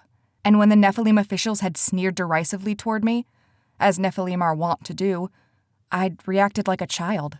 Just like they'd expected. Disappointment and regret flared within me. I'd made a fool of myself. And Vince. Slowly, I lifted my hands in surrender. Though the words felt like acid in my mouth, I said, "You're right. You could easily take me down. All of you. I'm outnumbered and outmatched. I'm sorry for lashing out." A tense moment of silence passed between us. Hector's eyes blazed as he stared me down, but I looked at him unflinchingly. Vince remained between us, his arms outstretched in a plea for peace. Finally, Hector descended. His luminescence faded until the room seemed pitch black in comparison, though the lights were on. I blinked as my eyes adjusted. Feathers floated in the air as Hector's massive wings withdrew back into his shoulders. He crossed his arms with a smirk that made my blood boil. My gaze shifted over his shoulder to the men behind him. Most of them stared at me with fury in their eyes, except for one. Vince's dad watched me with a mixture of curiosity and fear. His gaze kept sliding between me and Vince, and I knew he wondered how we knew each other. A knot of guilt rose in my throat, but it pushed out all anger I felt toward Hector. "Please," I said quietly. "If you know me, then you know my reputation. I never show my face, and I never miss my mark. If I intended to kill, I would have done it already. I beg of you to see reason. Your clan is in danger, and though you are powerful, Damien has all of Hinport under his thumb. He will bring this fight to you." Another silence filled the room, punctuated only by the frantic breathing of Vince beside me. It took all of my restraint not to look at him. "And where do you stand in this fight?" Hector asked softly. I hesitated. "I won't take part in it." "You are either with us," Hector said, "or against us." I felt every man's gaze settle on me, and I knew they agreed with Hector. But fight with the Nephilim? Fight against my coven? My friends? How could he expect me to agree to that? As I stared into Hector's smug expression, I realized he was playing me. He knew I would never agree to fight with the Nephilim. Lifting my chin, I stepped closer to Vince. I expected him to flinch away from me or cast me a disgusted look, and I wouldn't blame him. But to my surprise, he didn't. I could practically smell the confusion and shock rolling off him. We were close enough for our arms to touch, and I said, "I stand with Vince." Vince's dad stared at me with wide eyes, his mouth slightly open. A few of the men muttered to each other inaudibly. Surprise flickered in Hector's eyes before his expression smoothed into a blank mask. His gaze briefly dropped to Jocelyn's file on the table.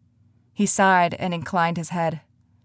"We will consider this information, Miss Covington. Thank you for bringing it to our attention."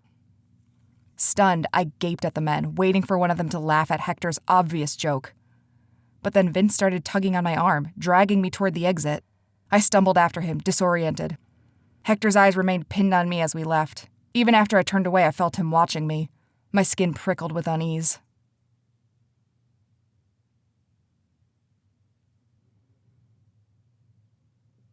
Chapter 20. Vince. My whole body trembled as I stormed out of the meeting house with Cora right behind me. I didn't even register that I was walking down the sidewalk, away from the car, until Cora pulled on my arm to stop me. "Vince, wait." "What was that in there?" I demanded, whirling on her. "Were you trying to get yourself killed?" Her head reared back. "No, And what about me? I trusted you and you challenged my clan leader like this is some competition?" She blinked. I know, I'm sorry." "Were you telling the truth?" My voice kept rising, even though she wasn't arguing. "When you said you were sent to kill Jocelyn?" Her mouth opened and closed as she stared at me. My pulse raced, my heart quivering madly inside me. Every inch of me felt like it was on fire. "No," Cora said at last. I was lying. I raised my eyebrows, unconvinced. She sighed. "But I do know Damien Moretti." "You're his assassin?" A pause. "Yes." "And his lover?" Cora's cheeks turned pink and she dropped her gaze. "Not anymore." Rage and jealousy boiled within me until I felt like I might explode. A bitter laugh burst from my mouth. I turned away from Cora, running my hands through my hair. "This is just great." "Vince." "Why are you here?" I shouted, waving my arms like a madman. "You weren't sent to kill Jocelyn, but you still showed up at my high school and keep popping up everywhere I go. If you aren't here on Damien's orders, then why are you here?" "To take him down," she roared, her eyes blazing. "He betrayed me, Vince. He knows all my secrets, and he's using them against me. So now I'm using his against him." "And my clan is getting caught in the crossfire." She shook her head. "No, that's not—" "You lied to me, Cora. I trusted you with everything, and you lied to me." Despair filled her face, her blue eyes moistening. She stepped toward me. "Vince," she said in a broken voice. "Just stay away from me." I turned and left her there, not caring that she had no way home or that the officials in the meeting house likely heard our shouting. All I felt was fury and betrayal coursing through me like a violent river. My mind was a whirlwind of thoughts and accusations as I stalked down the street toward my house, ignoring the looks and comments of the other Nephilim on the street. I didn't care. I didn't care about anything anymore. When I reached my house, I stopped short. Jocelyn sat on the porch reading a book. For a moment, I was reminded of Cora's incessant reading. But thinking about Cora got me angry again, so I shoved the thought from my mind. "What are you doing here?" I asked, approaching Jocelyn slowly. She glanced up at me with raised eyebrows. "You told me to meet you here." I frowned. "No, I didn't." Confusion swirled in my head. Or did I? I sighed, unable to remember when I'd last spoken to Jocelyn. "I'm sorry, I'm not myself right now." "It's fine." Her tone was cool, but her blue eyes were kind, forgiving. Again, I thought of Cora and the steely edge to her eyes. Though they were the same color as Jocelyn's, they were so different. You look upset. Jocelyn stood, her brows pinching in concern. What happened? Lilith, what hadn't happened? I opened my mouth to explain everything to her, but then clamped my lips shut. How could I tell her I'd helped falsify evidence of an attempt on her life? Why had that seemed like a good idea at the time? Because Cora had helped me with it. A sour taste filled my mouth. I tried talking with the officials about the attacker, I said stiffly. They said they'd look into it. Jocelyn's eyes widened. Really? So you think it's a big deal? I remembered what Cora had said about Damien Moretti looking to expand to our city. Grimly, I said, "Yeah, it's a big deal." Jocelyn crossed her arms, suddenly looking very small. What do you think they'll do about it? No idea. What do you want them to do about it? I stared at her, surprised by her question. People rarely asked for my opinion, especially regarding clan matters. I want us to move somewhere safer, somewhere away from Hinport. Jocelyn cocked her head at me. What does Hinport have to do with this? Hinport sent the attacker. Jocelyn's face went pale. The demons? She sucked in a trembling breath. I caught her by the arms and gingerly led her inside. "It's gonna be okay," I murmured, though I wasn't sure this was true. "It'll be fine, Joss, I've got you." I eased her into the armchair and sat across from her, leaning forward to look into her eyes. Her face still looked wan, but her eyes were alert. What else did they tell you? She asked. What do you mean? About Hinport. How are they involved? Is my father looking into it? I opened and closed my mouth, the response dying on my lips. Her father. Of course. I'd forgotten he was there too. Clearing my throat, I shook my head. They didn't know anything. Jocelyn squinted at me. Then how did you know the attacker came from Hinport? Because... I trailed off as horror trickled into my stomach like a slow stream of icy water. My mind replayed the events in the meeting house, and Cora's voice echoed in my mind. I never show my face, and I never miss my mark. Damien ordered the hit. Cora was his assassin. Her words in the diner floated to the surface of my memory. Power attracts enemies. What if someone comes after you? Nausea climbed up in my throat. I suddenly felt dizzy. Vince? Jocelyn asked, but her voice was far away. I thought back to the moment between me and Cora in the park, when we'd almost kissed. She'd smelled like lilacs, just like the attacker had. How had I not put this together? Cora had attacked me and Jocelyn in the library. She hadn't been sent to kill Jocelyn, but to kill me. Vince, you look like you're about to puke. Jocelyn's hand on my shoulder jolted me from my stunned stupor. Joss, I rasped, looking at her through wide eyes. The attacker. Merciful Lilith, what had I done? I told Cora so much about me and my powers. How could I have been so stupid? I know, Jocelyn said, misunderstanding me. I'm scared too. I shook my head numbly, but I was too horrified to share the truth. If the clan found out what I'd done, they'd banish me, and my dad. I actually came here to tell you. I found something, Jocelyn said quietly. Found what? I asked warily. It was in my dad's notes about Reapers. You were right to look there. I stared at her in bewilderment. Look where? Joss, what? She raised a hand to stop me. It's okay. I'm not mad. Vince, it's terrible. The devastation in her eyes made my heart lurch. Alarm and anxiety pulsed through me. What is it? Jocelyn exhaled. There are no Reapers, Vince. It's a term that Nephilim clans invented to give the illusion of free choice. I stared at her in confusion. What? Jocelyn's hand trembled as it clutched mine. Nephilim who don't pledge at the ceremonial rite aren't banished. They're executed.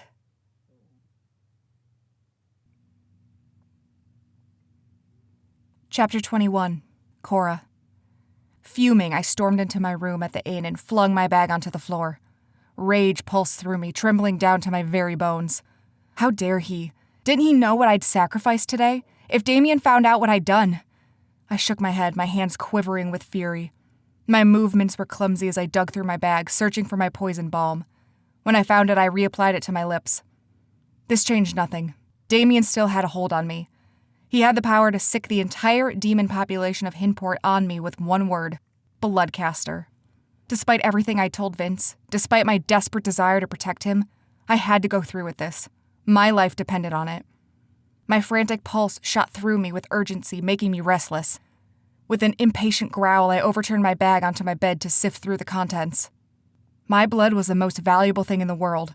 Surely I could come up with some spell to solve my problems. Something to get me out of this mess.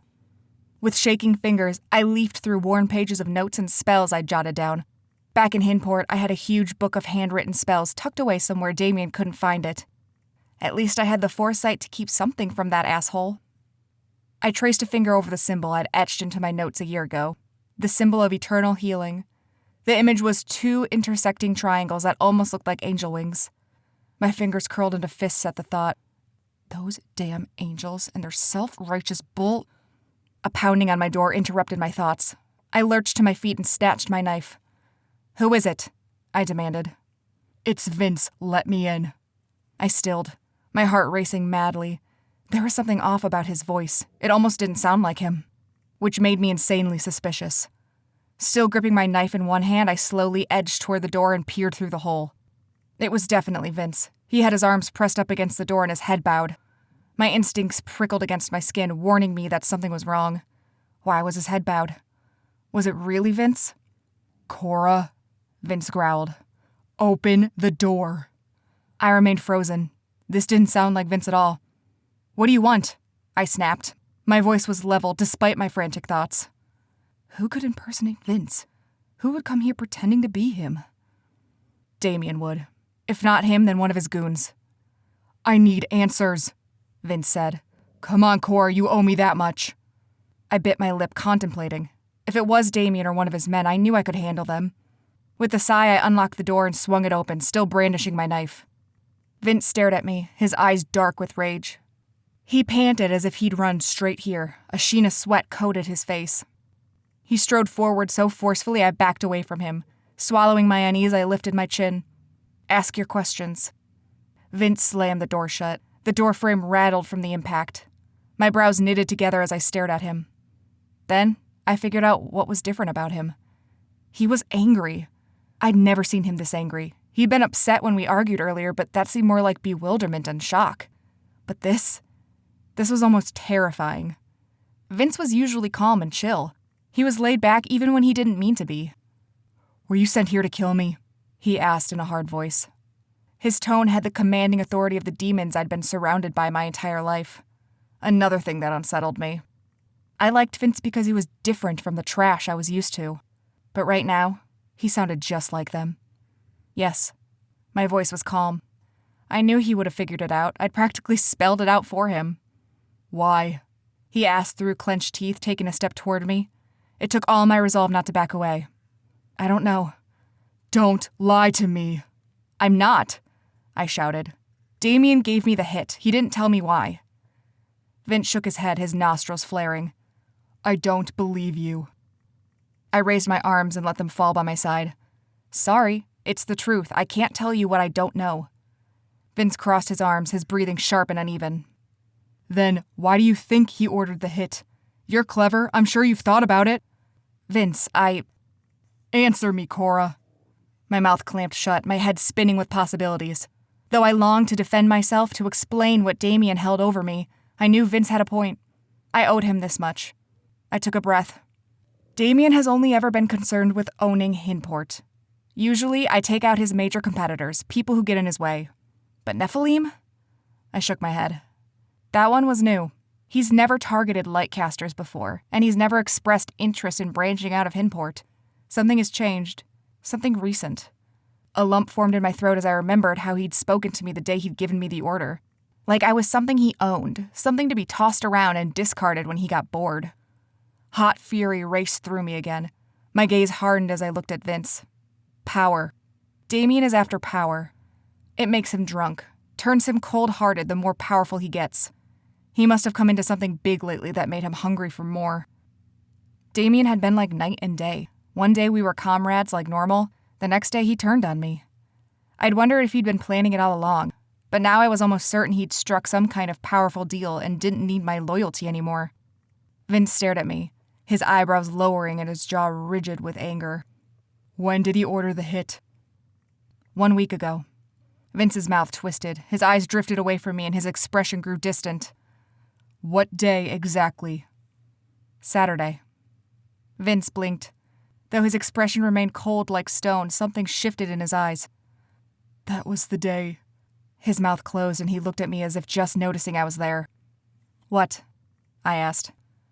I have another question for you, he said as if I hadn't spoken. And this time, I swear to Lilith, if you don't answer truthfully, I'll fight you. He edged closer to me, his eyes glinting. We both know I bested you last time. I straightened, bristling at his implication.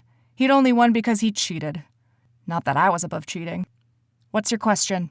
I hissed. Why are you here? Each word was a breath against me, a sharp gust of icy wind. I knew what he wasn't saying. Are you here to kill me or help me? Is anything you said the truth? My instinct screamed to me to remain silent, to keep my secrets locked away. But I was floundering. I couldn't count on Damien. I couldn't count on my fighting skills. If Vince did attack me, I didn't even know if I could kill him to save myself. Why was I here? How was I supposed to answer if I didn't know? I originally came here to kill you because Damien blackmailed me, I said quietly. He knows I'm a bloodcaster, and he has powerful friends. He threatened to expose me and put a bounty on me if I didn't follow this through. But I took a shuddering breath before continuing. I want out. I don't want to be his blade anymore, so I plan to expose him just like he'd threatened to do to me. I thought if the Nephilim knew he was after one of their own, they'd hunt him down and take care of my problem for me. Vince's mouth grew thinner. You used me. Yes. You used my clan. Yes. Vince inhaled a breath that sounded more like a hiss. He took a step closer so our noses were almost touching. You're no better than the bastards you work for. You're right. Vince's expression slackened in brief surprise, his lips parted. You're right, I said again. I'm just like them, because they're all I've ever known. I lived my entire life looking over my shoulder, relying only on myself. I've done despicable things, Vince, things that would make you shudder. But I don't regret any of it. It kept me alive. It made me stronger. I swallowed. I never had any regrets. Until now. Vince blinked. Emotion stirred in his eyes, unreadable and disorienting. What do you regret? His voice was terse, as if he didn't care about the answer. But the gleam in his eye suggested otherwise. I regret using you. I've never missed a mark. I've also never cared about anyone the way I couldn't finish. Sure, I could butcher the toughest demon into a million pieces, but I couldn't tell this boy I liked him? Stupid, stupid Cora. Vince's face hardened again. Is that little speech supposed to move me? No, but you asked for the truth, and there it is. I don't know what I'm doing here anymore. I can't go back to Hinport, and I can't go through with killing you. That's what I know.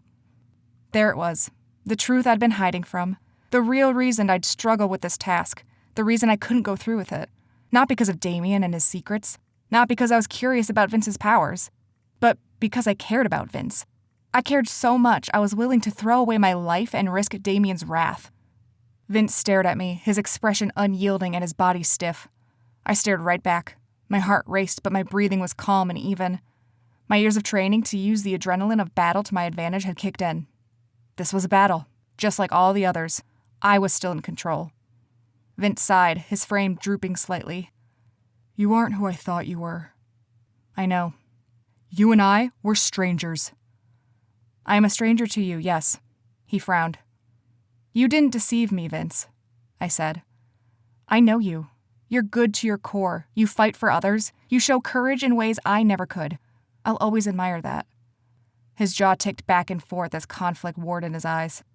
You can't win me over with compliments.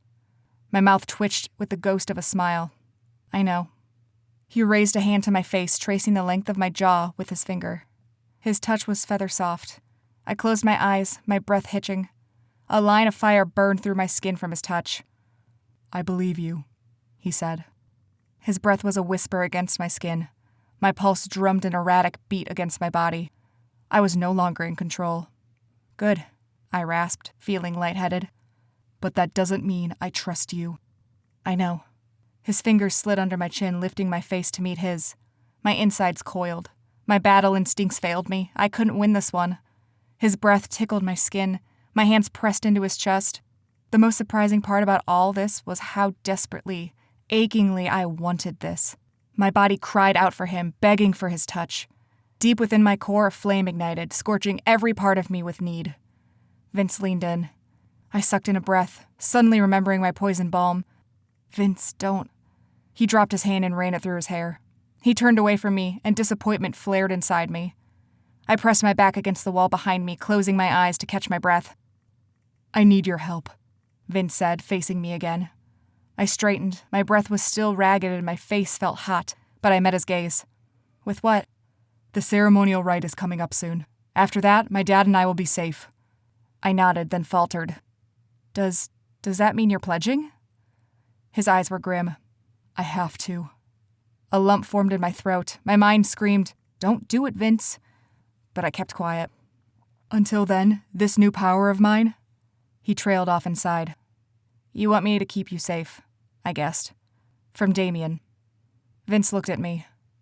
No. I want you to help me use my power one last time, while I still have it. I cocked my head at him. To do what? To bring my mom back. Chapter 22. Vince. To be honest, I hadn't come to Cora to ask for help. I'd planned on interrogating her, demanding to know what she knew, why Damien was trying to kill me. It didn't make sense. Cora had planted the idea in my mind that someone would be after me to figure out how to use my time travel powers. But how would killing me accomplish that? I wanted to yell at her, to hurt her like she'd hurt me. But then I looked into her cold blue eyes and saw something she was trying to hide. Emotion. Arguing with me had made her feel things. When I touched her, I'd felt the spark between us. I knew she felt it too. But she was a killer, and soon I would pledge to become a Nephilim for eternity. Nothing could happen between us. Something in me snapped. I felt lost and overturned like a rowboat in a stormy sea. Nothing made sense to me anymore. Oddly, it was my mother's face that popped into my head during that moment of overwhelming insanity. She was the one thing that had felt safe in my life. And in all the madness of the past week, I'd forgotten my original plan to go back in time and save her. Now it grounded me. It was the only thing I could cling to. If Mom were still alive, everything would realign. She'd be the leader of the clan. She'd lift the ridiculous custom to pledge and forswear all other magic. Most importantly, she'd be here. Dad would be safe. Mom would help me live a life as both a warlock and a Nephilim. I was sick of being everyone else's pawn, sick of having things decided for me. I'd given up on keeping my powers, but I'd be damned if they took away my chance at saving Mom. I didn't care anymore. Just for now, I was determined to do what I wanted. I was going to bring my mom back, even if I needed Cora's help to do it. As if our argument hadn't happened, as if she weren't an assassin sent to kill me, we sat at her desk to make a plan. Cora sifted through notes of various spells she'd written. I squinted at her fine, curly handwriting, trying to make out the words. You wrote all these yourself? Yes. Her tone was matter-of-fact. Where else would spells come from? A grimoire? I arched an eyebrow at her. Cora glanced at me. I don't have the luxury of using one of those. Curiosity nibbled at me, but I didn't ask. Cora had spent her entire life hiding who she was. Asking around for a grimoire would have drawn too much attention. What's that one? I asked, gesturing to a strange symbol of two triangles overlapping. Cora snatched the paper and slid it back into her bag. A healing rune. What does it do? She cut a hard glance at me. It heals. Yeah, I gathered that, but I've never heard of using runes for healing before. I haven't had the chance to test it yet. It involves applying my blood topically to a wound. She shrugged one shoulder, but her eyes stirred with curiosity. I rarely show my blood to anyone, so... She trailed off, but she didn't need to go on. Mixing her blood in a potion was one thing. The other ingredients would mask her identity, but using her blood directly on someone else? That seemed far too personal, too intimate. My throat felt hot as I shoved these thoughts away. Here it is, Cora muttered, pulling out a worn sheet of paper that had a few grubbly stains on it. An enhancement elixir. What does it do? And don't just say, it enhances, I added quickly. Cora smirked. It enhances a certain ability. I'll have to rearrange the wording in the spell to direct it to your time travel power. She placed a hand flat on the desk and turned to face me. But first, we need to practice. Practice, I repeated in a flat voice. Yes? She looked at me in bewilderment. Have you ever successfully done this before? Intentionally? I opened my mouth, then closed it. She was right. The 2 times I'd time traveled had both been accidents. Exactly, she said. I hated how smug she looked. Jumping back a day or an hour is one thing, but 10 years? We definitely need to practice. I glanced at her door. Do we have time? What if... Damien won't come knocking, don't worry. How do you know? Because I know him. Even if he's caught wind of my betrayal, he needs time to gather forces and make a plan. He isn't impulsive. He ties up loose ends and calculates everything before making a move. Sounds familiar, I muttered. Cora shot me a dark look. Her eyes cut right through me like a razor-sharp icicle. I stared right back, unflinching. Tension swirled between us before she finally looked away. Adrenaline is key, Cora said, jotting down notes as she spoke. Fear, excitement, that kind of thing. So far, we know that envisioning lacrosse helps you get in the zone. I nodded. The question is, how do you determine length of time? It's how long I hold on, I blurted out without thinking. Cora stared at me.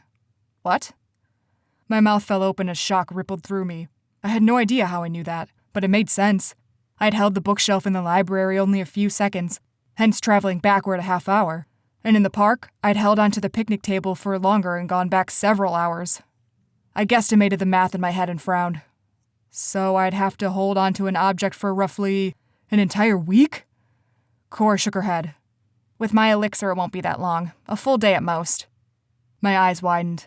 I can't just sit there holding something for an entire day. Cora raised an eyebrow. There are worse things, Vince. Yeah, well, when you're being hunted, grounding yourself in one place for a long time is kind of dangerous. I rubbed the back of my neck. Besides, I don't know if I can keep up my concentration for that long. I'll help you. And the elixir will boost your ability too.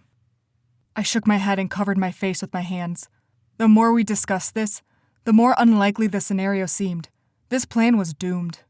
But you won't know until you try, said a small voice in my head. And after the ceremonial rite, this power would be gone forever.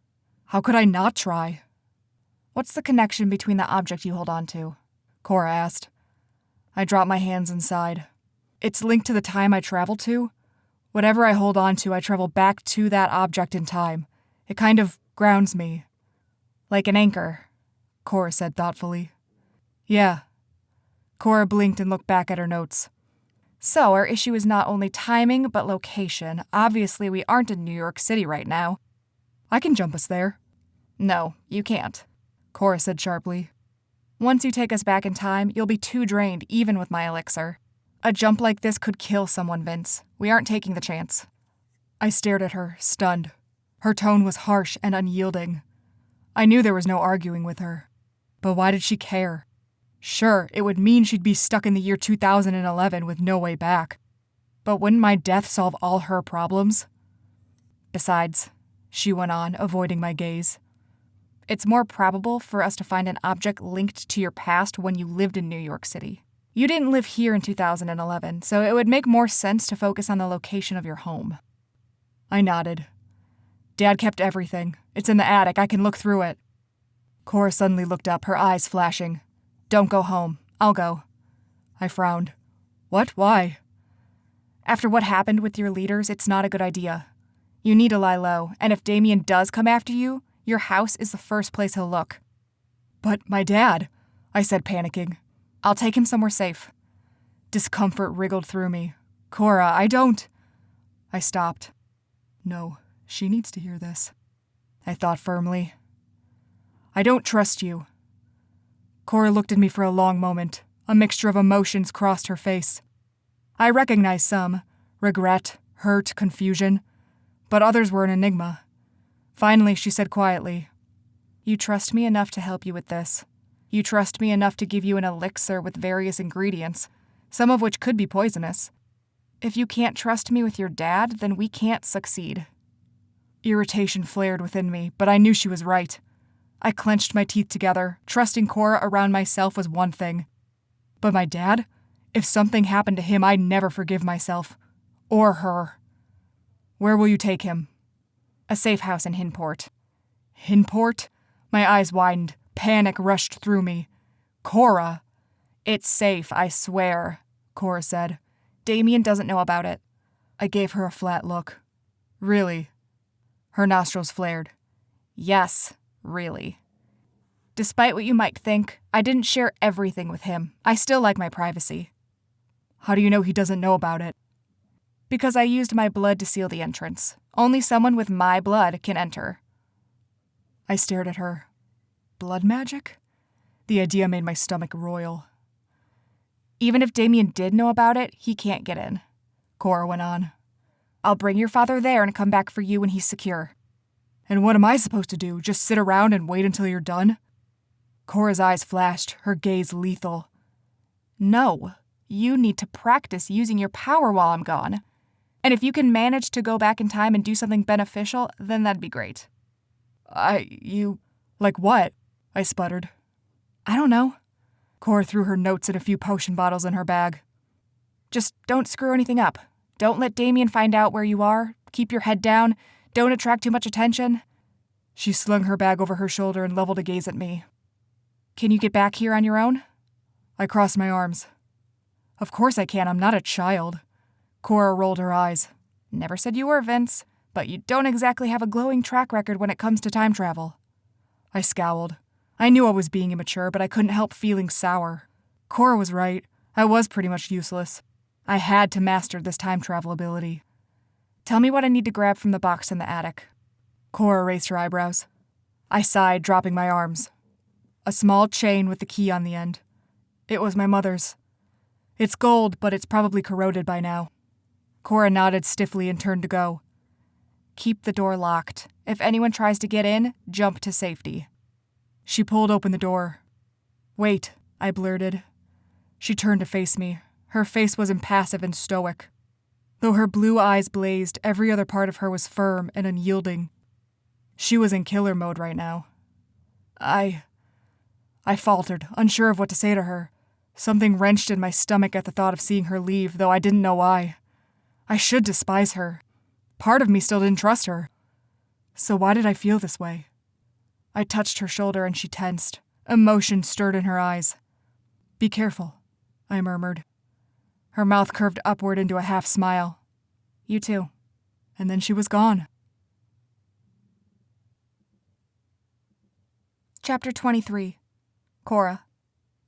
Conflict swirled within me as I headed back to Vince's neighborhood. I thought of the way his gray eyes had sparkled with concern when we parted, his gentle touch on my shoulder. Sometimes he hated me. Other times he seemed to care. I couldn't make sense of it. My grip tightened on the strap of my bag as I walked. The weight of my weapons and elixirs in the bag comforted me. I could do this. But anxiety still gripped my heart. I'd never been in charge of keeping another person safe before. I'd lived my whole life just looking out for myself. Now I had to ensure the safety of Vince's dad, who was essentially as powerless as a mortal. You can do this, Cora, I told myself again.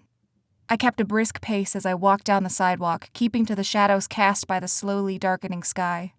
Vince's neighborhood wasn't too far, but it was at least half a mile. Impatience thrummed in my veins, and I quickened my stride. Part of me regretted not borrowing Vince's car, but it would be easier to slip past the guard at the gate on foot. I rounded the corner and the gate came into view. Just before I reached it, a small pop stopped me in my tracks. I froze. Damien. Cora?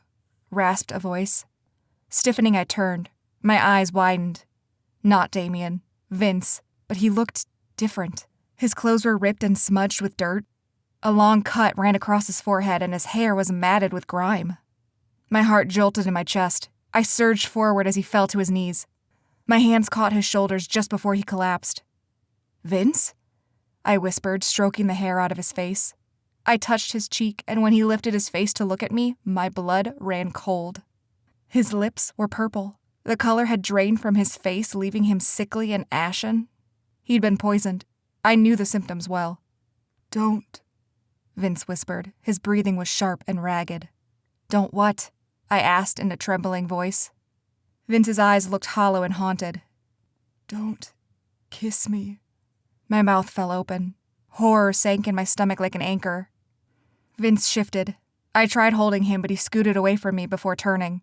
With a pop, he vanished. I sat on the sidewalk, numb from shock as I stared at the spot where Vince had vanished. "Don't kiss me," he'd said. A hard lump formed in my throat. It wasn't hard to guess what he meant. The poisoned bomb. This Vince wasn't the one I'd left at the inn. He had to have come from the future. Meaning, Vince and I would kiss. And I would poison him. A mixture of emotions swirled in my chest. My face felt hot at the idea of kissing him, followed immediately by shame and guilt. I lifted a shaking hand to my lips, allowing my fingers to barely brush them. Even the briefest of touches sent a flare of sharp heat searing through my skin. The poison was still intact. I couldn't just rub it off. I needed to make a special ointment with the antidote that would remove it. Panic raced through me. I didn't have time to mix the ointment. Vince needed my help now. My eyes burned as I blinked rapidly. I sucked in a breath, but it felt like I was getting no air. I couldn't breathe. I can't kill Vince, I thought. He has to survive this. I wasn't sure why. Killing had become as easy for me as breathing. But not this time. Vince was the first person to learn who I was, and what I was, without seeing me as a threat or a prize. He might still be angry with me, but he'd accepted me. No one else had done that before. Resolve washed over me. I stood, dusting my hands on my pants. I took a deep breath, one thing at a time. Find Vince's dad first, then warn Vince. If there was time, I would mix the ointment. And if there wasn't, I could keep a healing elixir on me to heal him if I accidentally. I didn't let myself finish the thought. Hopefully my warning would suffice. I'd tell him what I'd seen. We'd both be on guard. And we wouldn't, under any circumstances, come close to kissing. Just before I reached the gate, I strode to the fence and climbed over it. I dropped to the ground on the other side, barely making a sound. Even so, I held perfectly still for a long moment to see if anyone noticed. Nothing happened. I kept close to the fence, edging toward the nearest house to blend in with the shadows. A child giggled nearby. Voices echoed down the street. I waited until they faded before emerging and hurrying across the street toward Vince's house. Occasionally, I had to stop and hide while more Nephilim passed. Each delay made me swear under my breath. Did these Nephilim have to be outside constantly? Finally, I made it to Vince's small house. My eyebrows rose as I took in the shabby vinyl and unkempt yard. It was like Hector went out of his way to put Vince and his dad in the crappiest house possible. What a douchebag. Instead of approaching the front door, I crept around back and tapped on the kitchen window. For a moment, nothing happened. Then, the back door opened, and a man glanced around before his dark eyes settled on me. Now that I was closer, I noticed more similarities to Vince. Their eyes were the same shape, their nose and jawlines were identical. The same dark hair fell across their foreheads, though Vince's dad had gray streaks in his. "It's you," the man said blankly. "It's urgent," I hissed, stepping toward him. "I'm here for Vince. Can I come in?" "Yes, of course." He didn't hesitate before stepping back and letting me in. Unease crept through me. It felt odd to be so trusted. When Vince's dad closed the door, he turned to face me, his eyes worried. "Is Vince all right?" I grimaced. Where to begin? He's safe for now. I can explain more on the way. "On the way?" I'm getting you out of here. The man scoffed. "Whatever for, I'm not exactly a threat." Look, Mr. Delgado. "Call me Jose." I sighed with impatience. Fine, Jose. Vince is being targeted. We aren't sure why, but your Nephilim clan isn't doing much to keep him safe. And honestly, I'm not convinced they will. You guys aren't exactly a top priority here. I gazed doubtfully at the peeling wallpaper and stains on the ceiling. Jose remained eerily quiet, his gaze unreadable as he watched me. "Is this about his mimic?" His what? His abilities?" Jose widened his eyes meaningfully. I could tell he was trying to give me a hint without directly saying his son could time travel. Manipulation of time? I said quickly. Yeah, that's my best guess. I set my bag down and sifted through it before finding a pistol. Jose gasped. "What the hell is that for?" "In case we meet trouble on the way."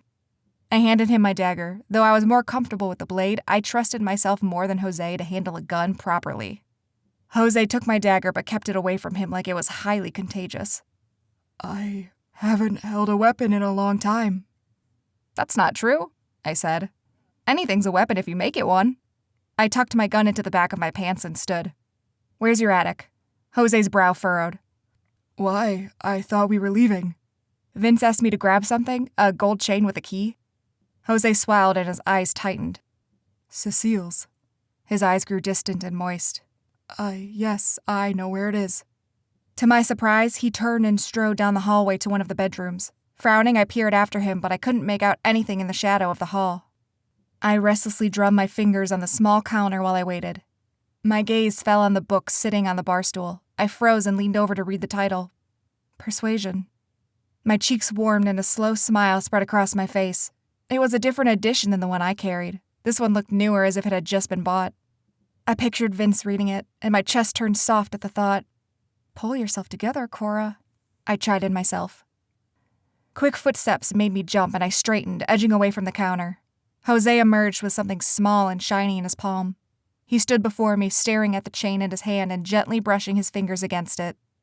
I looked at the small thing and gasped. It was so polished it gleamed in the fluorescent light. It looked as flawless as if it belonged on a shelf in a jewelry store. Vince had thought it would have been tarnished, but perhaps he hadn't known his father was holding onto it. My mouth felt dry as I looked at Jose. Wrinkles formed along his forehead and his eyes were closed. Despair was etched into his face. My stomach knotted together as I stretched my hand to take the chain. As much as I wanted to leave this man to his grief, we didn't have much time. Jose hesitated before handing it to me. What do you need it for? Desperation tainted his tone. Nothing dangerous, I said. I'll take care of it. Jose's lips pressed together in a thin line before he nodded. Once again, I was struck by the odd feeling that this man trusted me, though I had no idea why. All right, Jose said with forced nonchalance. Let's go. A heavy pounding on the door made us both look up in alarm. Our gazes met, and Jose's panic and confusion told me he wasn't expecting anyone. I quickly shoved the chain in my pocket and drew my pistol. More knocking. Then Hector's booming voice. Open up, Jose! I need to speak with Vince.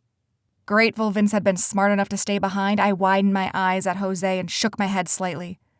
He knows I'm home, Jose whispered. He cleared his throat and shouted. Just a sec. He looked at me and jerked his head towards the door in the kitchen. I nodded, gripping my pistol firmly as we edged toward the back door. Jose's face paled at the sight of my gun, but he made no objection. I carefully eased open the door and it creaked loudly. Wincing, I shot Jose an exasperated look. Was everything in this house a piece of junk? Hector knocked again. It's urgent. Out of time, I hissed, grabbing Jose's elbow and urging him to run. We sprinted off the backyard and toward the yard next door, our footsteps silent in the grass. As we darted away, I caught a glimpse of half a dozen figures in front of Jose's house, and one of them spotted us. There! A man shouted. Move, I cried, tugging Jose with me as we quickened our pace. But his movements were sluggish and he quickly lagged behind me. I turned to urge him onward and found a blond man racing toward us, gaining speed. Go, Jose panted, waving his hand. Leave me. Like hell. I grabbed his arm and pulled, shoving him behind me while I raised my gun. I fired 2 rounds and my ears throbbed afterward. The man chasing us dived out of the way, and distant screams echoed nearby. I snatched Jose's arm again and kept running, crossing to the other side of the street. A burst of magic crackled in the air and a blinding white light shone behind us. Not good. Stop them! Someone shouted. A stitch formed in my side as I pressed on, still dragging Jose behind me. His breathing turned ragged and faint, still another block to go. We wouldn't make it. A gust of wind burst around me, tussling my hair. An ethereal glow appeared in front of us as a figure materialized, his giant wings outstretched behind him. Jose and I stopped short as the glow subsided to reveal Hector, his eyes blazing. Behind him, 4 other Nephilim appeared with pearly wings and hardened expressions. I raised my gun again. Don't bother, Hector sneered. Our Nephilim magic will only heal us. Not if I send one straight into your skull, I snapped. Where is Vince? Hector demanded. I don't know, I said. Hector smiled coldly. The Delgados are under my protection. We will not harm them. But you, my dear, have been hostile and unpleasant from the moment I met you. Your presence here is unwelcome. Now, tell me where Vince is, or I will extract the information from you by force. I smiled too. I'd like to see you try. We stared each other down. Jose still gasped for breath behind me. After a tense silence, Hector barked out a laugh. Very well. He waved his hand toward us. Take them.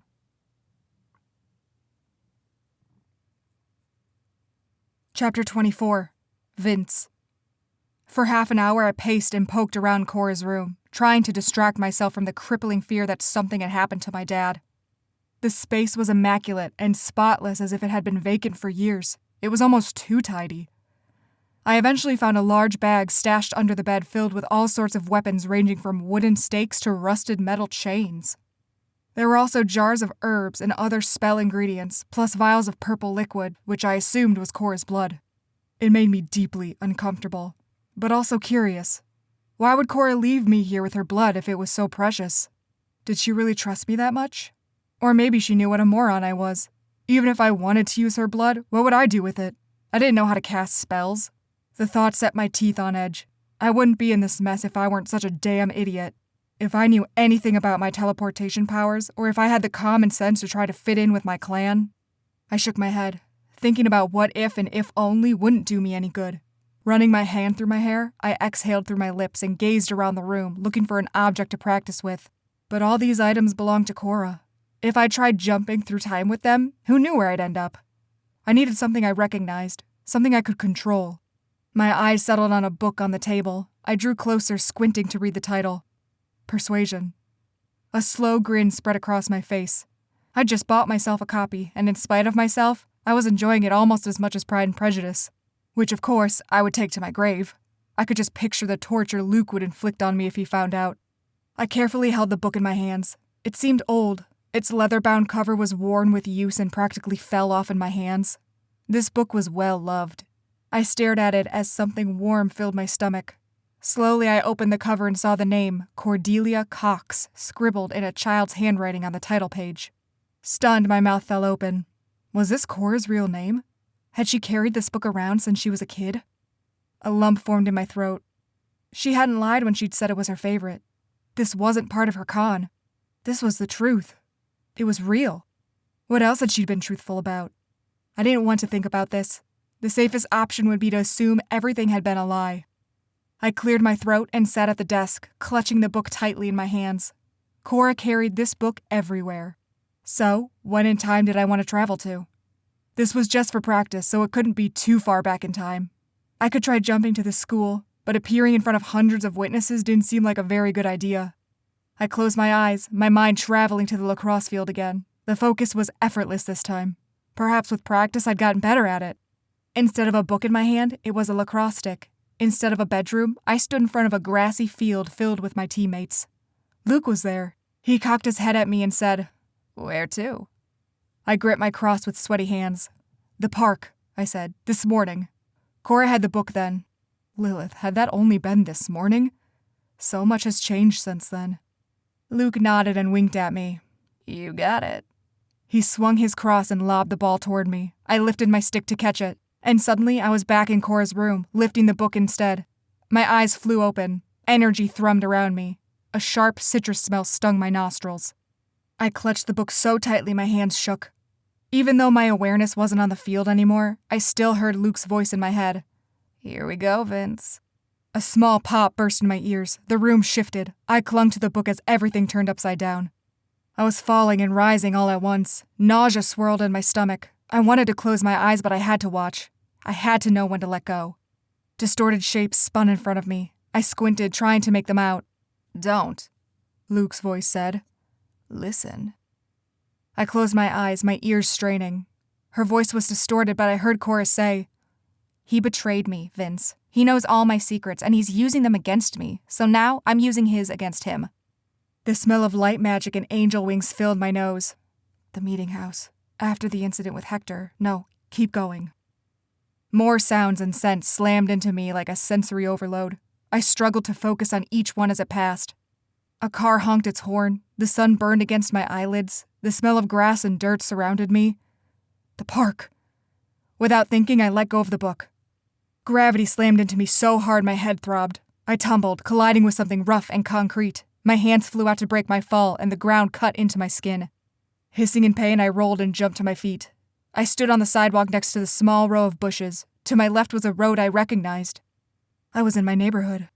Cora stood just a few feet away from me. Her back was turned, but she stiffened, like she knew I was there. Panicked, I dived into the bushes, ducking down low and holding perfectly still. My heart thundered loudly in my chest and I held my breath so I wouldn't give away my hiding spot. I felt like an idiot. At this point, Cora knew about my ability, but something in me warned me to stay hidden. I didn't want to mess with the laws of time.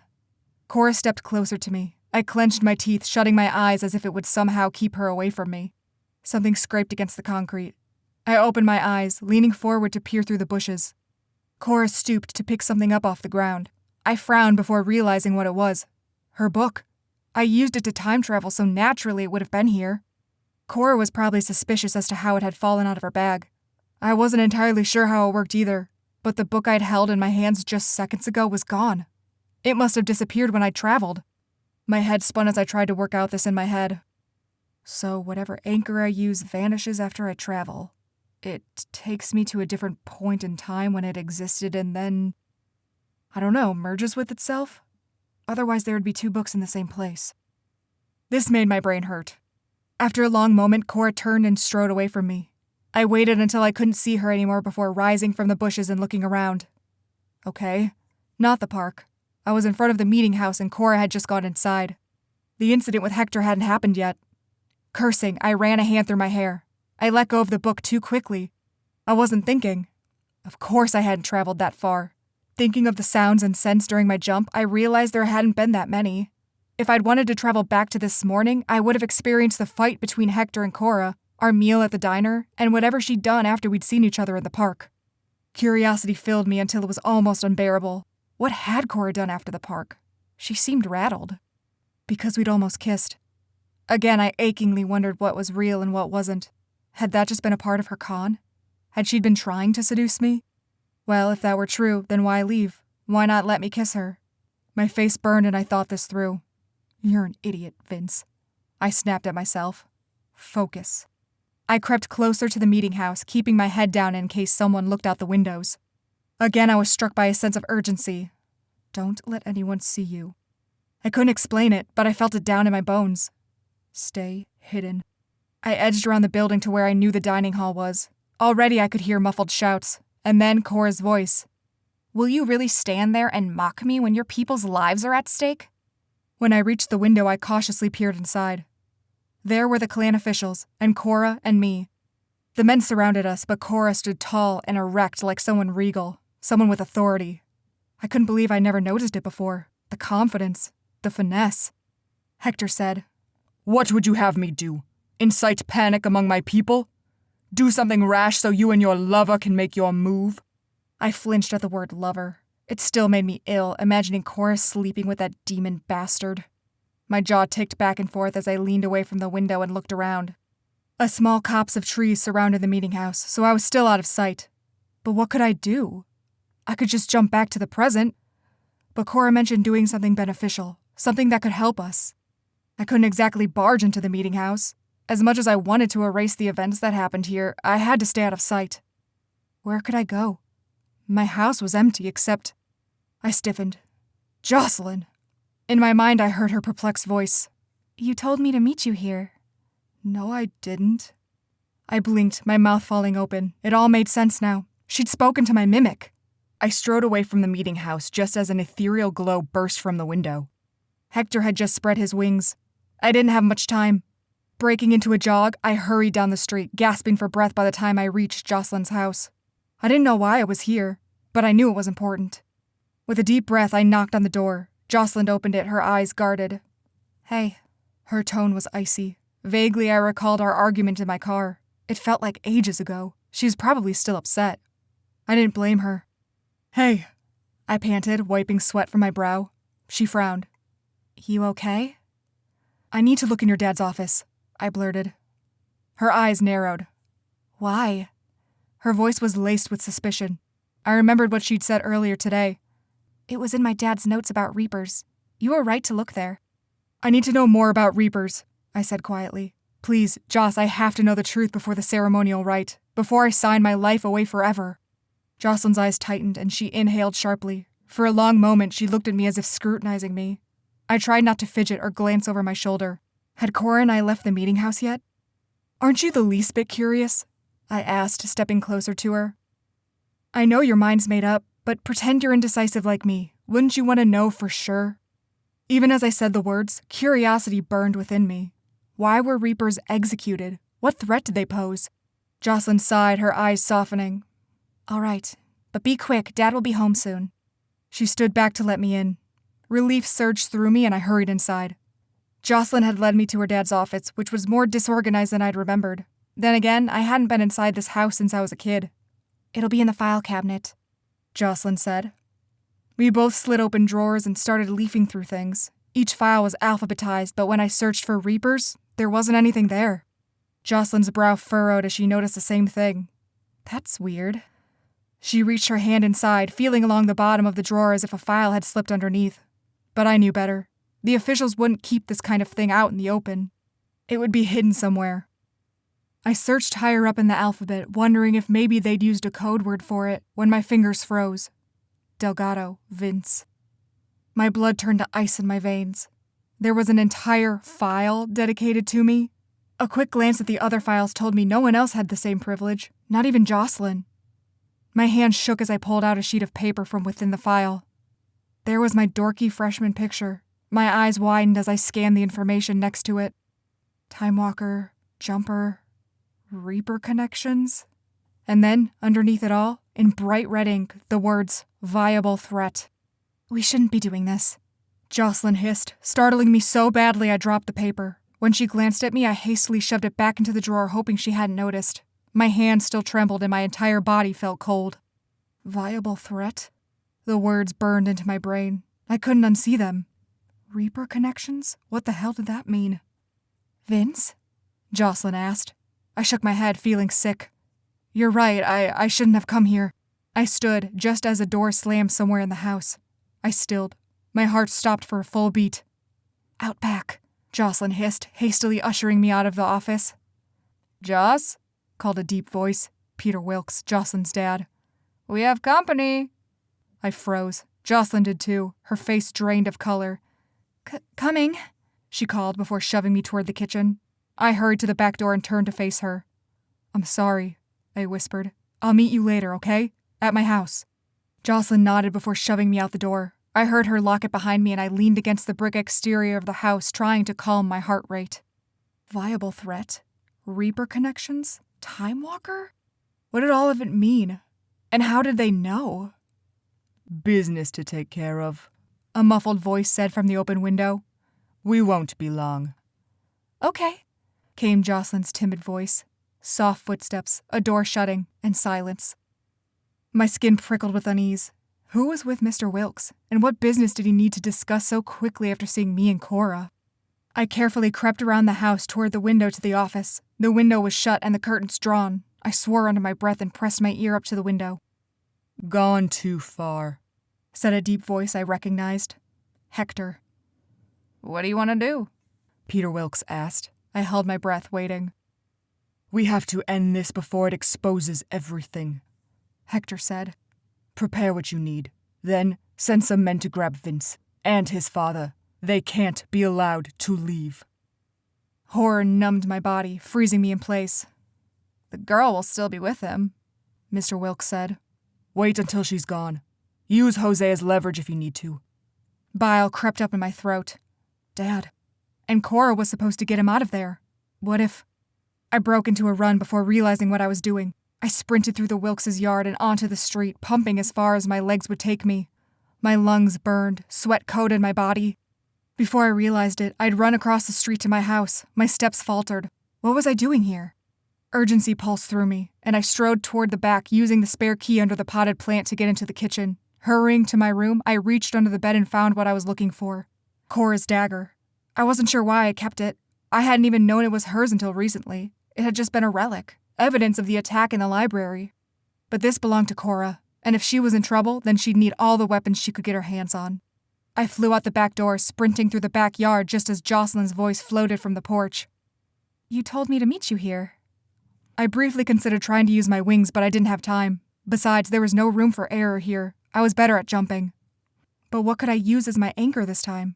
I couldn't use Cora's dagger because she didn't have it. I needed something that would bring me to her and my dad. After jumping the fence, I glanced around to make sure no one could see me. My gaze fell upon a lamppost on the sidewalk, and I stopped short. My eyes grew wide. Reaching forward, I gripped the lamppost and closed my eyes.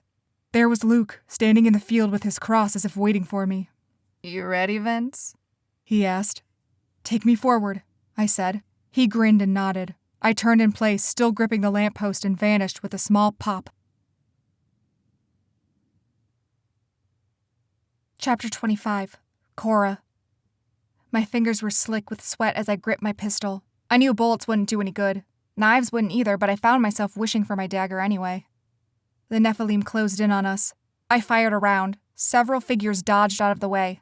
Then I flung the pistol forward so it cracked against another Nephilim's head. He staggered back in surprise. That was all I needed. I snatched Jose's hand and uttered a spell. Magic above and powers that be, protect us from this enemy. Hide us so we can flee from here, away from the foes who draw near.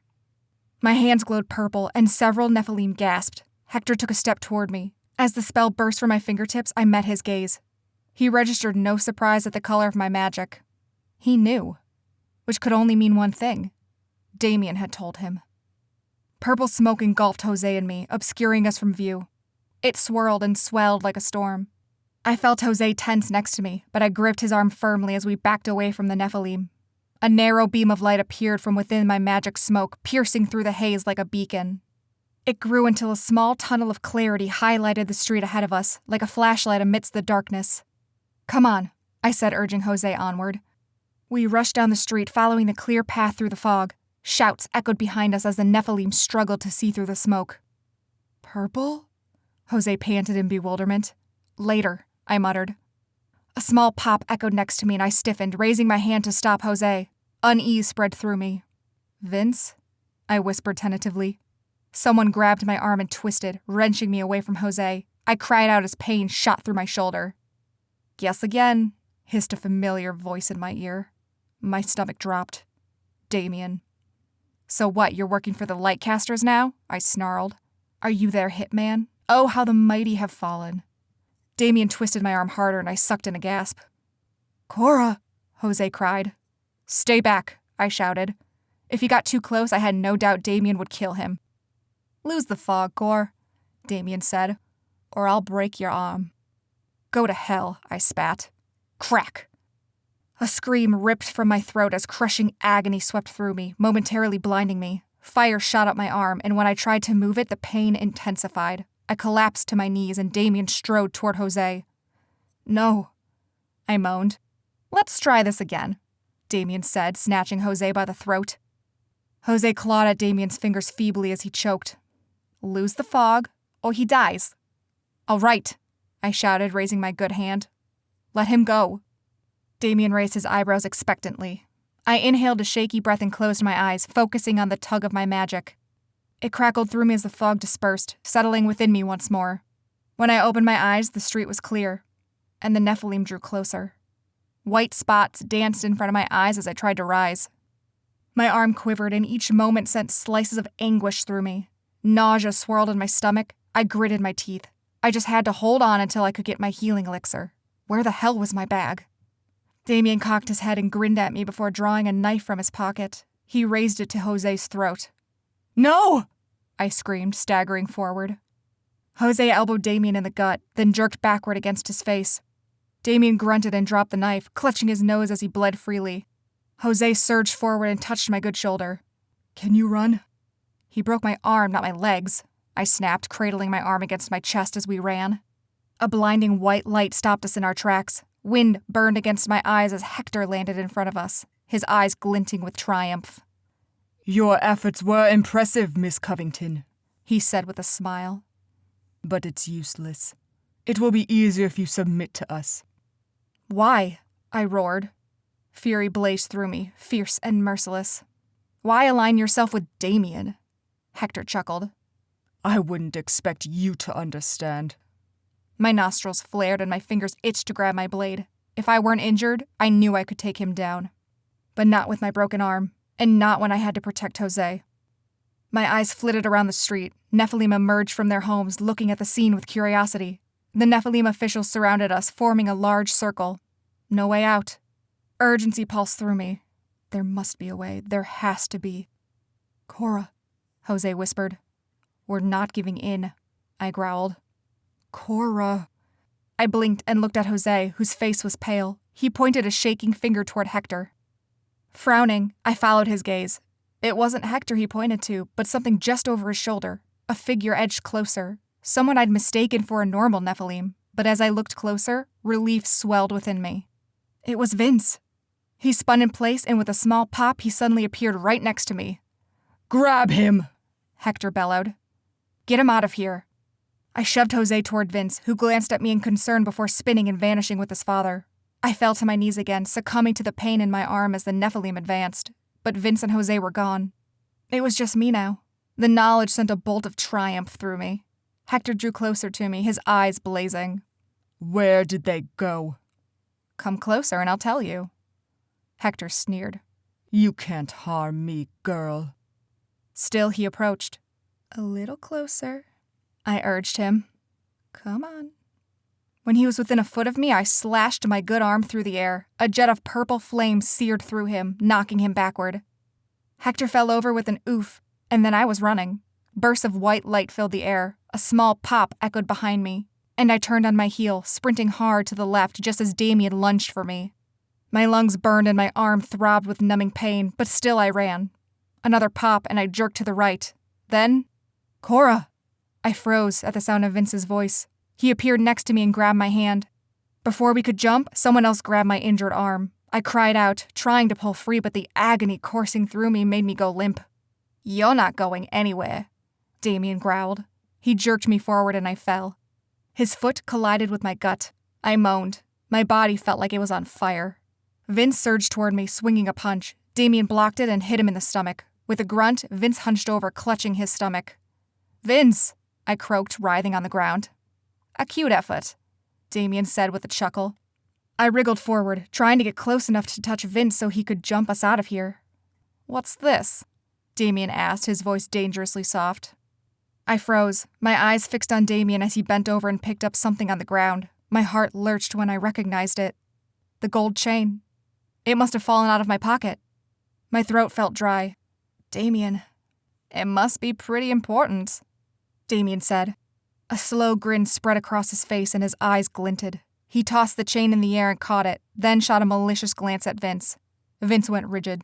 His eyes flashed and his jaw hardened as he stared at Damien. Give that to me, he said, his voice slow and hard. Now. Damien raised his eyebrows and laughed. Impressive. You almost sounded intimidating for a moment. Vince's hand shook as they balled into fists. In a burst of white light, his wings appeared from his shoulders, huge and magnificent. Damien's eyes widened as he staggered back a step. My jaw dropped as Vince floated into the air, his great wings beating and billowing behind him. He raised a hand, and a strike of white lightning appeared straight into Damien's chest.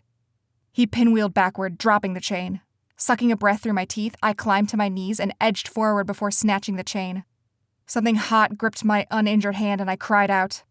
It's all right, said an ethereal voice next to me. It sounded like several voices layered into one.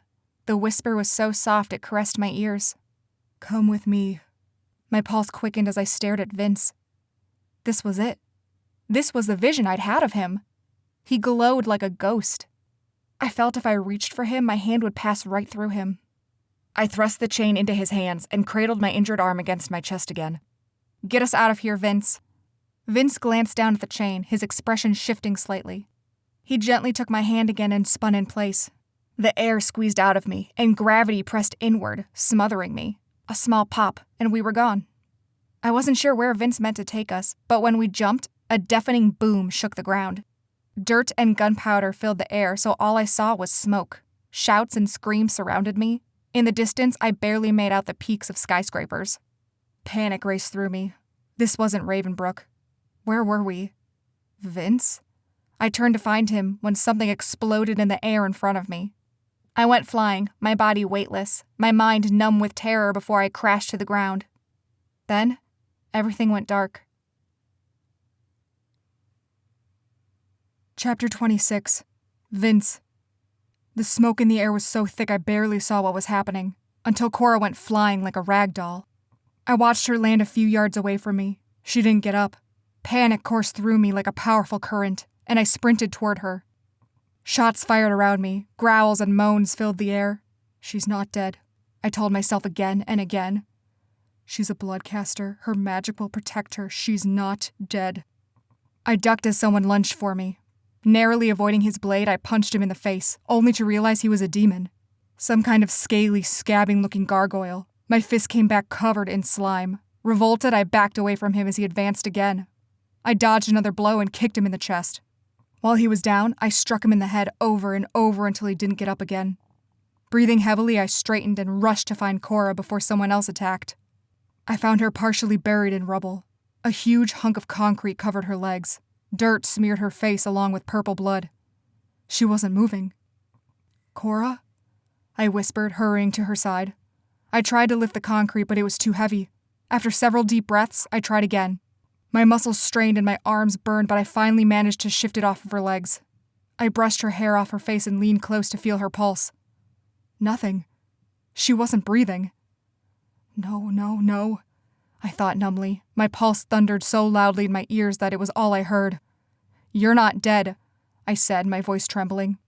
I carefully scooped her up and held her close to my chest, her head lolled backward, her arms hanging limply by her side. A thick knot formed in my throat at the sight of her so frail and helpless. Cora was never like that. She was always strong. She wasn't dead. I couldn't revive her in the middle of a battle. My gaze roved over the debris-filled street. Buildings crumbled and more explosions shook the ground. A crowd of demons and casters fought in the middle of the road. A burst of white light indicated a Nephilim was nearby, but I couldn't watch. Instead, I turned away, carrying Cora as far from the fray as possible. After jogging 2 blocks, I found a building still in one piece. The doors were locked, but I smashed the glass and brought Cora inside. It looked like it had once been a bookstore. Shelves had long since been emptied, but several loose sheets of paper lingered. Nervous that someone would find us, I carried Cora to the back of the store to a cramped supply closet, also with empty shelves. Gingerly, I lay her down on the floor and leaned close to listen for a pulse. Still nothing. Alarm and anguish tore through me like a riptide. I sucked in several sharp breaths, but my lungs still felt like they weren't getting enough. "You can't be dead," I said through gritted teeth. "I'm still angry with you. You're not allowed to die until I've forgiven you." I pressed my lips together, closing my eyes as tears threatened to fall. Shaking my head, I said, "No. I'm bringing you back, Cora." I straightened and pressed my hands against her chest, counting each compression as I went. When I reached 10, I pulled her lips apart and pushed air into her. Again. And again. Then, back to compressions. I kept the rhythm in my mind as I counted. Compressions. Mouth to mouth. More compressions. I wouldn't give up until she started breathing again. Unease prickled through me the more I did this. Was I doing it right? I hadn't practiced since the CPR class coach insisted we take 2 years ago. Still, I kept going. Sweat trickled down my brow, and my lips felt numb, but I wasn't going to let her die. "Stay with me, Cora," I whispered. Cora sucked in a deep, rattling breath. The sound was so stark against the silence that I jumped and scrambled backward, my heart racing a mile a minute. Eyes wide, I edged closer to her, afraid I'd imagined her breath, not daring to hope. Her chest rose and fell with labored breaths. She coughed, her head turning this way and that as if she were in a fitful sleep. "Cora." I leaned over her and touched her cheek. "Cora, can you hear me?" She coughed again, her eyes fluttering. "Vince?" she rasped. A laugh of disbelief bubbled from my lips. I bent my head as a tear rolled down my cheek. "Merciful Lilith, you scared the hell out of me." I feel fuzzy," she murmured, her speech slurred like she was drunk. Slowly, her eyes opened, her pupils were dilated. "Come on, let's sit you up," I said, trying to sound casual. But I knew her disorientation and the state of her eyes weren't a good sign. I had to keep her conscious so she wouldn't get a concussion. Enough lacrosse accidents had taught me that. I eased my hand behind her back and pulled her forward, propping her up on the shelves behind her. She grunted and grimaced as the movement caused her pain. "You're warm," she said with a soft sigh. "And minty." I chuckled nervously, thrown off by her forward and slightly unnerving chatter. "Thanks, I think." She reached for my hand and I wound my fingers through hers. "Blood witch, I smell blood." With my free hand, I gently touched the bleeding wound on her head. She hissed in pain. "Sorry," I muttered. "It's okay. I heal fast. Faster than lightning. faster than you. She laughed. Her blue eyes found mine, holding my gaze like a magnet. Though I knew she was loopy, her eyes burst with a sudden clarity that kept me transfixed. Heat swirled in my head and my mouth felt dry. How come your wings don't rip through your shirt? She asked, her voice a little too loud as she gazed at the fabric of my shirt. I cleared my throat. The enchantment of the wings allows it to pass through. Same reason it doesn't shred through my skin every time. Ow, Cora said suddenly, wincing again. I can't move my arm. She shifted the left half of her body and cried out, then burst out laughing. That's so weird. I grimaced. Yeah, Damien broke your arm. Cora's eyes widened. Really? That bastard. I never liked him. Well, that's not true. I really liked him, if you know what I mean. But then he manipulated and blackmailed me like I was his property and... She blew air through her lips and cocked her head at me. Well, he's not like you, Vince. He doesn't see me as a person like you do. I stared at her, stunned into silence. Part of me knew I should do something about her injury, but the other part was eager for more. Cora was never this open with me. Everyone should see you as a person, I said quietly. Right? Cora said, giggling. I am a person. I'm not just a blood bank. No, you aren't. She leaned closer, scrutinizing me. Your eyes are like a storm. Her warm breath tickled my skin. I swallowed. Cora, I'm not supposed to kiss you, she blurted. My face burned and I cleared my throat. What? Cora giggled. I can't remember why. My brain is so fuzzy. We need to get you somewhere safe. I shifted, prepared to carry her if I had to, but she grabbed my arm. Don't, she said, her face sobering. I'm safe with you, Vince. I've never felt safer. I stilled. I can't protect you, Cora. You've done a fabulous job so far. She flashed a dazzling smile that lit her entire face. I'd never seen her smile like that. I'd like to... Can I? She trailed off, her eyes roving over my face as if trying to memorize it. Can I touch your hair? I was so startled that I laughed. Sure. She smiled again, leaning closer and running her soft fingers through my hair. It fell forward into my eyes and I closed them, relishing the feel of her fingers caressing my scalp. The smell of lilacs filled my nose, and my hands itched to grab her waist and bring her closer. She's injured, I reminded myself. Don't take advantage of her. She ran her thumb along my lower lip. I gasped, my eyes flying open. Cora was only a breath away, her nose touching mine. Is this okay? She whispered. I couldn't think. I couldn't breathe. What about this? She brushed her lips against mine. My heart stopped, my stomach coiling into a tight knot. Flames exploded inside me. Cora drew away, her eyes opening to peer into mine. Is that okay? The fire enveloped my chest, consuming everything. Yes, I said, my voice low. That's more than okay. A slow smile spread across her face. She leaned in again, and this time my hands grasped her waist and brought her against my body. Her lips met mine, gentle and warm.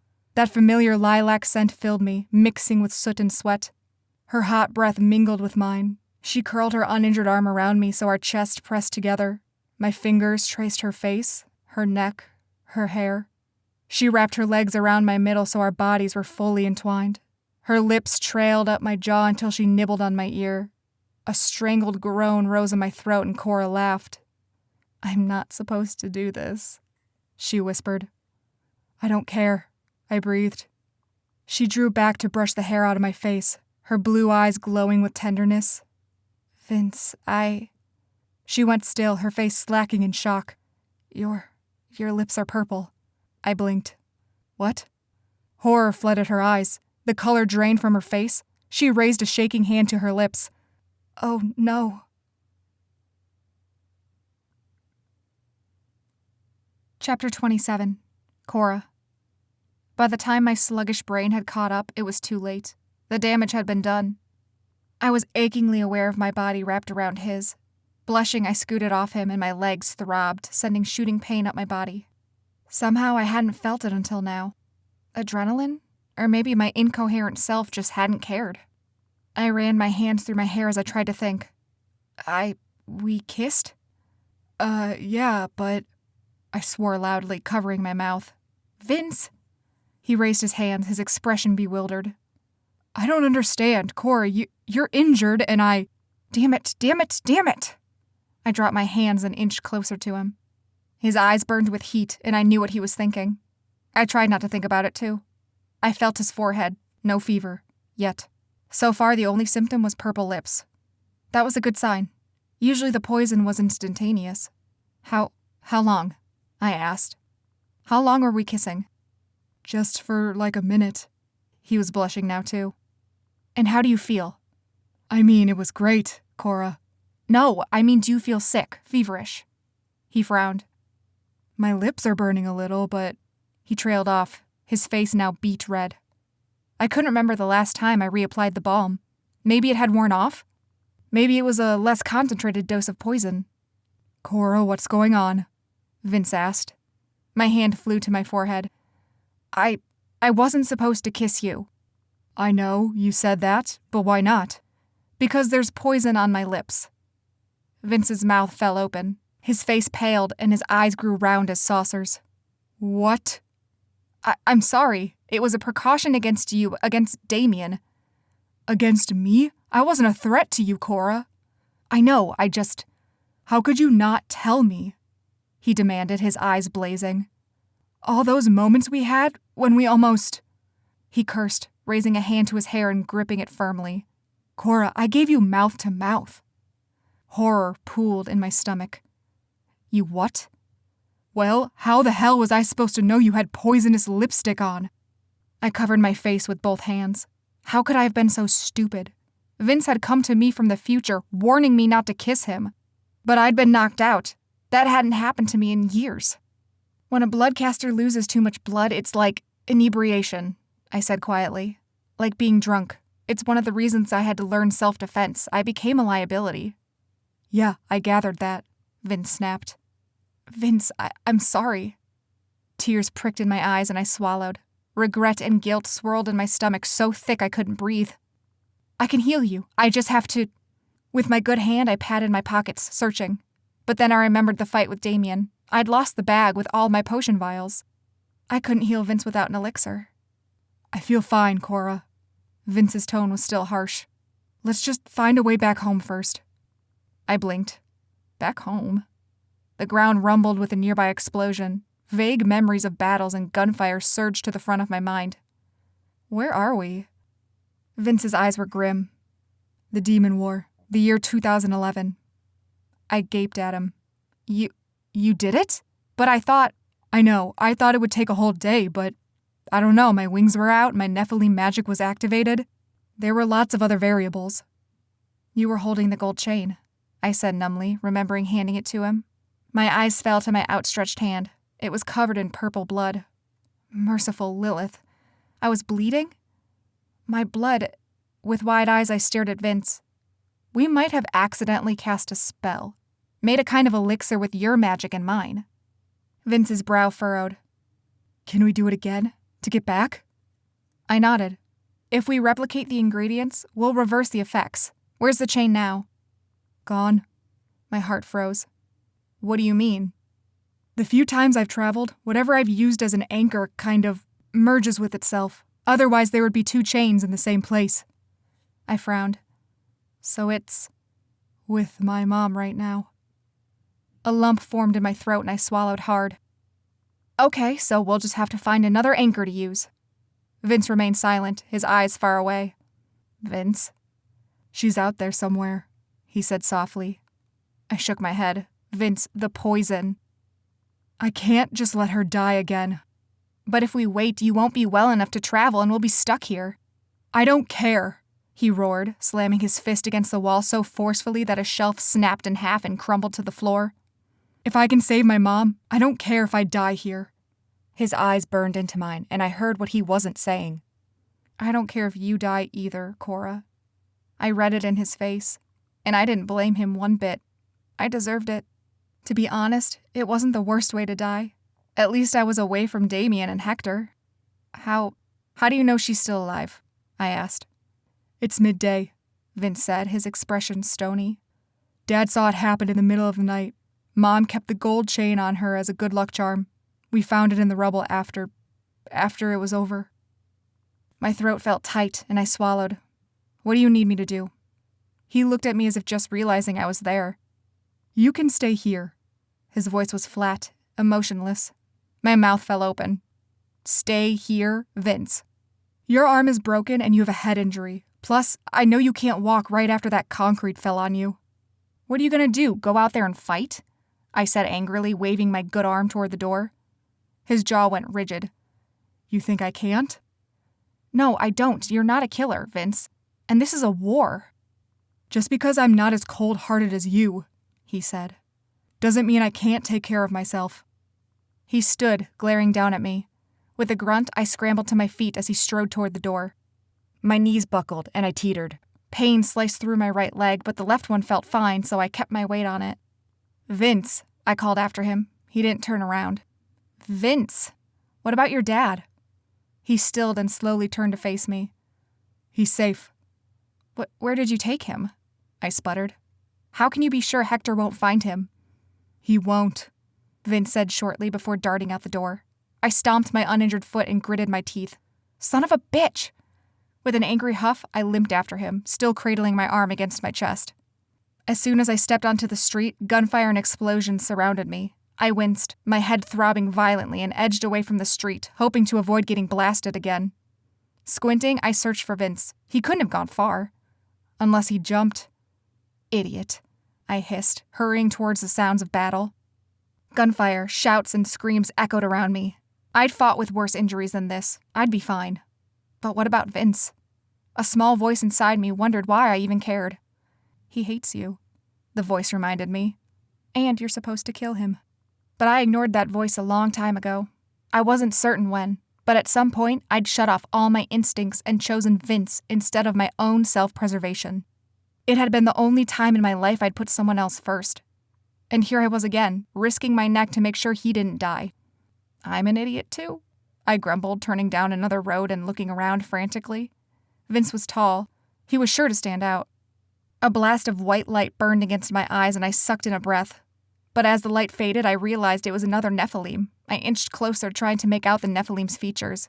It was a man, not Vince's mother. I almost turned away before I did a double take and scrutinized the Nephilim again. It was Hector Moses. He looked exactly the same. His black hair was smooth, even in the heat of battle, and his dark eyes blazed with a cold fury. He wielded a dagger in each hand, and his magnificent wings were outstretched behind him. Demons surrounded him, and he slashed and stabbed, his arms a blur as he took down his enemies. My body itched to turn away and keep searching for Vince. But if I killed Hector right here, what would happen? Would the future be altered? Vince and his dad would be safe. Damien would have no ally. A bolt of longing coursed through me, so intense I took a shaky step forward. And then I realized what a moron I was. I couldn't even beat Hector when I was uninjured. He'd kill me in an instant, leaving Vince to fend for himself. Swearing under my breath, I turned away and hurried in the opposite direction where a larger crowd of demons and casters fought. I glanced upward toward the sky. Ash and smoke filled the air so thickly it was hard to tell what time of the day it was. But the sun winked feebly from behind the smog, so I knew there was still time. A demon lunged for me. I ducked, swinging my good fist so it collided with his jaw. He howled and staggered backward. I stared at him. The lower half of his body resembled a huge gray wolf, but the top half was human. He bared fangs at me, his eyes gleaming yellow. Some kind of mutated werewolf? I almost pitied him. Until he attacked again. My left arm lifted instinctively, sending a flare of pain up my body. I crumpled and the werewolf collided with me. We fell to the ground in a heap of fur and claws. I kicked him off me and rolled away. He snapped his teeth hungrily, the motion sickeningly disturbing on a human face. His eyes gleamed with malice. I slammed my forehead against his and he stumbled. My uninjured foot connected with his hind legs. I kicked again and again until he stopped moving. Wiping sweat from my brow, I hobbled away before he had a chance to heal. My head throbbed while I pushed forward, half limping. I glanced over the chaos around me as I searched for Vince. My arm was in agony. Exhaustion pulled at my body. I have to find him, I thought, pressing on. I have to find him. Sucking in a shaky breath, I surged forward. Something heavy collided with me, dragging me backward. I kicked and flailed as my assailant pushed me against a pile of wreckage that had once been a building. I raised my good arm, preparing to shove my fingers into my attacker's eyeballs, and then froze. It was Vince. His eyes blazed and a streak of blood stained his cheek. "What are you doing?" he growled. I dropped my arm, breathing heavily. "Looking for you." "I told you to stay behind." I laughed without humor. "And you expected me to listen? I don't answer to you." "No, just to your demon lover." My nostrils flared. "Are we really going to do this now? Here?" Vince stared at me, his jaw rigid. His lips were still purple, reminding me of what I'd done to him. My resolve flickered and died. I swallowed. "Have you found her yet?" Vince shook his head. "I found my dad, though. I'm staying close." "I saw Hector," I blurted. Vince's eyes snapped to me. "Where?" I jerked my head in the direction I'd come. Vince followed my gaze and stared hard, his jaw ticking back and forth as he contemplated. I had no doubt he faced the same inner conflict I had. "I don't know if Hector was there when it happened," Vince said quietly. "For now, let's leave him. My mom is a priority." "What does she look like?" I asked. Vince looked at me, his eyebrows lowering. Before he could object, I said, "I'm helping you. Don't try to stop me." Vince sighed. "Her name's Cecile. She's got blonde hair, average height, maybe a little short. Gray eyes." "Like you." "Yeah, like me." He held my gaze for a long moment. I wanted to apologize for poisoning him, for deceiving him, for dragging him into this mess with Damien. But something told me that would only make things worse. Instead, I said, "I never thanked you." "For what?" "For saving my life." Vince watched me, his eyes softening. "Thank you," I whispered, leaning closer. "I didn't deserve it, but I'm still grateful." My voice broke on the last word. I wasn't used to being indebted to someone. A lump formed in my throat and I dropped my gaze. I couldn't look at him anymore. His fingers gently grasped my chin, forcing me to meet his eyes, which were tender and bright. "I'd do it all over again, Cora." My mouth felt dry. The memory of our kiss, hot and passionate, floated to the surface of my mind. I knew he remembered it too. His eyes sparked with desire. Determination pulsed through me, strong and powerful. Fire burned within me. "I swear to you," I said, "I will make sure you and your mom get out of here alive, even if it kills me." Chapter 28. Vince. Cora's pledge to help me still rang in my ears even after we'd plunged ourselves into battle. After taking down a shapeshifter, one-handed, she grabbed the demon's discarded dagger and tossed it to me. Surprised, I caught it by the hilt. "But you need this more than I do." I offered it back to her. Cora shot me a hard look and shook her head before tackling another demon who lunged for her. Even with her broken arm, her body moved with elegance and grace. It was almost like a dance. She's incredible, I thought, awestruck. Though I longed to simply watch Cora in action, I kept my mind focused on our goal. Find Mom, keep her alive. Cora and I fought side by side for hours. A few yards away, I made out the black hair of my dad as he fought. I didn't want to get too close, just in case. But I had to make sure he stayed nearby. Sweat and blood covered my face. I kept glancing at Cora to make sure she was all right. She was fading. Her movements became sluggish. A gargoyle sliced into her shoulder and she cried out. I kicked the demon I was fighting and buried the dagger in his throat. Then I slammed into the gargoyle, pinning him to the ground. While he was down, Cora took my blade and drove it into the demon's neck. He choked on his own blood before he went completely still. Panting, I looked at Cora. Her eyes were haggard and her face was sticky with blood, but it was red, so I knew it wasn't hers. Even if it kills me, she'd said. As I stared at her, a painful desperation tore through me, fierce and powerful. I don't want her to die. A small, logical part of my brain knew her death would make things easier for me. Being around her only made my life more dangerous. But I couldn't lose her. My entire being was tethered to her. No matter what she'd done, no matter how much I shouldn't want her, she had to survive this. I stepped closer to her and cupped her face in my hands. Don't die, I whispered. I need you, Cora. Shock flitted across her face and her lips parted. Emotion stirred in her eyes. A pair of werewolves leapt for us. We both ducked. Claws raked down my arm and I cried out. Cora slashed the dagger and cut into both of them. Blood dripped onto my shirt, but I couldn't tell if it was mine or not. Pain flared through my body. Cora raised her good arm and shouted, "Vile demons of unholy crimes, I banish you till the end of time." Her hands glowed purple, and the werewolves shuddered. The magic surrounded them until a bright light momentarily blinded me. The werewolves howled before vanishing. Cora fell backward into my arms, and I held her against me. She felt ice cold and limp. "Cora?" I said. She didn't answer. Panic pulsed through me. I glanced around, worried another demon would try to attack while Cora was unconscious, but for now we were alone. Conflict swirled in my mind. Find Mom, or get Cora to safety? I glanced upward at the darkening sky. It wasn't quite dusk. We still had time, but not much. I hoisted her in my arms and ran across the street to the sidewalk, using the shade of a nearby building for cover. Gingerly, I set her down on the dusty ground, propping her up on the brick wall. "Cora," I whispered, touching her cheek. Her head lolled to the side. I searched for a pulse. It was there, but it was faint. I hung my head, groaning in agony. This was my fault. I should have taken her back home right away. She was injured for Lilith's sake. She'd lost so much blood. She was delirious and chatty, and then I'd made her fight with a broken arm. With a heavy sigh, I fished through my pockets, looking for something to use as an anchor to take us back home. Wedged in my back pocket, I found Cora's dagger. My breath caught in my throat. How had I forgotten about this? For a moment, I ran a finger along the decorative swirls in the hilt, marveling at its beauty. I swallowed hard. Hopefully the dagger would be a strong enough anchor to bring us home. This wasn't worth getting Cora killed. No matter what she'd done to me, I couldn't lose her, even if it meant not saving my mom. What had Cora said? If we could replicate the spell?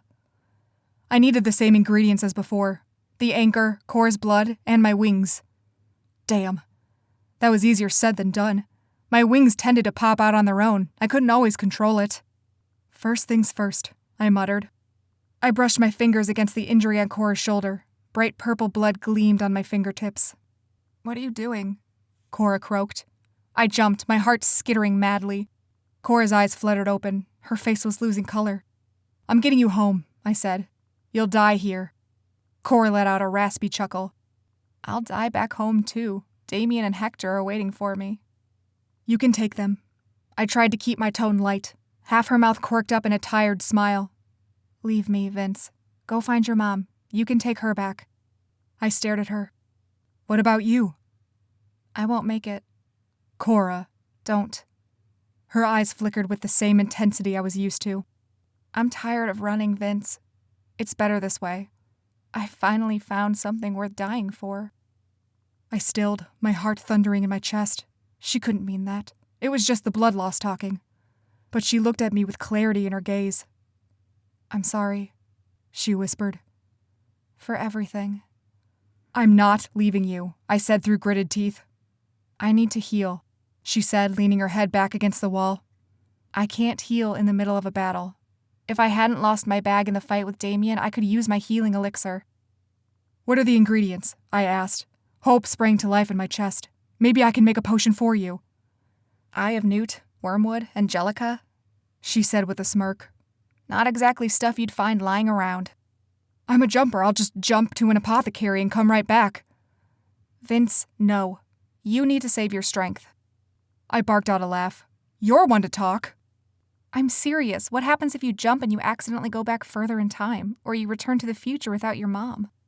My hope deflated like a balloon. "I can't just do nothing." "You can do something," she said. "You can find your mom." "I'm not. Don't let this all be for nothing." "No, listen to me," I growled, leaning forward and placing both my hands on her cheeks. "You're staying with me even if I have to drag your ass around this city. I'm the one who's been poisoned, remember? If anyone dies here today, it's me." Cora frowned at me. "That's right, you were poisoned." Her eyes widened. "Ah, Nephilim magic." I blinked. "What?" "It has healing properties." I stiffened. I knew this. How often had I seen Hector or one of the other officials heal someone? "I can heal you." Cora sighed deeply. "No, you can't." "I can try." "Vince, you can't even control when your wings come out. Healing is a precise and delicate art. You can't just do it on a whim." "How would you know?" I snapped. "Have you used Nephilim magic before?" Yeah, I made a potion once. Forget it, I said quickly. Let me just try, okay? What have you got to lose? Worst case scenario, I kill you and you get your wish.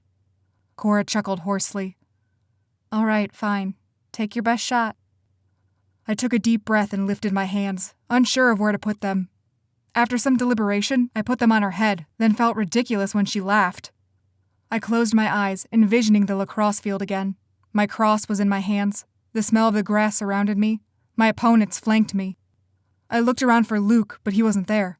Shaking my head, I thought, it's fine, it's just your imagination. You can do this. I swung the cross, tossing the ball. My opponent surged forward. Adrenaline pulsed through me. Magic crackled within me. A beam of light shone on the field and I focused on it. With my stick in hand, I rushed toward it. Energy roared within me until I felt my bones rattling. Cora gasped, jolting me from my vision. My eyes snapped open and I looked at her expectantly. My hands were glowing in ethereal white and my wings were outstretched behind me. But her injury remained. The dried blood formed a deep purple splotch on her like a grape jelly stain. Her face was still pale, her body weak and limp. I dropped my hands in frustration. It hadn't worked. But I felt different. My Nephilim magic swelled within me, ready to burst. Cora stared at me with wide eyes and I frowned. What is it? I asked. It's just, you're glowing, Cora murmured, awestruck. It's breathtaking. Heat flooded my face. Oh, thanks. I had a vision of you like this, she said. Well, I had a vision of you from earlier, right before we traveled.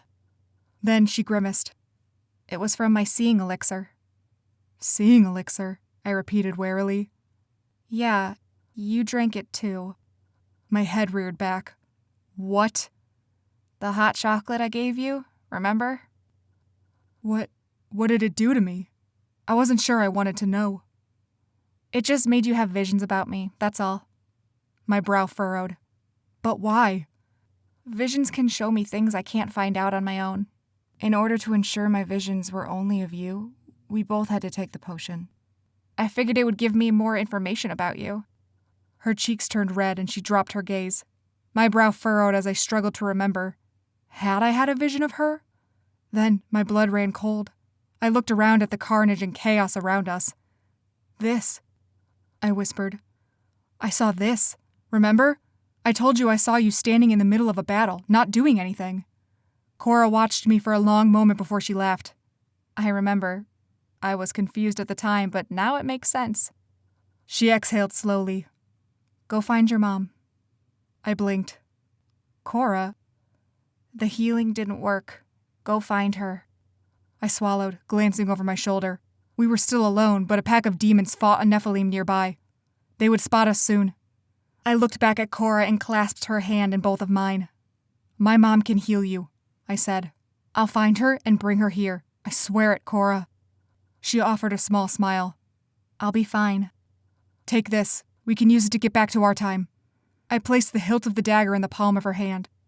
For a moment, Cora stared at the dagger, her eyes sparkling with recognition. Her lips parted and she looked at me in surprise. I brushed a kiss along her fingertips. I'll come back for you. She smiled again, but it didn't reach her eyes. Be careful. I nodded before rising to my feet and hurrying away from her. My stomach churned with unease, but the thrum of Nephilim magic coursing through me gave me strength.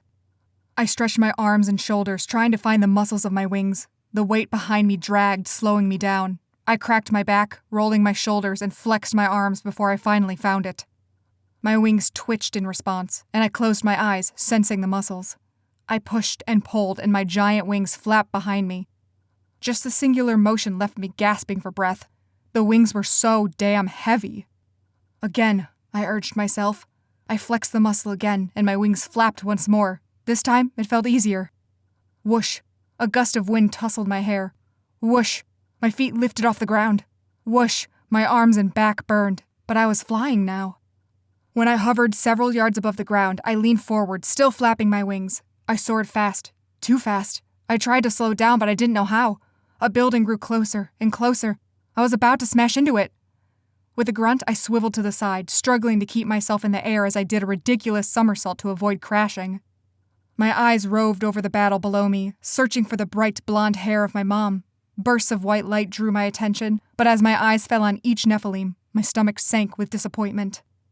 Not her, I thought in frustration after checking the 10th Nephilim. Where the hell is she? A mass of demons huddled together about half a mile from where I left Cora. Squinting, I turned slowly, flapping my wings to carry me closer. A small beam of light pierced through the center of the demons, momentarily illuminating the figure in the middle. My heart stopped. It was her. Mom. Her long blonde hair was a tangled mess behind her, falling out of the bun she usually kept it in. Her gray eyes blazed. Enormous white wings were outstretched behind her, but several demons grabbed hold of her feathers, tearing her down so she couldn't take flight. Dread coiled in my stomach. My mom was completely outnumbered. There were no other Nephilim nearby. This was it. Her life would end here, amongst the circle of demons. I relaxed my wing muscles, drifting into the air as I slowly descended. Arching backward, I lifted my legs, landing with a kick in the face of the demon closest to my mom. The demon howled in pain as I fell on top of him, rising to my feet and punching him in the face. Mom gaped at me, pausing only for a moment before slashing at a demon with a bolt of white magic. "Who are you?" she cried. The sound of her voice jolted memories buried deep within me, making me falter. A demon wrapped his fingers around my leg and tugged, knocking me off my feet. With a roar, I thrust my arms forward, and a jet of white magic burst into the demon's chest, sending him flying. "A friend," I said, hopping to my feet and kicking another demon away from my mom.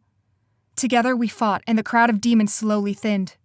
When they spread far enough for Mom to access her wings, she swung around, flapping wildly so a strong gust of wind whipped toward the demons. Several of them fell over from the impact, and dozens of feathers swirled in the air. Another burst of white light, and a pair of demons fell. I almost got stabbed because I was so distracted. A demon swung a blade toward me, and I was too slow to duck. It cut into the top of my shoulder, and I yelped as pain exploded down my arm. I aimed a punch, but the demon caught my arm and twisted. Remembering my wings, I focused on the muscles, which throbbed and ached from my flight. Gritting my teeth against the agony coursing through me, I flapped my wings and focused on the demon who still gripped my arm. Wind spiraled behind me. My magic glowed, and the white light assaulted the demon. He released me and fell backward with a shrill cry. Mom took down the last remaining demon, leaving us standing amidst a pile of corpses. She wiped sweat from her brow and turned to face me. Aside from a minor cut above her eyebrow, she looked unharmed. Her eyes were bright and she grinned at me. "You're not a soldier, are you?" she asked. I laughed. "What gave me away?" She shrugged and stuck out her hand. "Either way, thanks for your help." I shook it, wishing I could cling to her hand forever. Swallowing, I said, "I could use your help. My friend is mortally wounded. Can you heal her?" Mom frowned. "Why can't you do it?" I can't." Mom's eyes widened in understanding, her gaze roving over my face. I knew she was taking in my appearance, probably noting how young I was. Her brows knitted together and curiosity sparked in her eyes. "Right," she said slowly. "Yes, of course, I'll help. Lead the way." Chapter 29. Cora. Playing dead, as it turned out, was a very effective survival strategy. I was fading. I knew I wouldn't be able to hold my own in a fight. Though I clung to the hilt of my dagger like it was a lifeline, I remained slumped over and kept my eyes closed. Demons just passed me by, assuming I was already dead. It wasn't hard. My body held on by a thread, barely clinging to life. I knew I had to stay awake, because if I didn't, I might never wake up. But exhaustion tugged on me like a heavy weight, trying to drag me down into the depths of unconsciousness. And oh, how I longed to submit. "Vince needs you," a small voice whispered in my head. "Does he?" I whispered back. "I've only made his life worse. I can't even fight right now, and that's the only thing I'm good at." Throughout my life, I had a clear goal. Kill to survive, look out for myself and no one else, never look back. But meeting Vince had turned everything upside down. Suddenly, I wasn't just looking out for myself. I was looking out for him. And now I was making all these crazy decisions that put my neck on the line. For what? For suddenly developing a conscience? For falling for the man I was supposed to kill? We could never be together. I knew that. So why? I wanted to scream at myself, to shake my shoulders and knock some sense into my muddled brain. Perhaps death was easier. Vince's life would be better. I could finally rest and stop running, stop fighting. I'd fought my whole life. I was tired. Well, it's nice to know that the person responsible for my undoing is an inexperienced, kind-hearted Nephilim who's never taken a life before, I thought bitterly. But picturing Vince sent a tendril of warmth through my chest, and I realized I didn't regret it at all. The blood loss was making my head spin. I wasn't moving, but I felt my surroundings shift and swirl like a kaleidoscope. Nausea rose to my stomach. Just take me already, I silently begged death. A thin beam of light glistened in front of me, burning through my eyelids. I grimaced, flinching away from it. Another Nephilim, perhaps? No, this wasn't a white light. Slowly, I cracked open my eyes and gasped. A warm, red glow surrounded a winged figure, but instead of the usual pearly white wings, this Nephilim had black wings, like a giant raven. My mouth fell open as I stared at the Nephilim in awe. A dark angel? I'd never seen one before. As my eyes adjusted to the light, I made out the face of the man in front of me. It was Vince. My mouth felt dry as he approached me and knelt at my feet. His eyes were soft, but there was something different about him. His hair was cut short so it no longer fell in his eyes, and his face was hardened by something I couldn't explain. There was a grimness to his expression that I often saw in my own reflection. It made me feel strangely sad. "Not yet, Cora," Vince whispered, brushing his knuckles against my cheek. I blinked and he vanished. The eerie red light was gone. I was completely alone, tucked away in the shadows as I hid from the battle. My heart skittered in my chest. Had I imagined it? Of course I had. I couldn't trust my brain right now. But the smooth caress of his fingers on my face had felt so real.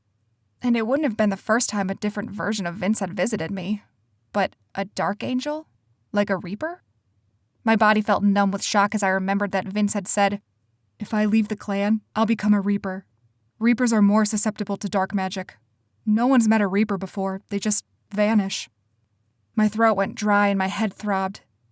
This wasn't possible. Reapers didn't exist, right? No one had ever seen one. I must have been hallucinating. That was the only explanation. "Cora!" a voice shouted. I stared, my eyes widening as Vince and a blonde woman approached me.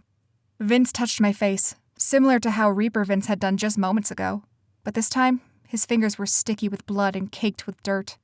His white wings were outstretched behind him just like the woman. I stared at the woman, suddenly realizing who she was. Cecile, Vince's mother. A lump formed in my throat, but I was too weak to say anything. "Lilith, are you all right?" Vince asked, peering into my eyes. He held my face in both of his hands and turned me so I looked at him.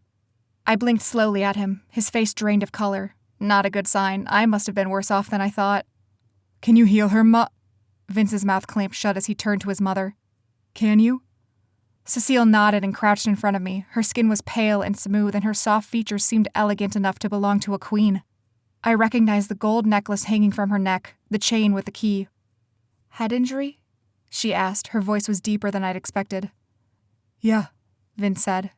Cecile touched my forehead and frowned. I winced when she gently brushed her fingers against my wound. Her hand came back coated in my purple blood. Cecile stared at the blood for a long moment. Something unreadable stirred in her eyes. She looked at me, her shrewd gaze missing nothing. She knew what I was. Slowly, Cecile turned to face Vince. "Who are you?" she demanded.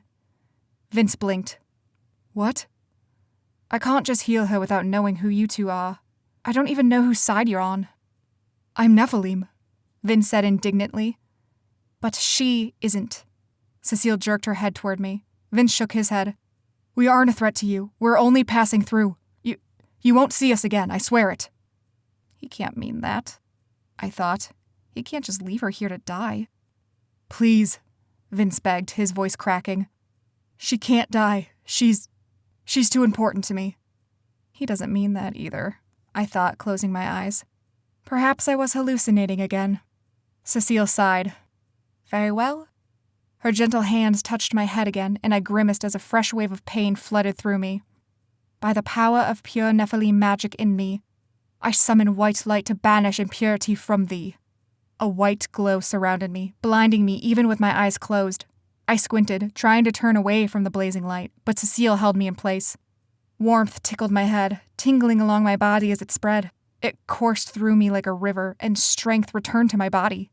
I breathed deeply. The ache in my head vanished.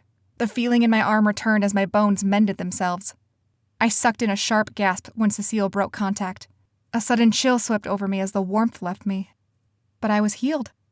Energy pulsed through me, and though I was still covered in dirt and blood, I felt like I could run a marathon. Clarity burst in my mind, strong and refreshing. "Thank you," I breathed, looking at Cecile in wonder. Her lips pressed together in a thin line. I knew she still had reservations about healing me. Vince dived forward, crushing me against his chest in a tight embrace. His hand cradled the back of my head like I was something precious. The urgent, affectionate gesture made my eyes burn and my throat feel tight. "Thank Lilith," Vince whispered against my hair. He drew back to look me over and laughed in amazement. My lips parted as our eyes locked. Our faces were only a breath away from each other. The joy in his eyes was so alluring that I found myself leaning closer. "If you'll excuse me, I must return to the battle," Cecile said, rising to her feet. A cold brush of reality swept over me. Vince's smile faded as he looked up at his mother. "Wait," Vince said, jumping to his feet. "Please don't go. I have to talk to you." Cecile huffed in exasperation. "It'll have to wait. As I said, I don't even know you, and my people are dying. I've wasted enough time already." She turned away. "No, please," Vince cried. Cecile, boomed a voice. I stilled, my blood running cold. I knew that voice. Vince stiffened as he looked toward the interruption. Hector approached, his great wings fluttering behind him. He drew closer to Cecile with outstretched arms. There you are. I worried you'd been killed. Cecile straightened. "Do you have so little faith in me?" Hector smiled without humor. Of course not. He bowed deeply. I'm relieved our leader is unharmed. His gaze slid to Vince, and suspicion sparked in his eyes. Something wasn't right. I tried to rise, but Vince shifted, blocking me from Hector's view, shielding me. I froze. Why is he protecting me? I was healed. I could help. Who are you? Hector asked Vince. A friend, Vince said. Just passing through. I couldn't see Hector, but I knew that answer didn't satisfy him. Strangers aren't welcome here, Hector said sharply. Especially not here in battle where foes are lying in wait. He's with me, Cecile said, her voice sharp with authority. Don't question him, Hector. An awkward silence fell between them. I held my breath, my eyes wide as I waited for a response. Of course, Hector said in a tight voice. More silence. My palms were sweaty as I curled my fingers into fists. Where are the others? Cecile asked. Where's my husband? He's well. I saw him fighting earlier. He can handle himself. Take me to him. Of course, Hector said again. But no one moved. Again that eerie feeling of suspicion settled in my bones. And slowly, the pieces slid together in my mind. Hector, the clan leader intent on sealing his people off from the world. Damien, who could take out those who stood in his way, like Vince. And Cecile, the clan leader who died, leaving Hector in charge. Vince. I jumped to my feet. A screech tore through the air as a horde of demons appeared out of nowhere, surrounding Cecile. I grabbed Vince's arm and dragged him back into the shadows with me. He struggled, but I held him tight. Be quiet, I hissed in his ear. Not yet. Gargoyles, werewolves, and vampires crowded around Cecile, their bodies restless and their eyes hungry. Cecile backed away from them uncertainly, but there was nowhere to go. She was completely surrounded. Hector, what is this? I'm truly sorry, Hector said softly. It isn't personal, but it must be done. What must be done? Cecile demanded, her tone icy. Her hands formed tight fists and her wings quivered in anticipation. Vince went taut, the tendons standing out in his arms and neck. I squeezed his hand. Not yet, I said again. For now, Hector had forgotten about him. We had to keep it that way. It's for the good of the clan, Hector said. He raised his hand in the air, and the demons howled with excitement before surging forward.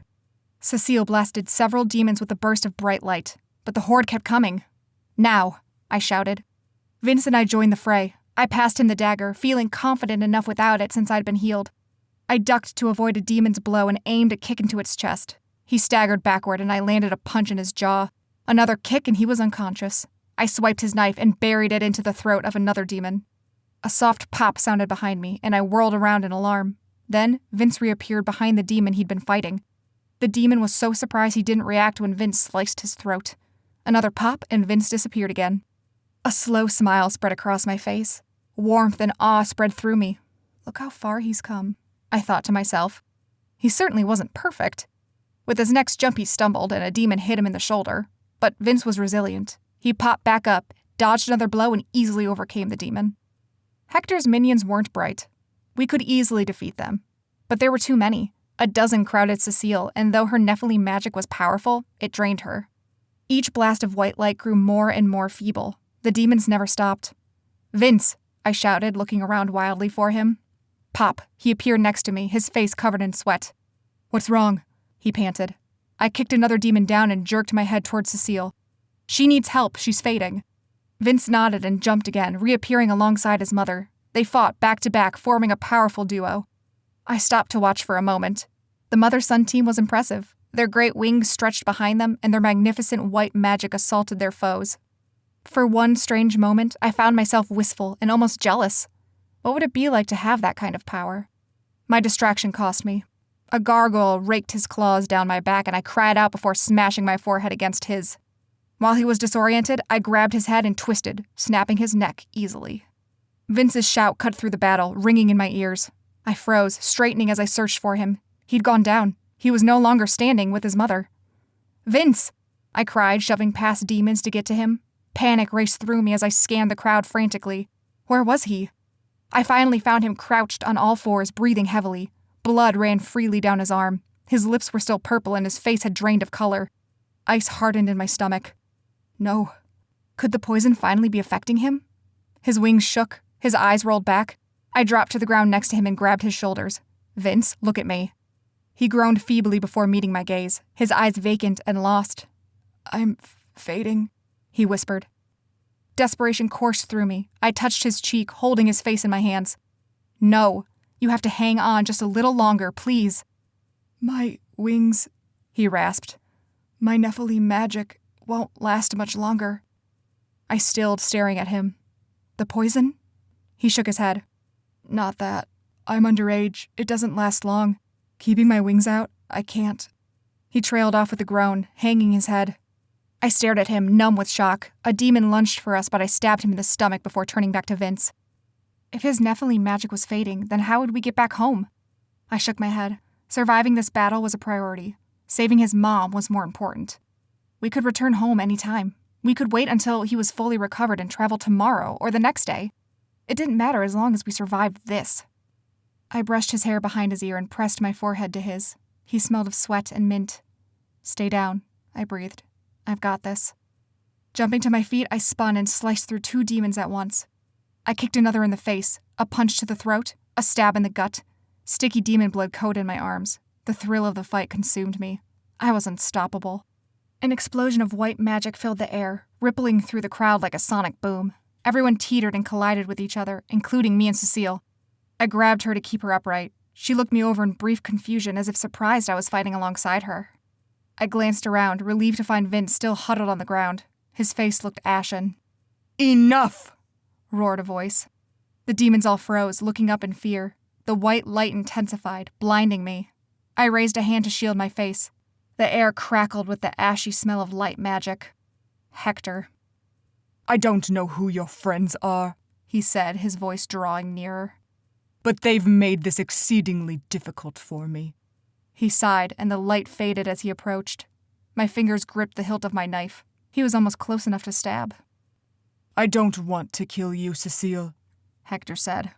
So close, I thought. Just one more step. "Then don't," Cecile said. "You have a choice, Hector." Hector took a step closer. "I know. That's..."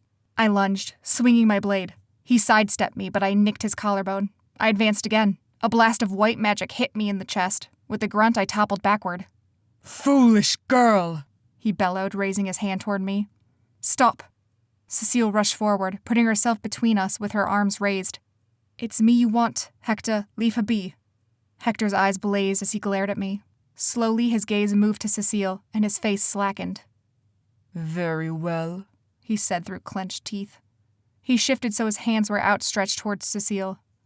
"Cecile Delgado, By the Nephilim power within me, No! I shrieked, scrambling to my feet. Cecile spread her arms, blocking me from reaching Hector. Cecile, no! I shouted. Shouting over me, Hector continued. I strip you of your light magic and banish you to the realm of reapers. May you... A strangled roar tore through the air, cutting off Hector's words. Sparks exploded in the air, and a figure tackled Hector, pinning him to the ground. My heart lurched in my throat. Vince. He clawed at Hector's face, landing a punch to the older man's jaw. Light magic whipped in the air, and Vince went flying. In a panic, I lifted my hands, and my purple magic surrounded him like a cloud, easing him gently to the ground. Hector's angry eyes fixed on me. Blood witch, he whispered. I faced him, my nostrils flaring, my entire body quivered with rage. Bring it on, old man. Hector bared his teeth like an animal before lunging. I ducked, stabbing him in the thigh before rolling under him. Another slice in the back, and again in the arm. White light blasted around me, but I turned my head, rolling again to escape the heat of his magic. A hand reached for me, and I couldn't dodge in time. Fingers grabbed a fistful of hair and yanked me to my feet. I cried out, reaching fruitlessly to free myself from Hector's grip. I felt like a child about to be spanked. Cora, Vince cried. His voice sounded weak. You are a thorn in my side, girl. Hector snarled. Raising his free hand, he sliced his magic into my chest. A white, hot pain cut through me. My body was on fire. Hector released me and I crumpled. I couldn't breathe. My throat was scorched. My chest throbbed with fresh agony. Stars danced in my vision. I staggered, trying not to rise, but the pain was too intense. My arms shook. Nausea roiled in my stomach. Distantly, I made out Hector's voice as he continued his spell. May you live out the rest of your days as a reaper among the dead. With the white magic within me, I banish you from this realm. No, I moaned feebly. Magic crackled in the air. A pearly glow consumed Cecile and she screamed. Red magic bled through, swirling sinisterly with Hector's magic. A massive crevice formed in the ground with a mighty crack. Crimson smoke pooled from the abyss, swallowing up Cecile. Her screams faded, echoing in the endless pit as she fell. The ground rumbled, and the crevice sealed itself. The red and white magic slowly vanished, leaving Vince, Hector, and me standing among the throng of demons. Cecile was gone. Chapter 30. Vince. A torrent of agony consumed me. Each muscle ached and burned. My wings felt like they were tearing through my flesh with each breath I took. My mom's scream echoed around me, but when I tried to rise, my vision darkened, threatening to take me down again. I blinked, struggling to see. Something glinted on the ground next to me. Mom's gold chain. I wasn't sure how it had fallen off, but the sight of it sent an explosion of agony splitting through me. My face crumpled, and I grabbed the chain. It was speckled with dirt and blood. No, I thought weakly. Mom. I collapsed with a groan, succumbing to the pain. Something nudged me. My eyes flickered open to find Hector crouched over me, his expression curious. My blood ran cold, and I hastily dropped the chain, then shifted to hide it from view. I tried to stand again. Hector pressed his boot against my chest, crushing me. I choked, struggling to breathe. I don't know who you are, he hissed. But I swear on Lilith's name I will end you for getting in my way. I coughed and sputtered before croaking. I'd like to see you try. A fierce cry split through the air, and Hector went down. I blinked, looking around in alarm. Then I saw her. Cora tugged Hector away from me, dragging her blade through his shoulder. Hector roared in pain and shoved Cora away from him. On your feet, Vince, I told myself. I stood, teetering slightly. A demon was there, baring his teeth at me. He landed a punch on my face and I staggered backward. Stay on your feet, I ordered. The demon aimed another punch. I ducked just in time. Vince! Cora shouted. I'm here, but I couldn't speak. It required too much brain power. Another blue hit me in the gut. I hunched over. I wouldn't last much longer. Cora grunted and a burst of purple light filled the air as she fought Hector. Suddenly, she was in front of me, holding my shoulders. Now, Vince, she gasped. What? I whispered. Cora raised my hand to the blood trickling from her shoulder wound. My fingers came back coated in purple. The dagger? I stared at her, dazed. Cora swore and pressed the hilt of her dagger into my palm. Focus, Vince, just one more time. She twirled, kicking a demon out of the way. Hector lunged, but Cora spun out of the way as elegant as a ballerina. I closed my eyes, gritting my teeth against the pain. One more time, I thought to myself. You can hang on for one more.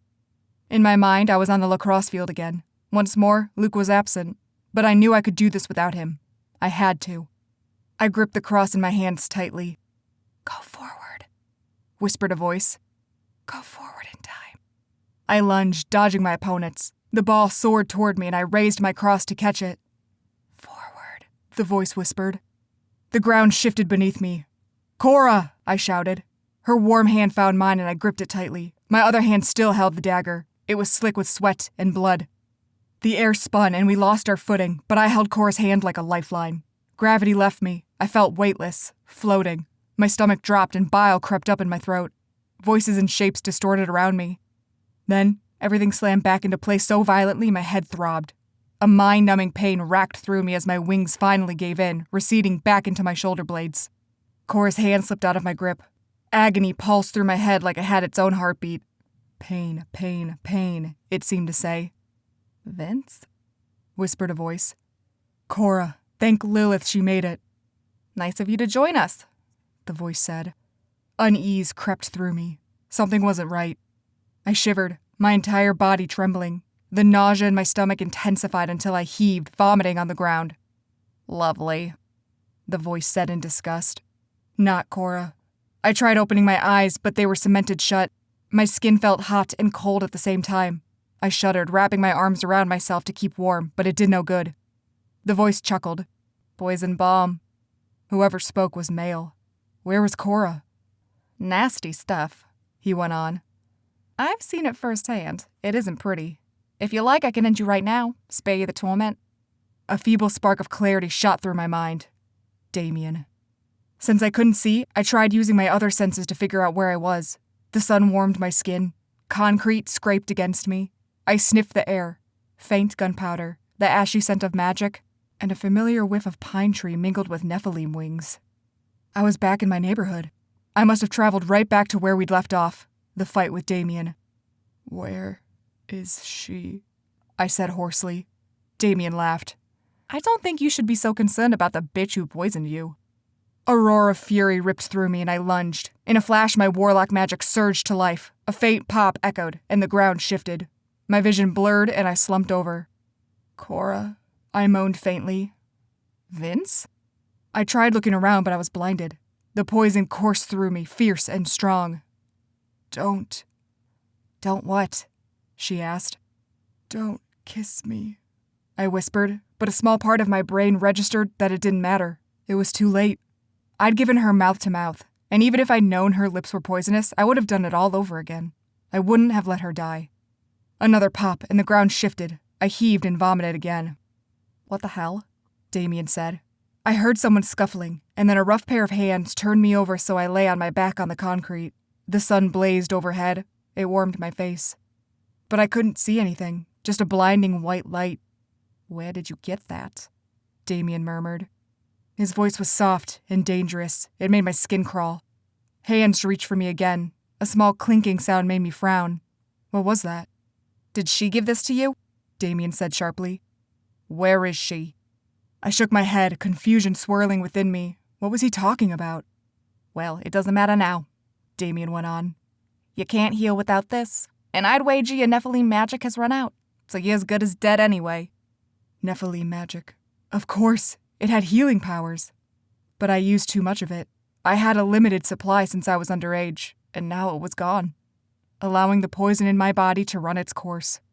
Vince! Shrieked a voice. Cora. I tried to rise, but my body wouldn't move. I felt nothing but icy chills quivering through me.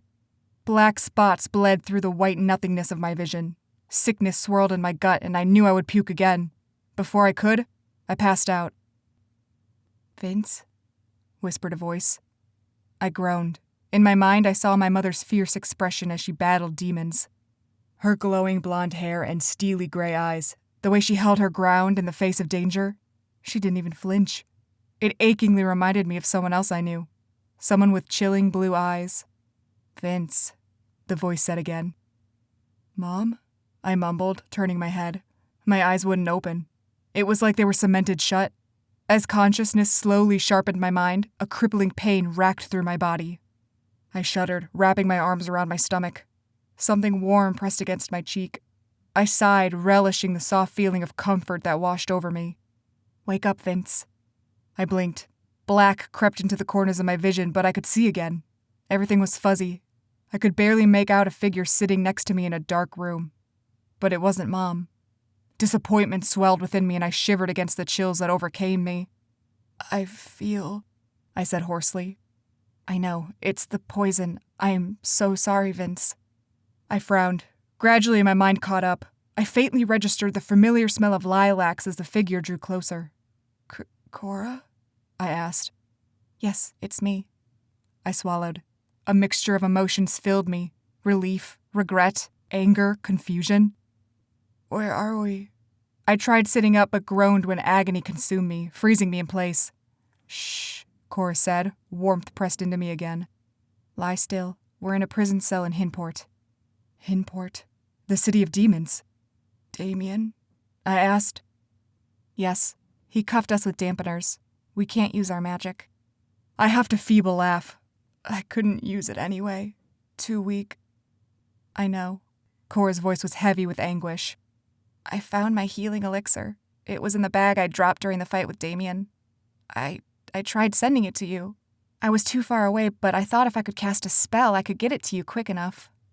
It was in your hands, Vince, but Damien found it first." My brow furrowed as I struggled to remember. Damien's suspicious voice. Where did you get that? Did she give it to you? The clinking of glass? Damn. If I'd only been coherent enough to uncork the vial and drink it. It also explained how I jumped. Had I time traveled to a different version of Cora? My mind had been so foggy, it was hard to remember. Cora inhaled shakily. "Vince, I'm so..." "Don't say it. I already forgave you." She fell silent. I squinted trying to make out her face, but my vision was still blurry. At last, her voice thick with emotion, she said, "I don't deserve that. You should hate me." I laughed again, but it sounded more like a wheeze. My stomach quivered with nausea again. "I know, but I don't." I paused as memory slowly seeped into my mind like molasses. My mother, Hector, Damien, the demon war. I took a shaky breath. "Without you, I never would have learned the truth about Hector. Or my mom." Cora hesitated before asking, "What did happen to your mom?" Pain filled my mind, but I couldn't stop the memory from consuming me. A bright white light mingling with red, the crevice in the ground swallowing her up. Mom's screams. And me, just sitting there and letting it happen. "He banished her from the clan," I whispered. "Stripped her of her light magic. Made her a reaper." "A reaper?" Cora repeated, her voice hushed. I nodded, though the motion made me feel sick again. "Jocelyn told me there were no reapers. That it was just a cover-up for the clan to kill anyone who refused to pledge. But it's not true. There are reapers. They're tied to the underworld." The words of Hector's spell echoed in my mind. "I strip you of your light magic and banish you to the realm of reapers. May you live out the rest of your days as a reaper among the dead." Hector had recited that spell as if he knew it well, as if he uttered it all the time. Reapers weren't dead. They were just unable to live in the mortal realm, forever banished to live among the dead. A lump formed in my throat. Heat burned my eyes and I closed them against the anguish threatening to swallow me whole. In a choked voice, I said, "My mom is alive." Chapter 31. Cora. Vince slumped against the stone wall, his face clammy and covered in sweat. His eyes were dazed. It killed me to see him like this. So weak, so ill. And all because of me. "We'll find her," I said quietly. "I swear it, Vince, we'll get out of here and find your mom." Vince chuckled hoarsely. "Don't lie, Cora. I'm lucid enough to know I'm dying, and without access to my magic, I can't heal. Neither of us can do anything to stop this." My mouth trembled and I hung my head. Sobs quivered through me, but I shoved them down. I would not lose it in front of him. I had to be strong. "Cordelia," Vince murmured. I stilled. My blood turned to ice in my veins. I hadn't heard that name in years. My voice trembled as I asked, "What did you say?" Cordelia Cox. That was your name, wasn't it? My mouth turned dry. I could barely breathe. A mixture of emotions filled me. Regret, fear, yearning. Cordelia had been a completely different person, someone with hopes and dreams. But she'd also been feeble and weak, an easy target. "Yes," I breathed. "A long time ago." Vince was silent. His breathing turned ragged. "I like the name. It's beautiful." I huffed a laugh. "Sure it is. That's not why I changed it." "I know." Besides, Cordelia Cox doesn't exactly inspire fear. I figured Cora Covington was more fit for an assassin. I laughed. "Yeah." "I can see that." A pause. "But I still prefer Cordelia." I smiled. Warmth filled my chest. "Do you regret it?" he asked. His voice was feeble and wispy. "Regret what?" "Giving everything up. If you just killed me, things would be so much better for you." "True." I paused. "But no, I don't regret it. Not at all." "Even if it means you'll die here with me?" I stared at him. He wasn't looking at me, though I remembered one of the side effects of the poison was blindness. His eyes were vacant but soft as they gazed emptily at the wall in front of him. "I don't regret anything, Vince," I whispered. "Least of all dying here with you." Vince was silent, but his lips quirked upward in a small smile. "Actually, I take it back," I added. "I regret using the poison balm. And I regret not getting the healing elixir to you in time." Vince grinned. "That's all right. I was surprised you had it on you anyway." "To be honest, I found it on the ground. It had fallen out of my bag during the fight. I got lucky." Vince said nothing. I suddenly stiffened as something pricked my mind. My heart raced frantically inside my chest. I gazed up and down my body, looking for fresh wounds. But no, everything had dried. "What is it?" My eyes flicked to Vince, whose brow was furrowed. I might be able to heal you," I said. "How? You can't use your magic." "My blood is magic, Vince." "But won't you need ingredients?" I shook my head. Not if I try that healing rune." Vince sucked in a breath. "I thought you weren't sure that would work." "I'm not, but what have we got to lose?" Vince pressed his lips together. "Have you ever used runes before?" "Once." "What happened?" I hesitated.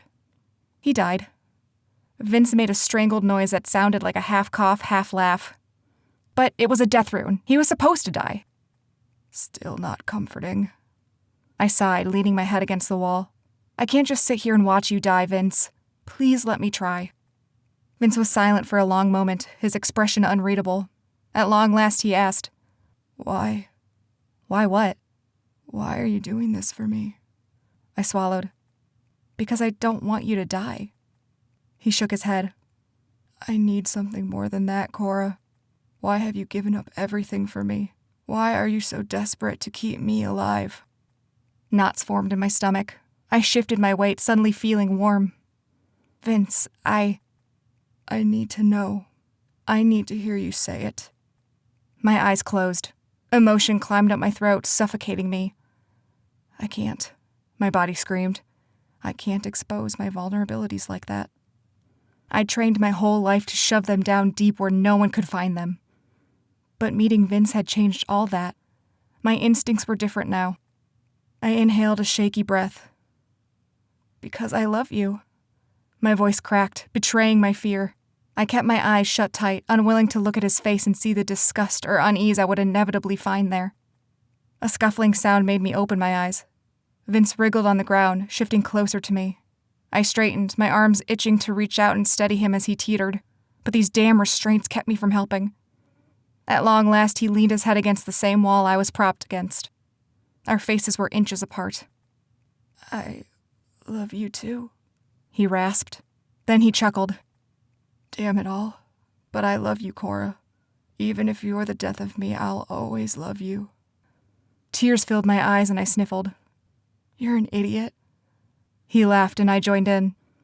I leaned closer. A sheen of sweat coated his face, and his skin looked sickly and green.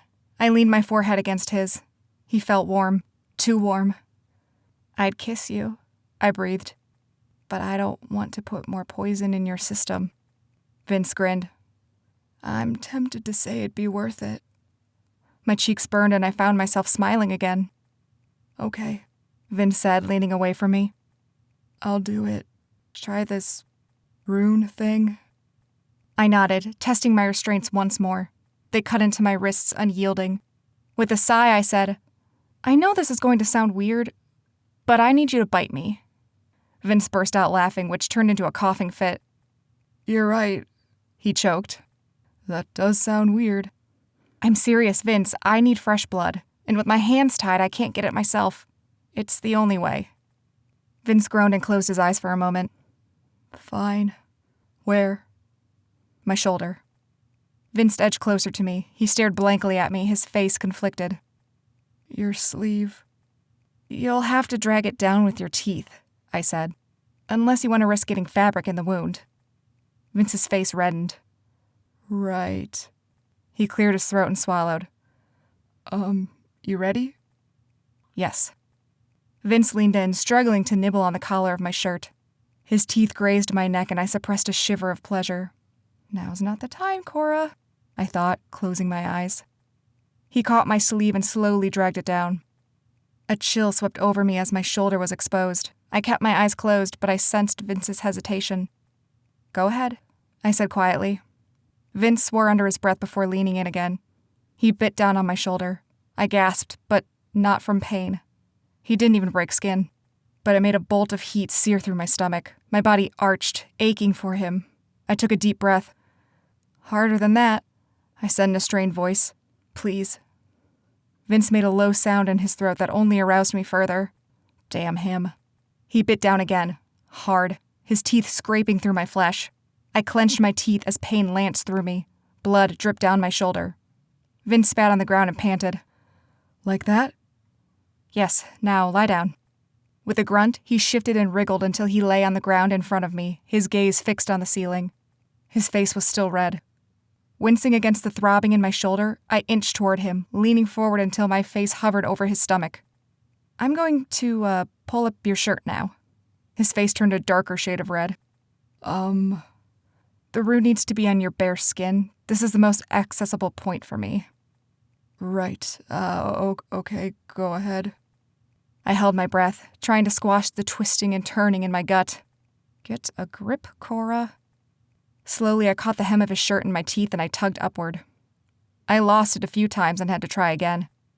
Vince's body stiffened in response and he made several small noises of protest. Finally, my face hot and my body covered in sweat, I managed to roll the shirt up to his chest. I took a moment to appreciate the rigid muscles of his torso and abdomen.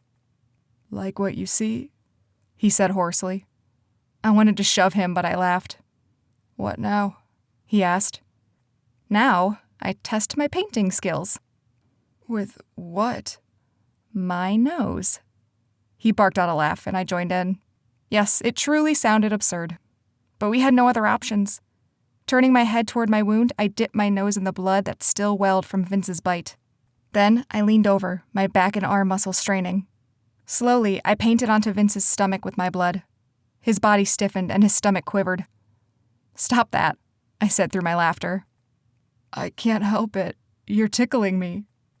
I stopped, ducking my head to succumb to giggles for a moment. "Okay, be serious," Vince said thickly. "My life's at stake." Silence fell. Then we both laughed again. I cleared my throat. For real this time, I swear it.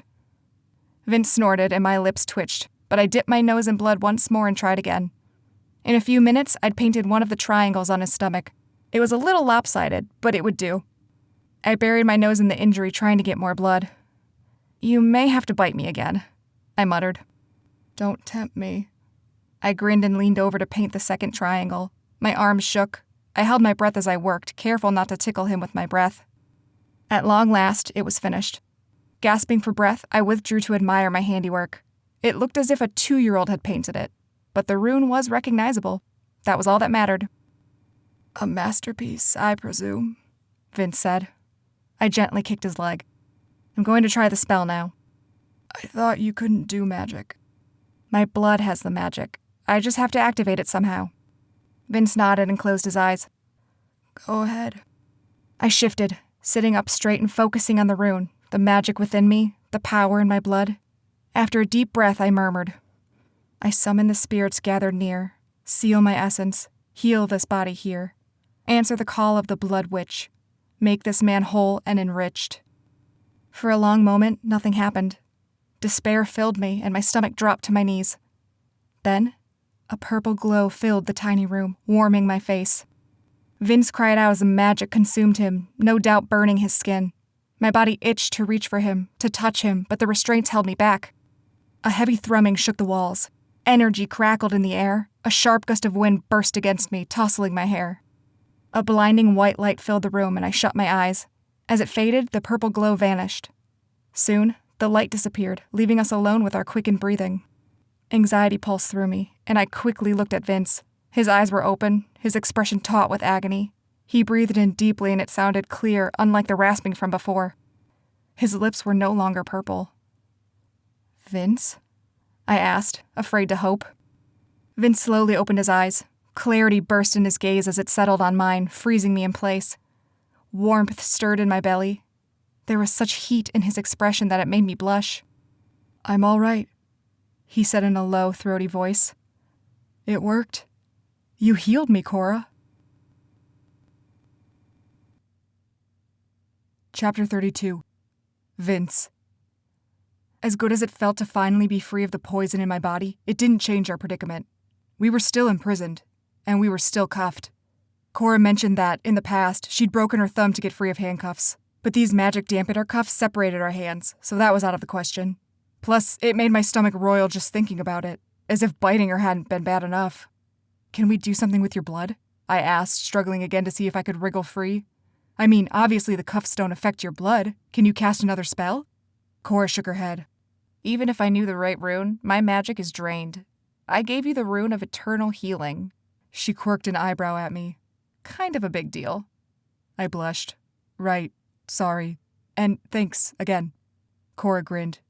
You're oddly chipper given our situation, I said, though I couldn't stop the slow smile from spreading across my face as well. Cora's eyes were soft as she gazed at me. You aren't dying. Things don't seem so grim now.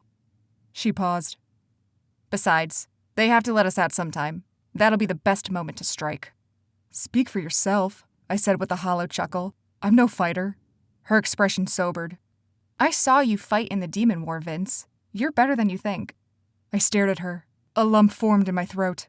She couldn't mean that. But as our eyes met, she stared at me with such fierce affection that it made my stomach spin. Your best bet, Cora said, is to play dead. I choked on my laughter.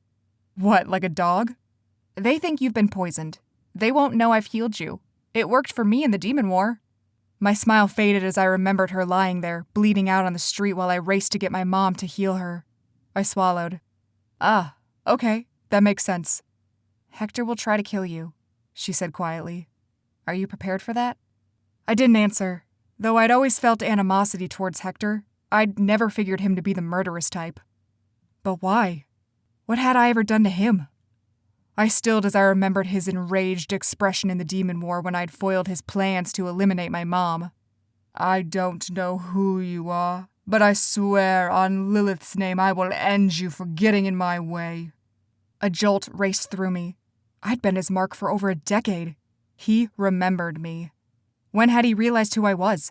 Had he known from the beginning when I was only 8 years old? Or was it when I first jumped that he recognized the ability? And then recognized my face? A sour taste filled my mouth as I thought of the years I'd lived in the clan right under his nose. Had he just been biding his time, waiting for the proper moment to execute me? To exact his revenge? No, there had to be something else. Some other piece I was missing. Why would Hector align with Damien? What did the demons gain from my death? And why was Hector willing to eliminate my mother to accomplish it? Tell me about Damien, I said suddenly, sitting up straighter. Why would he work with Hector? Cora frowned as she considered this. Damien wants power. He wants to figure out how you time travel. I shook my head. Hector wouldn't just hand over a Nephilim like that. An uncertain expression flashed across Cora's face. Before she could argue, I added, "No, I mean, whether or not he likes the Nephilim, he wouldn't hand one of us over. There's too much power, too much light magic in us. He'd either kill us or strip you of your powers," she said. "Like your mom." "Yeah." My throat felt tight. "Maybe Hector intended to double-cross Damien," Cora said. "Or maybe there's some other bargaining chip we're overlooking." Cora's eyes widened. "Vince, what if—" A heavy metal creak interrupted her. Alarmed, we both wriggled and shifted until we were standing, prepared for whoever was entering our cell. I knew Cora had advised me to play dead, but I couldn't let her face the enemy alone. The huge door swung open, revealing a pair of figures. The blinding light of the sun behind them made me squint as my eyes adjusted. Then, slowly, I made out a familiar gangly figure with dark skin and dreadlocks. "Luke?" I said in bewilderment. Cora went rigid, backing against the wall. "Benny?" Her eyes flicked from the light-haired man to Luke. "Did Damien send you?" Her voice was like ice. Luke laughed. "No, he doesn't even know I exist. We're here to break you out." "Is my dad—" I started. "He's fine," Luke assured me. "He's with my parents." Relief spread through me and I stepped forward, but Cora remained where she was. "I don't trust you," she said, her steely eyes on Benny. I glanced at the man. He was tall and muscular, with light brown hair and yellow-rimmed eyes. A werewolf. "I'm a thinker, Cora," Benny said in a deep, rumbling voice. He ticked his head toward Luke. "We both are. Like you, we've had to keep our magic a secret." "We both are?" Shock numbed my body as I stared at Luke. A thinker?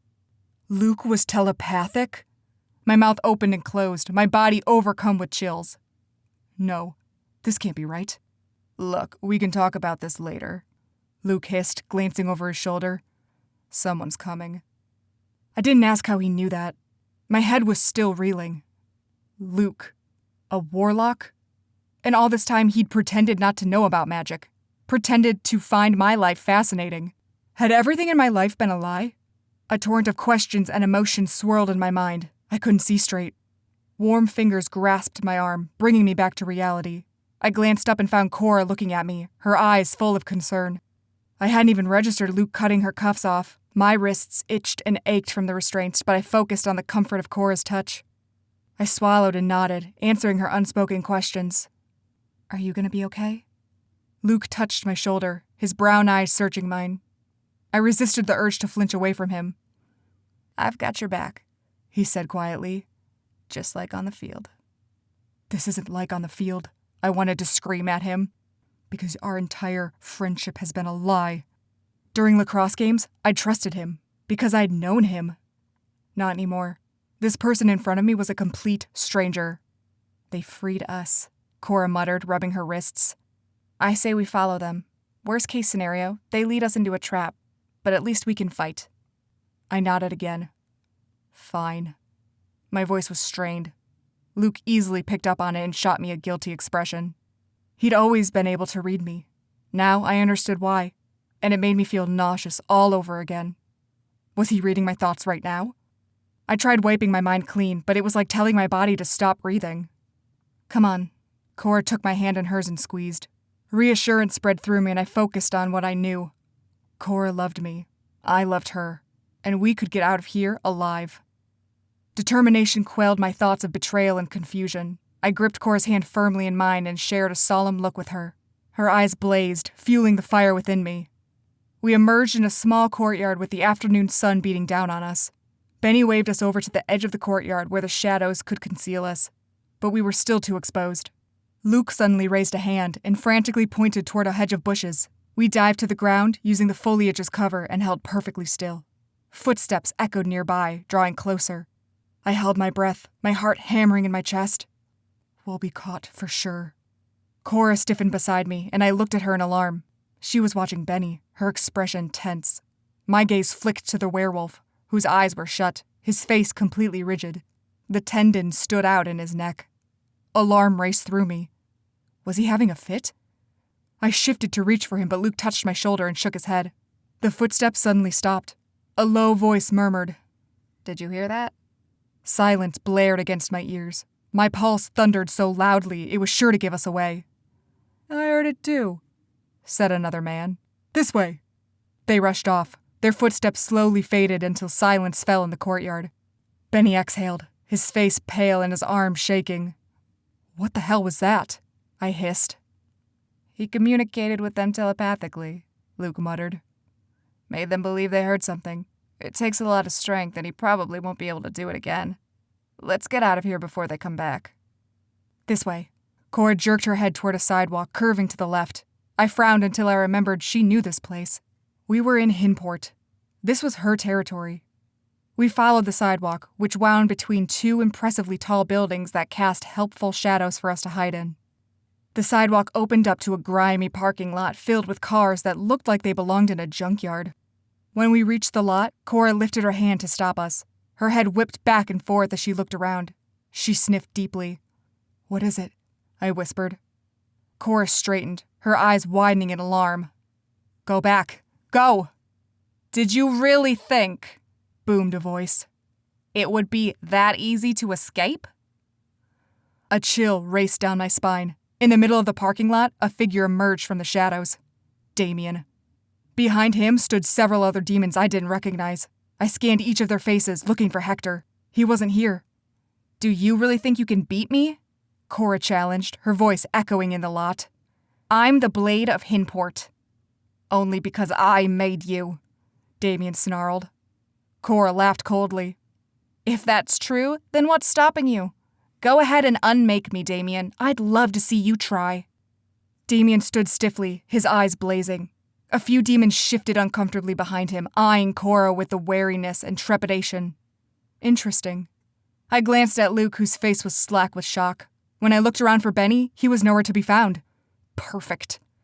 "Weapons?" I whispered to Luke. He shook his head slowly, his face ashen. Great, I thought. With a deep breath, I closed my eyes, concentrating on the magic within me. "Come on," I urged. "Come on." I pictured myself on the lacrosse field, stick in hand. A thrill of adrenaline raced through me. And across from me was Luke, his face as blank and horrified as when I just looked at him. A jolt rippled through me, and I staggered back a step. This was really Luke, inside my head. I'd thought he was just part of my imagination. He grimaced apologetically. Shock numbed my body, and the fire within me died. Luke had been in my head this entire time. He was linked to my time travel ability. I stared at him, dumbstruck. More lies, I thought. Luke shook his head. "Don't think like that, Vince. You can still do this. You have to trust me." "How can I trust you?" I shouted. "I don't even know you." Luke raised his hand in surrender. "I know. You're right. Just picture the Luke you did know. The one you trusted on the field. He's the one who helps you with your magic. Focus on him." I gritted my teeth. That was easier said than done. How could I just bury all the lies that had come between us? All the secrets he'd kept? I couldn't just force myself to forget. Cora grunted, bringing me out of my imaginary lacrosse field.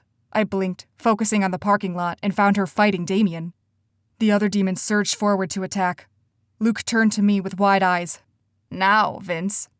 I closed my eyes again, my mind a tangled mess of emotions and thoughts. The game, I told myself. Think of nothing but the game. My cross in my hand, sweat on my face, the smell of grass and dirt. My eye on the ball. I lunged. My arm flew forward, grasping Luke's wrist as I spun in place. With a small pop, I arrived in front of his house. Gravity pulled me forward, and I collapsed with Luke by my side. Luke scrambled to his feet, his mouth falling open. "What?" "Stay here," I growled. "Take care of my dad." I spun again and arrived back in the parking lot. A dozen demons crowded Cora, but she spun and kicked, keeping them all at bay without even breaking a sweat. I frantically searched for a weapon, but there was nothing but the beat-up cars in the lot. Suddenly, an idea filled my mind.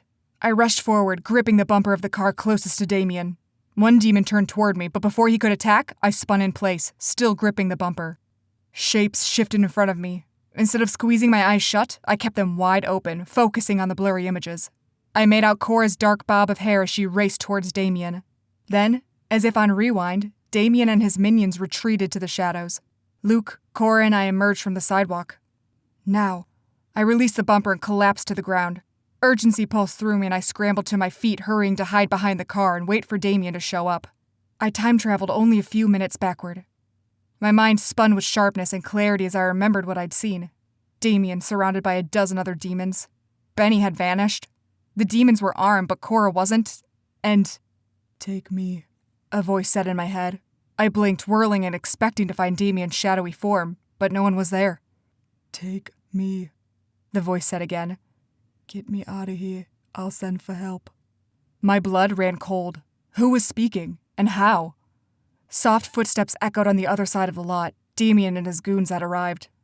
"Vince," the voice said in my head, more insistent. "You have to jump me away from here. No one knows you're here.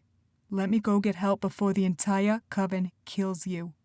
I finally recognized the voice. It was Benny. Benny, who had mysteriously vanished right as we entered the parking lot. Gritting my teeth, I spun in place and reappeared on the sidewalk, a few yards behind Luke, Cora, Benny, and myself. As if sensing me, Benny turned and looked at me. After ensuring the others kept going without him, he approached me, his yellow eyes gleaming. I grabbed him by the collar and shoved him against the wall of the building next to us. "How did you know?" I hissed. "Know what?" But he grinned widely. He knew exactly what I meant. I shoved him harder, raising him off his feet. He choked and sputtered. "Okay," he rasped. "Okay, put me down." I slowly lowered him but kept a firm grip on his collar. "Talk," I ordered. "Luke and I," he croaked. "We're linked to your mind. I saw what you saw."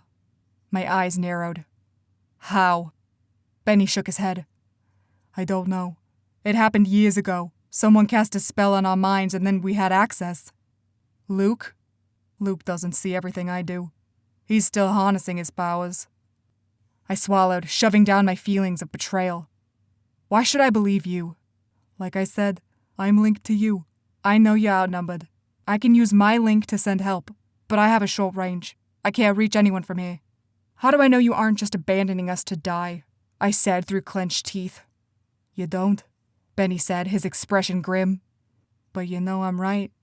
Can you really take on Damien and his throng of demons? He has powerful allies." I stared at him, my jaw rigid and my mind racing. I was running out of time. Swearing under my breath, I released him, then snatched his arm. "Where to?" "Werewolf Pack in East Hinport, just past Glen Bridge." I nodded, then spun in place. With a small pop, we disappeared and arrived about half a mile away from the bridge that led to Ravenbrook. Benny teetered, and I didn't bother trying to catch him before he collapsed to the ground in a heap. "If you abandon us," I said, pointing a finger at him, "you're a dead man." Benny jumped to his feet and raised his eyebrows. "Don't worry. I know better than to make any enemy of the Blade of Hinport." He flashed another grin and hurried off, leaving me gaping after him. For a moment, I stared at the space where he'd stood, sifting through the information circling through my head. Ever since I'd tapped into my warlock magic, it was like a spike of caffeine surging through me. My mind was alert, my body was prickling with energy, and I could see things so much more clearly. "I know better than to make an enemy of the Blade of Hinport." That explained it. Cora had been shocked to see Benny. She knew him better than I did, but I knew enough. She didn't trust anyone in her coven, least of all Damien. But Benny had come to our aid. Why? Because of Cora. A deep voice chuckled behind me. "Fancy meeting you here, Vince." I turned and found myself face to face with Hector.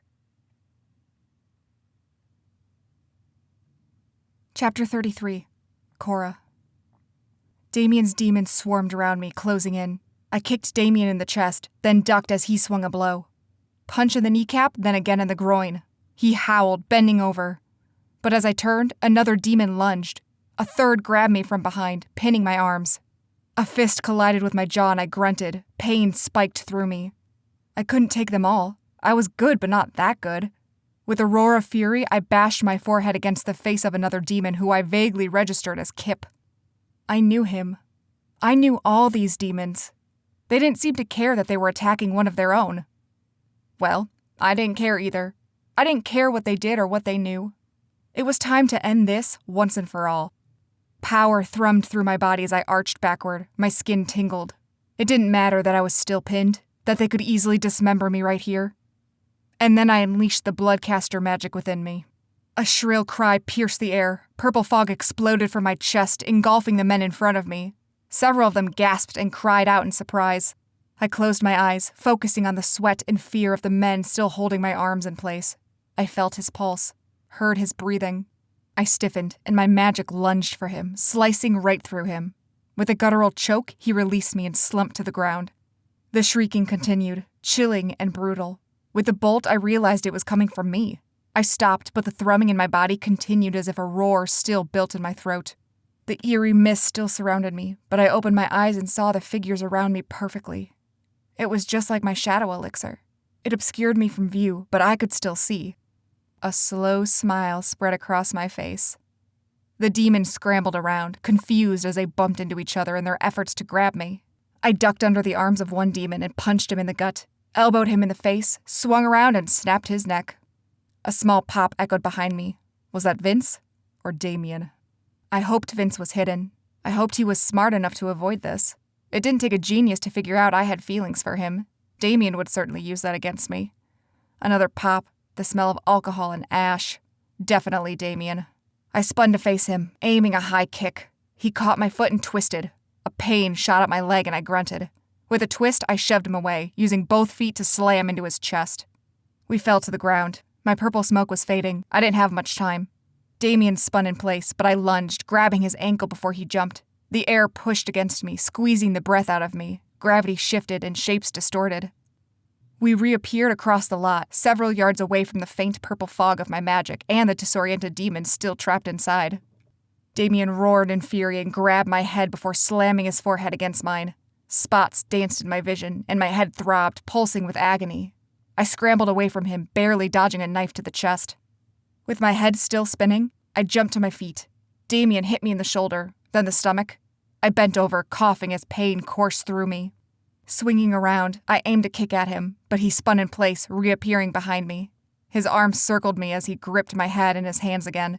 I knew with one quick motion, he could break my neck. "This is pointless, Cora," he hissed in my ear. I sucked in a breath and flipped him over, my arms and shoulders screaming in protest. Damien landed flat on his back, sputtering and choking. I kicked him in the face, then again in the groin for good measure. He howled in agony. Hovering over him, I pressed my knees into his chest and swiped the knife from his hand. "Son of a bitch," I growled, raising the knife. It was my dagger, the one Vince had used to bring us back to the present. Damien had stolen it. The bastard. I raised the dagger to his throat and hissed. Why? Why work with Hector? Damien laughed hoarsely, his teeth glinting with his blood. "It must be mind-boggling for you, Cora, to be betrayed like that." I buried the knife into his shoulder and he screamed. A quick glance around the parking lot told me I was out of time. Damien's buddies were racing toward us. "Tell me now or I slit your throat," I said. Damien only laughed again. "You won't. I have too much value." My eyes narrowed. The men were getting closer. In a swift motion, I slid the blade along his throat. Blood gushed from the wound, flowing like water from a faucet. Damien's eyes widened in shock. A horrible choking sound bubbled from his lips, spewing flecks of blood on me. Then he went silent. Slowly, I slid off him and wielded the bloody knife toward the demons that approached. They faltered when they noticed their leader lying in his own blood. I raised my eyebrows. "Your boss is dead, so what's it gonna be? Challenge me or surrender?" The demons glanced at one another uncertainly. Though they vastly outnumbered me, and my body ached at the thought of fighting all of them, I knew I could still take down a few. And they knew it too. One of them, Kip, stepped forward, brandishing his knife and baring his teeth at me. Rage filled his eyes. He'd been close to Damien. A few others edged closer to me, spurred on by Kip's fury. A groan built in my throat, but I straightened, gripping my own knife tightly as they approached. So be it. "We stand with Cora," bellowed a voice across the lot. I stiffened. The demons and I whirled, searching for the interruption. From the shadows emerged a figure with his arms outstretched, his yellow eyes gleaming. Benny. I'd wondered where he'd gone. Behind him was an entire pack of wolves ranging from light brown to inky black. All of them were as big as bears, standing on all fours and approaching slowly, their eyes hungry. A few of Damien's men gasped as they backed away, their faces pale. My mouth fell open. A werewolf pack? I just assumed Benny was a lone wolf. He was the only werewolf in our coven. Apparently, he had some powerful friends. Benny bowed to me and pressed his fist to his chest. We recognize Cora as the Blade of Hinport and pledge to follow her. His eyes raked over the demon standing in front of me. We challenge anyone who defies her. His eyes blazed as he stared down Damien's men, daring them to step forward. Shock rippled through me, and I found myself gaping like a moron. Pledge to follow her? How could they? I was no leader. I didn't even have friends in the coven. So why were they loyal to me? Benny's gaze shifted to me, and something unreadable sparked in his eyes, something he was hiding. There was more to this story. But for now, I was grateful for the support. I straightened. And I stand with the werewolf pack of Hinport, I said loudly. I needed as many allies as I could get. What about you, Kip? Kip flinched as if I'd slapped him. All anger had fled from him, and he visibly trembled as he stared frightfully at the wolves. He swallowed loudly, and he dropped his knife with a loud clatter. I stand with you, Cora. The other men dropped their weapons as well, raising their hands in surrender. I smiled. Triumph pulsed through me. It felt too easy, though. Once again, I looked at Benny, who watched me intently. He would definitely be calling in a favor from me soon. But for now, I needed to assert myself as the coven leader. It was also unexpected. I'd planned on bolting as soon as this was finished because I'd expected every demon in the city to be after my blood. And if it meant stopping these demons from ripping each other apart, and possibly severing any ties with Hector, then I had to step in and clean up Damien's mess. I had to at least try. I lifted my chin at Benny. Can you have one of your guys escort Damien's men to the prison cells? I need to keep them contained when I figure out what to do with them. Benny nodded and pointed to the gray wolf, who immediately shifted to the form of a bulky blonde with impressive muscles. The blonde and two other wolves approached Damien's men and ushered them out of the parking lot toward the prison I'd escaped from earlier. When they were out of earshot, I approached Benny. Unease swirled in my gut. Your allegiance is appreciated, I said quietly, but definitely unexpected. I never intended to take Damien's place. Benny's eyebrows lifted. So why'd you kill him? Because he threatened me. He blackmailed me. He was dangerous. I agree. I shook my head. That still doesn't make me fit to lead the coven. Benny glanced to the other wolves before responding. We have something in common, Cora. We keep our identities a secret. I frowned. Your telepathy? Why? It's one of the most coveted powers in the magical world. I can't tell you the horrors I've witnessed from people trying to extract that kind of magic. He shuddered, his expression darkening. I elected to become a wolf to disguise my warlock powers. No one asked what kind of demon I was after that. He leveled a hard gaze at me. You protect your own. You protect secrets. Damien didn't. He had no loyalty, and he betrayed your secret when it best suited him. From what I know about you, I know you would never do something like that. I stared at him, unsure how to respond. Make no mistake, I will call on you for a favor in the future, he said. But for now, my pack pledges loyalty to you because you have been loyal to the demons of Hinport. My throat was warm. His words touched me. I'd never felt anything like this before. My entire life, I'd been looking over my shoulder, watching every step, expecting betrayal at every turn. This was such a shock to me that I stood there, frozen, for several moments. Benny cleared his throat, obviously uncomfortable, and it jolted me from my stupor. I rubbed my nose. Thank you, Benny. I owe you a debt, and I fully intend to repay you. I exhaled long and slow, my body shaking, not from the battle, but from the shock. I glanced around the lot and alarm quivered through me. Where's Vince? I thought you knew. He took me to the pack. I assumed he'd come back here. I looked around again in case I overlooked him, but the churning in my stomach told me something was wrong. Can you sense him, like mind to mind? Benny sighed and closed his eyes for a moment, breathing deeply. He frowned. He's near Glen Bridge, right where I left him, where the pack lives. Why is he still there? Hector. I knew it down to my bones. He hadn't been here, which means he had better things to do. Like eliminate Vince. I've got to go, I told Benny before sprinting away. I only hoped I wasn't too late. Chapter 34. Vince. My arms felt stiff at my side. My entire body went rigid.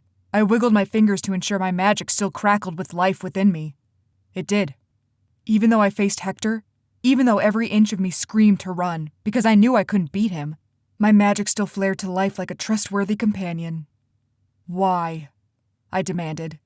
Thank Lilith my voice didn't tremble. Hector cocked his head at me like a predator eyeing its prey. Why what?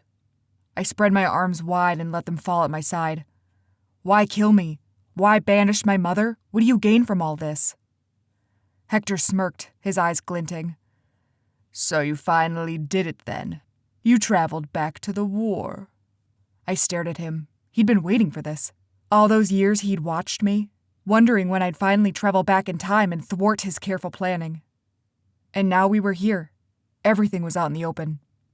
If you're going to kill me, I at least deserve an explanation, I said. Hector inhaled deeply.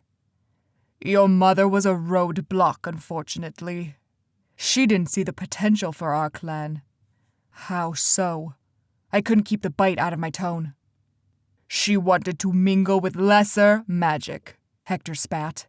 She wanted to taint our bloodline. Every alliance she forged dragged us downward. I simply wanted to rise us up again. My brows furrowed with incredulity. By isolating us from the world? Precisely. I scoffed, and his eyes flashed. You couldn't possibly understand, he snapped. I've been around for centuries. I've seen what demons and even the lesser light casters do to our kind. We have immeasurable power, but around them, our magic is stifled. It cannot grow. If we keep the Nephilim bloodline pure, then we can thrive. We can embrace our true potential. And kill anyone who gets in your way, I said, my fists trembling with rage. Hector gazed at me with patronizing sadness. His eyes remained cold, but his face twisted with false sympathy. It's unavoidable, boy. Not only because of your decisions and your doubts about the clan, but because of your power. I stilled. My power? Then my blood turned to ice. My time travel power. The moment your mimic appeared to you in the school parking lot, we knew, he went on. I triggered our defense mechanisms. This power of yours is too dangerous, too volatile. As you've already witnessed, too much is a risk. We can't leave that power in your hands. It's not up to you, I growled. This is my magic. Yes, and if you'd committed to pledge yourself to the clan from the start, we wouldn't be in this mess. But you're a loose cannon, Vince. I can't trust you to keep the clan safe. You're too dangerous to keep alive. What harm have I done? I roared. I stopped you from killing my mom. You interfered with carefully laid plans without a second thought. You're reckless. The clan deserves better than the likes of you. I gritted my teeth so firmly my head throbbed and my jaw ached. Fury pulsed through me. All right, I hissed. Then do it. Kill me. I spread my arms again, waiting. Hector blinked, his face smoothing in momentary shock.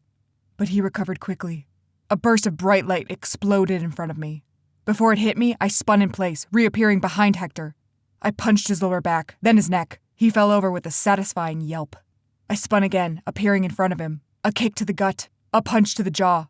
Again, behind him, I kicked his legs out from under him. When I appeared in front of him again, he was ready for me. He sliced his arm through the air and a bolt of white magic cut right through my chest, bringing me to my knees. I groaned, my chest on fire. That's a neat little trick, Hector said in a strained voice as he staggered to his feet. But it's useless, I'm afraid. Panting, I glared at him, my body still thrumming with power. When Hector leaned over me, his wings casting shadows on me, I grabbed his wrist and spun again. Gravity yanked me forward. Back, I thought. Go back in time. Images blurred around me, distorted sounds warbled in my ears. I focused on the shapes in front of me. The dark alley, Hector's blinding light, Benny and me arriving to find his pack. I kept going, some innate instinct within me waiting for the parking lot to clear, for the witnesses to empty out, all except for Hector from the past. I saw his figure in the shadows, hiding while Benny and I spoke. He'd been waiting for me. When Benny and I vanished, leaving only Hector, I let go. The present Hector and I toppled over, groaning. His entire body shuddered and thrummed. I gaped, my head still spinning. I'd never used a person as an anchor before. Dazed, I looked up and found the other version of Hector standing in front of us, his face ghostly pale. His mouth opened and closed as he looked between me and the first Hector. 2 Hectors? How could this help my situation? Then the first Hector shuddered again. A strange glow surrounded him, but it wasn't the intense glow of Nephilim magic. This glow was like a soft mist, a murky gray echo of his own body as it surrounded himself. In a flash, first Hector surged forward, colliding with second Hector. They both cried out, their voices echoing in the dark alley. My eyes widened, and I scrambled backward, worried the strange magic would ricochet and hit me. The 2 Hectors quivered so intensely they became a blur. His scream tore through the air, chilling me to the bone. A burst of light seared against my eyes, and I raised a hand to shield them. A loud thump told me Hector had fallen over, though I wasn't sure which one. Slowly, I lowered my hand. The glow was gone, and only 1 Hector remained. He hunched over, gasping and covered in sweat. What the hell? Then I remembered what happened to the other anchors I'd used. Cora's book, Mom's necklace, they'd somehow merged with their duplicates. And now, Hector had done the same. My mouth felt dry, and I resisted the urge to approach him and ask if he was all right. He was the enemy for Lilith's sake. Shaking my head, I jumped to my feet and kicked him in the gut. He groaned and rolled over, sprawling on the ground. His wings had vanished, and he suddenly looked feeble and helpless. I kicked him again, his face turned ashen. "Stop," he rasped. "Please." I hesitated. Could I really kill a defenseless man? Even if it was Hector, I wasn't sure I could. My hesitation cost me. Hector snatched my ankle and pulled. I toppled to the ground, my arms scraping against the pavement. I tried wriggling away, but Hector dragged me closer to him. My legs flailed as I tried to kick him, but he held fast, dodging my feet. Sudden energy rippled through me. A burst of magic flared to life, something I hadn't been able to recognize until now. It made my entire body tremble. I sucked in a breath. My Nephilim magic. It had run out during the Demon War, but it must have somehow recharged with Cora's healing rune. A slow smile spread across my face. In a burst of white magic, my wings sprang from my shoulder blades, fanning out behind me in all their feathery glory. They slammed into Hector, who flew backward, sliding several feet away from me. An ethereal white glow surrounded me as I rose to my feet. Power pulsed through every inch of me. I approached Hector with the euphoric feeling of unquenchable strength. Hector had the gall to look afraid for a split second, but he masked it quickly. "Again, a worthy effort," he said, his voice weak. "But you're still no match for me on your own." "He's not alone," a voice said behind me. My heart lurched in my throat. I whirled and found Luke standing in the mouth of the alley. Something lodged itself in my throat, a mixture of regret and agony. What was he doing here? I'd jumped him home to keep him away from this mess. "Luke," I warned. He strode toward us, ignoring me. His hard gaze was fixed on Hector. I'd never seen my friend look so fierce, so intimidating. He was usually a goofball, all casual, but right now, he seemed like a warrior. Hector stared at Luke in confusion. "Who are you?" Luke grinned. "You don't know me? Excellent. That makes this so much more enjoyable." His gaze shifted to me. "I felt you travel. It summoned me here." I didn't know how to feel about that. Part of me felt relieved. Another part felt oddly violated, like he'd intruded on my magic somehow. "You shouldn't be here," I said. "It isn't safe." Luke laughed. "Nothing is safe." Hector grunted as he tried to rise, but something whipped through the air and sliced into his shoulder. He collapsed backward with a pitiful cry of pain. I stared at the decorative hilt of the dagger lodged in Hector's shoulder. I knew that dagger. My breath caught in my throat as I turned and found Cora standing a few feet away from Luke. Her eyes were steely, her body lithe and graceful as she drew closer. She was magnificent. She, too, looked like a warrior, and it robbed me of my breath. Cora flashed me a brief grin that made my stomach flip.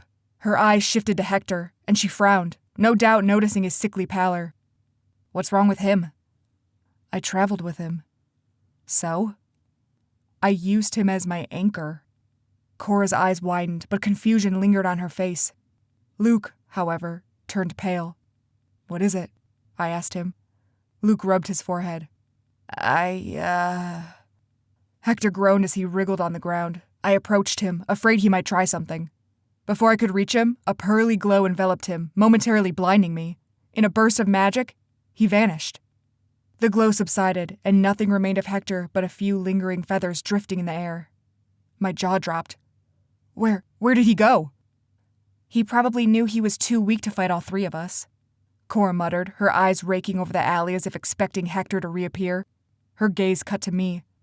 Nephilim can jump? The really powerful ones can. Cora raised her eyebrows. That's handy. How do we track him? We don't, Luke said sharply. I'd never heard him speak like that before, with authority. I stared at him, his face twisted in an uneasy grimace. Why not? I demanded. Luke's eyes darkened as he stared at me, unyielding. I felt so much distance between us, growing like a living thing. In that space, the secrets he'd kept festered and throbbed, tearing apart the friendship we'd built over the years. He was a stranger now. Luke, I snapped. Tell me. He sighed. Your anchor through time links you, serving as your gravitational force to pull you back down. Otherwise, you might end up in, outer space or something. Using a living thing as a gravitational force? Well, it throws their own center of gravity completely off balance. And usually your anchor creates a sort of double. Like it appears in a place it once existed, and for a moment, there's two of them. Then, they merge together. Yeah, the two Hectors did that. Luke's face turned ashen. Oh, Lilith. I flinched. I'd never in my life heard him swear like that. Only witches and warlocks did that. It was yet another reminder that my friend had lied to me for years. Cora seemed unfazed. She shrugged one shoulder. What's the big deal?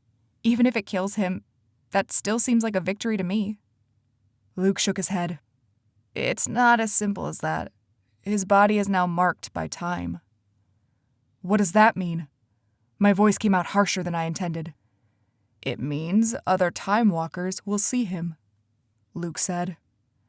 It's like you've labeled him as an anchor, something others can use to manipulate time. I merely blinked at him. He can travel, Luke said with a hint of impatience. The mark allows one to travel freely. But he doesn't have the power, I protested. Not yet, Luke said ominously. So, what do we do when we find him? Cora asked, flipping her dagger from one hand to the other. You can't kill him, Luke said quickly. My mouth fell open. Why not? Do you know what he's done? I know.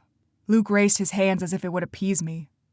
But once something is used as an anchor, it's linked to the timeline. Removing an anchor from existence risks altering events that need to be preserved. If a time walker destroys an anchor, he breaks the laws of time. I stilled, remembering what Dad had said about that. We do not use our powers to alter the way the world works. Doing so will make you some powerful enemies. And they won't just come after you. They'll come after me, your friends, anyone who's associated with you.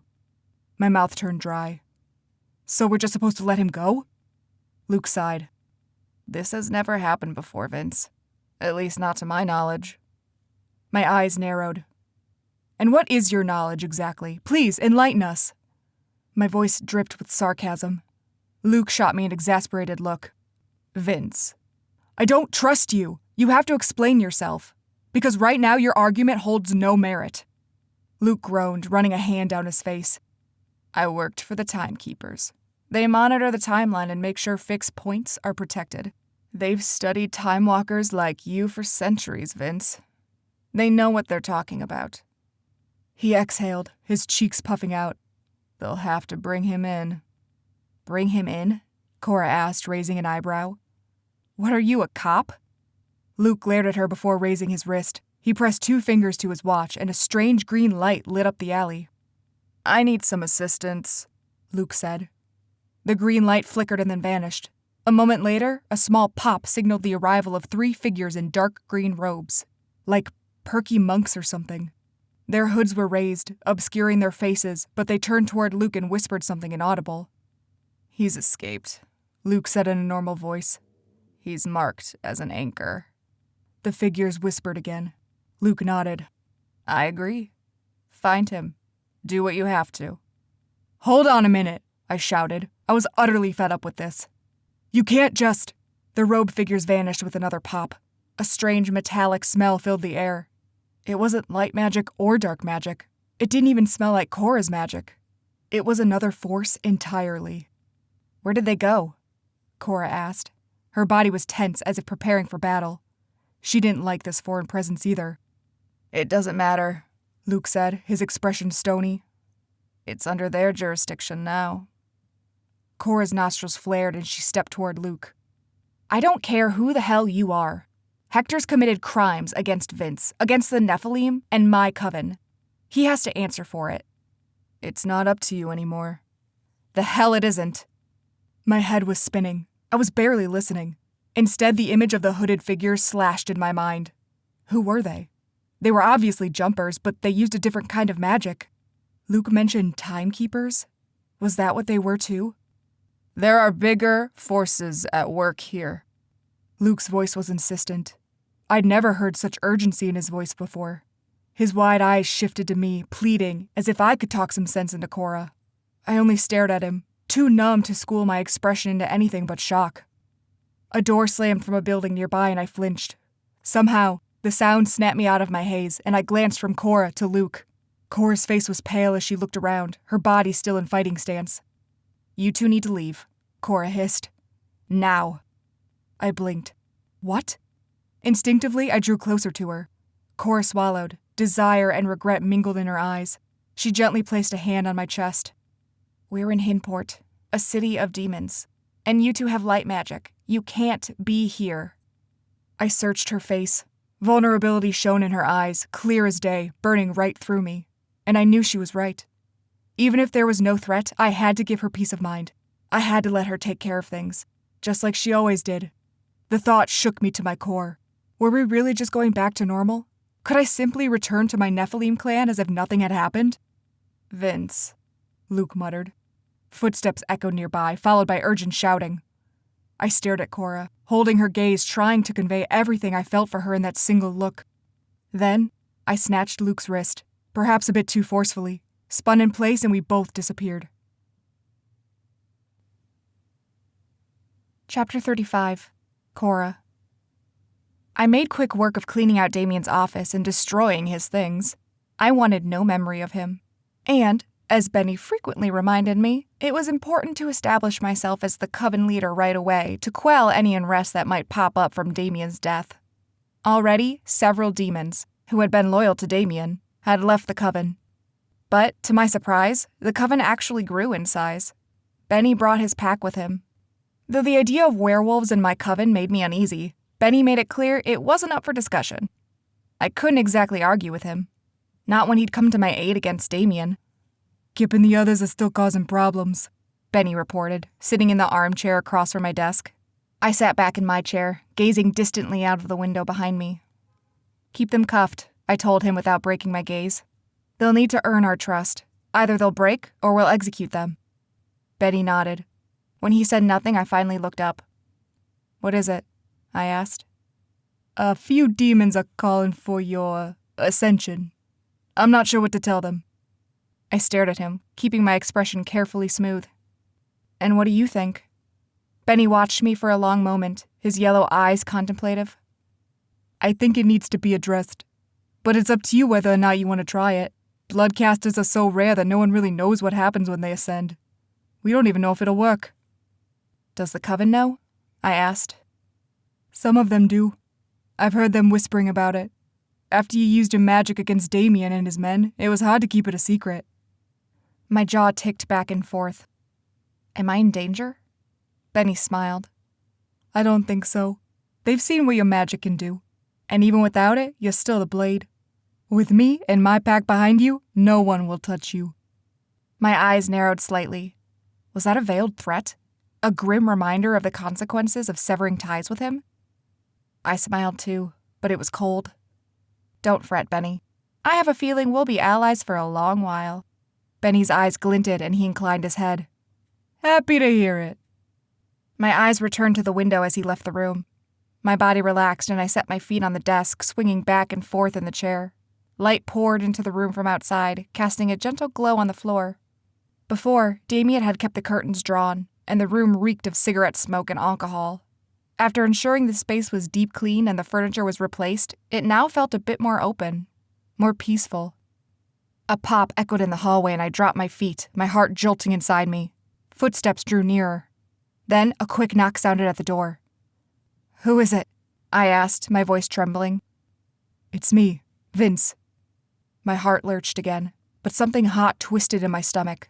I stood, wiping my hands on my pants and straightening my shirt. My hands lifted to smooth my hair before I cursed under my breath and dropped my arms. Idiot. I chided myself. "Come in," I said. The door opened, and there was Vince, his hands shoved in his pockets of his hoodie. He looked just like a regular teenager, but his eyes were haunted. I considered everything that had changed for him. The secrets his best friend kept, the reality that his mother was probably alive somewhere in the underworld. My heart twisted with sympathy. "Hi," he said, crossing his arms. "Hi." We stood there awkwardly, keeping several feet between us. "Are you all right?" I finally asked. Vince huffed a laugh. "I'm hanging on by a thread, but I'm alive." "And your clan?" "They're a mess. Most of the officials are gunning for Jocelyn's dad to take over, but he and Hector were working together, so it would just be the same all over again." He shook his head. "But it doesn't matter." Dread filled my stomach. "Why not?" He lifted his gaze to meet mine. Despair stirred in his eyes. He wasn't here with good news. "I'm denying my pledge to join the clan," he said softly. "I'm going to become a Reaper." I stared at him. Though the news should have come as a shock, it didn't. I remembered him during the Demon War, standing in front of me with great dark wings. I'd known he would make that choice. But it wasn't until this moment that I realized what that meant. "You'll go to the underworld," I whispered. "Yes." "And you won't be able to come back." "No." A lump formed in my throat, but I forced myself to nod. "Right, that makes sense. Your mom is probably down there." I pressed my lips together and dropped my gaze. I couldn't look at him. What about your dad?" "He's leaving the clan too, trying to find a job and a place to live." I finally looked at him. "He can't go with you?" Regret twisted his expression. "No." My chest tightened. "I'm sorry." He'd been willing to give up everything for his dad. But things had changed now that he knew about his mother, and I realized what an impossible predicament he was in, giving up one parent to be with the other. The thought dragged my heart down to my feet. "I know I should be grateful," Vince said, his brows furrowing. "I'll finally get to know my mother, assuming she's still alive." "She is," I said at once. "She has to be. From what I saw, she's strong." A hint of a smile quirked his lips up, but it faded quickly. "It's just, you shouldn't feel sorry for me, Cora. You lost everything once, too." His eyes held mine. Ordinarily, I'd brush it off. I never knew my parent, so what was there to lose? But the tenderness in Vince's gaze stirred something in the depths of my heart that I thought had been tucked away forever. A deep, aching yearning. I swallowed, struggling to find my voice. "You have every right to be sorrowful about this, Vince. Just because I've suffered losses doesn't make yours any less painful." Vince shifted his weight from one foot to the other. The space between us seemed to pulse like it was a living thing, wriggling and pulling us farther and farther apart. I longed to draw closer to him, but I couldn't bring myself to make that first step. So we stood there, avoiding eye contact and not moving. At long last, Vince said in a low voice, "Come with me." My gaze snapped to his. "What?" He stepped toward me and I sucked in a breath. "Come with me to the underworld, Cora." My mouth felt dry. I can't. You just said your dad." "He's immortal now, but magical beings can exist in the underworld." His eyes glittered with excitement. "You'd be safe from everyone chasing you. You could live with me among the Reapers." Live with me? The idea sent a thrill racing through me. I licked my lips, my head spinning at the thought. "Vince, He took another step closer. "I know I'm asking a lot, and I'll understand if you refuse. But I love you, Cora. I want to be with you." My breath turned sharp and ragged. I felt like I wasn't getting enough oxygen. How will I get back?" I whispered. Uncertainty flashed in Vince's eyes, and in that moment, I knew he hadn't thought this through. Did either of us know anything about living in the underworld? What if I disintegrated to ash as soon as I arrived? What if an invisible barrier kept me out? What if the other Reapers executed me on the spot? I took a deep breath. I have responsibilities here, Vince. I can't just abandon my coven. You were ready to abandon them after killing Damien. I flinched. He had a point. Yes, but they need unity right now, and strength. And if I take off, the coven will crumble. I have to clean up Damien's mess. Why? Vince challenged, his eyes blazing. I held his gaze. Because this is my home. The words resonated inside me with finality and purpose. Hinport was my home. It had never felt like it until now. Vince's lips spread into a thin line, and he stared hard at the floor, his jaw rigid. This time, I took a step toward him. There were only a few inches between us. Slowly, I took his hands in mine, relishing the feel of his calloused palms. I raised his hand and pressed it to my cheek. I love you, Vince, I breathed, pressing a soft kiss to his fingertips. But not enough to come with me, he said in a broken voice. I closed my eyes as regret threatened to consume me. Would you stay, for me? I opened my eyes to watch his reaction. Surprise stirred in his eyes, followed by guilt and agony. He shook his head. I can't pledge myself to the clan. Not if there's a chance they'll follow Hector's plan. Then you understand. Vince nodded, but the motion was stiff and his jaw still clenched. I changed the subject. What will happen to you? Vince exhaled long and slow. All I know is my wings will turn black, and I'll leave this realm. It's all pretty vague, to be honest, and a little terrifying. He uttered a shaky laugh. I've been researching everything there is to know about the underworld so I can be prepared. His face sobered. But since my mother never returned to us, I can assume there's no way back. His gray eyes sparked with an emotion so raw it made my chest ache. We both drew nearer, closing the gap between us so our chests almost touched. I stared up at him, lifting my hand to sweep the dark hair out of his eyes. Does that mean this is goodbye? I asked. Determination flared in his gaze. No. He placed his hands on my waist, and heat sparked through me. I swear to you I will find a way to come back. I will find a way to be with you, Cora. He pressed his forehead against mine, and I closed my eyes. They say Reapers get to keep their magic. I'll still be able to jump, to time travel. I can find a way back to you. I smiled at the ferocity in his tone. My hand pressed against his cheek. I know you will. I drew away to look at him. Come back to me, Vince. I'll be here. I'll be waiting. Desire flooded his eyes, making my knees go weak. He leaned in, his nose brushing against mine, and then stopped. Are you... he murmured. I laughed lightly. No poison balm? I removed it. See? I pressed another kiss to his fingers. Vince's eyes lingered on my lips, making my skin feel hot. I stood on my tiptoes, wrapping my arms around his neck and raising my eyebrows. Well? Half his mouth lifted in a heart-stopping smile. He drew nearer, his lips meeting mine with the softest of kisses. I suppressed a shiver of pleasure and pulled him closer, arching against his body. His mouth searched mine, hungry and curious. His fingers tangled in my hair. My skin was on fire and my insides scorched. In all my life, I'd seen romance as a release, a way to momentarily escape, to seek pleasure that made life more bearable so that I could return to being a huntress with a secret. My relationships were a way for me to hide, to keep myself locked away from others, because if my partners never knew me, then there was no risk. But this was different. Vince knew me to my core, the good and the bad, and he still loved me. As I pressed myself against him, longing for more of him, I felt a new kind of release. A sense of belonging, a sense of peace that my wounded mind craved. This love, this feeling wasn't an escape. It was a haven, a fortress to ground me. Not a pit stop to tide me over until the next one, but a destination. Our breaths mingled. His mouth was hot against mine. His hand slid up and down my back and his tongue explored my mouth. Our kisses turned more urgent and frantic. I caught his lower lip between my teeth. In other circumstances, I might have pushed him farther, maybe tried removing his clothes. The office had a door, after all. If I locked it, we wouldn't be disturbed. But I didn't want this to be like all the other men I'd been with, and it wouldn't make our parting hurt any less. So, reluctantly, painfully, I withdrew from him. His eyes were dark with need, and I almost pulled him back for more. With every ounce of restraint I possessed, I took a step away from him, still breathing heavily. Don't forget me, Vince. My voice cracked, betraying me. I closed my eyes, my face feeling hot. Never, he whispered. He squeezed my hand once, and then he was gone.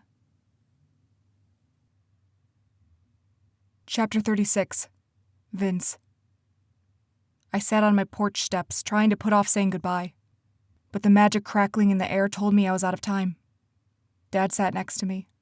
We said nothing, our gazes fixed ahead at some unseen spot. Nephilim poured out into the street, heading toward the meeting house where the ceremonial rite would take place.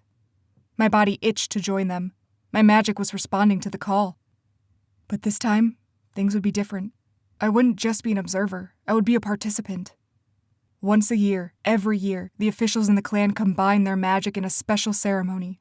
Everyone who had turned 18 that year had the opportunity to pledge fealty to the clan, and those who didn't were banished. My birthday had come and gone.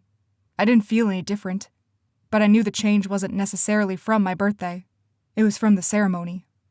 My Nephilim powers would be stripped soon, just like Mom's had been. "Give her my love, will you?" Dad said in a strained voice.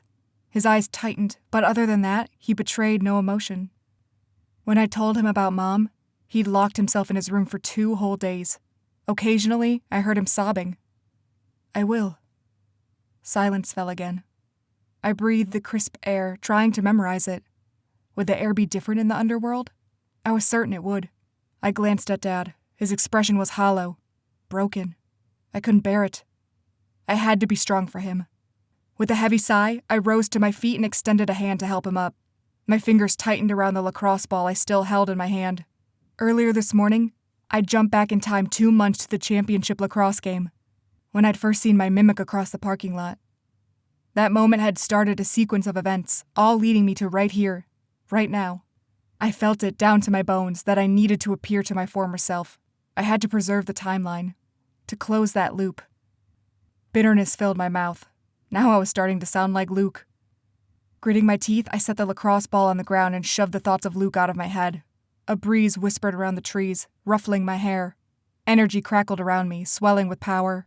I closed my eyes and breathed deeply. It's almost time. Dad drew me into a tight embrace, clutching me as if he could keep me here by force. A knot formed in my throat. My eyes felt hot. I breathed in the scent of my dad one last time, trying to memorize it too, before pulling away. His eyes glistened with tears, making the knot in my throat tighten. I tried swallowing, but I couldn't. All I could do was choke on my tears. Dad squeezed my shoulder and offered a wobbly smile, which I returned. We joined the other Nephilim on the street, following the crowd to the meeting house. With each step, the magic pulsing in the air intensified, reverberating off my bones in the powerful rhythm. It blared in my ears, drowning out the sound of footsteps and hushed voices. It felt so familiar, and yet so foreign. My magic churned within me, a violent river of chaos, as if it sensed this time would be different. We entered the dining hall where our clan awaited. Almost everyone was already seated among the crowd. At the front of the room was the panel of clan officials, with Hector missing, of course. It felt odd to carry on after everything he'd done. Like we were committing some grievous crime by not addressing Hector's betrayal and the despicable things he'd done. My eyes fell on Peter Wilkes, Jocelyn's father. His eyes were cold as they fixed on me. The hatred rippling from him only confirmed my decision. I couldn't stay here. Dad looked at me, his eyes moist, and he squeezed my shoulder. Then he vanished into the crowd. Today, he was merely a bystander, a witness to the ceremonial rite. Tomorrow, he'd be an outcast, just another mortal. The thought wrenched through me like a twist of a knife. I knew where to go. I'd witnessed the rite many times, but my feet remained frozen in place, refusing to move forward. "Vince," said a voice behind me. I turned and found Jocelyn standing there. Her eyes were grim, her lips spread into a thin line. She jerked her head toward the front of the room, where the officials waited. I felt like a coward, but I was grateful to be able to walk alongside her, even if we were making different choices today. Jocelyn's gaze was steady, her jaw rigid with determination. Her arms were crossed as she walked next to me. The room seemed to stretch on and on. Each step pulled me farther and farther away, like I would be walking forever, never reaching my destination. Trying to steel my nerves, I glanced at Jocelyn. Her face was stony. Was she angry with me? I wouldn't blame her. "I'm not pledging," she whispered suddenly. I almost stopped walking, but my feet were on autopilot, just following her movements. Why not? A solemn grimace tugged at her lips. I can't be a part of what my dad's been doing. She sighed.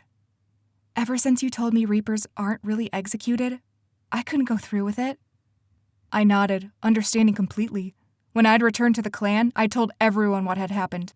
My time travel, Hector's betrayal, and my mom's banishment. Many believed me, including Jocelyn.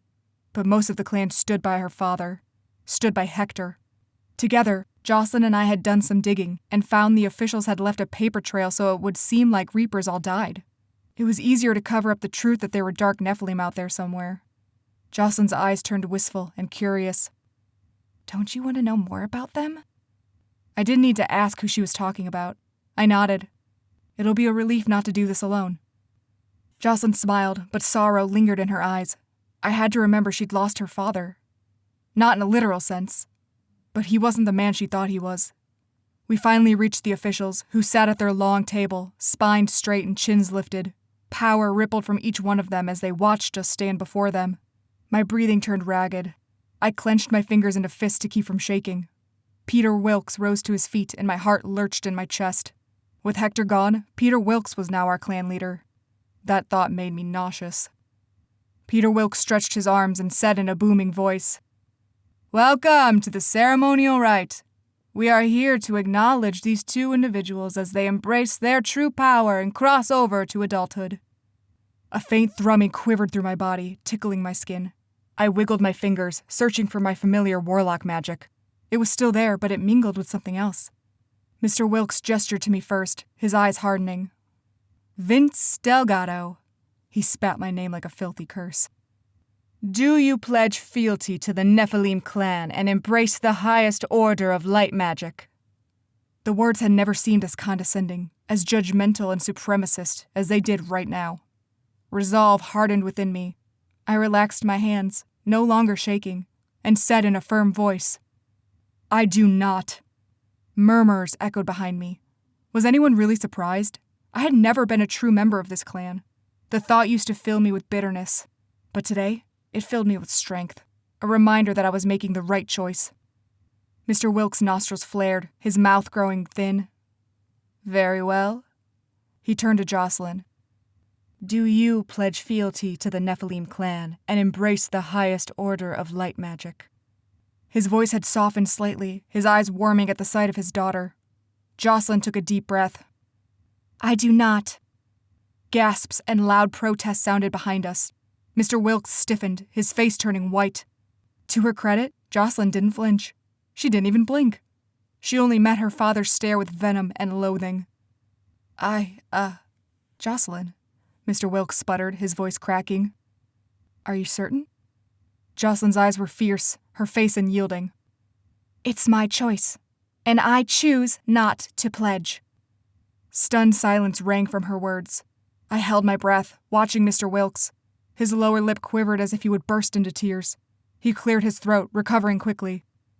I invoke the power of this clan, the highest order of light magic, and strip you both of your Nephilim powers. You are henceforth cast out of this clan and forbidden to return." His voice trembled at the last word. Suddenly, a stab of pain sliced through me, and I cried out, hunching over. Jocelyn did the same. The agony was so consuming I couldn't hear or see anything. A burst of blinding white light blazed in my vision. Something sliced through me like my chest was cracking open. A scream tore against my throat. My Nephilim magic exploded. It broke through me, shooting out of me violently. My body shook and throbbed with the anguish of losing something that had been tethered to me for so long. I felt so raw, so wounded, that I was certain I was nothing but a bloody corpse now. Slowly, the bright light faded and then vanished, leaving me blinking against a sudden darkness that surrounded me. Pain still pulsed through me, making every breath hurt, but I forced myself to stand upright and take in my surroundings. All I saw was darkness. As my eyes adjusted, I made out the stony outline of a cavern wall. Water dripped, echoing nearby, and a figure stood in front of me. "Joss," I croaked, but I knew it wasn't her. The figure drew closer, her magnificent black wings stretched behind her. Her face looked the same as in New York, save for a few more wrinkles and scars. Her blonde hair was tied up behind her, and her gray eyes gleamed with pride. "Hello, Vince," she whispered. I sucked in a shaky breath, blinking tears out of my eyes. How many years had I envisioned this moment? All I could do was stare, taking in every detail from her black shirt and pants to the jagged scar above her eyebrow that hadn't been there before. At long last, I found my voice, but it still trembled as I said, "Hi, Mom." This has been The Demon's Kiss, a paranormal forbidden romance. Written by R.L. Perez. Narrated by Alyssa Ratkovich. Copyright 2021 by R.L. Perez. Production copyright by R.L. Perez.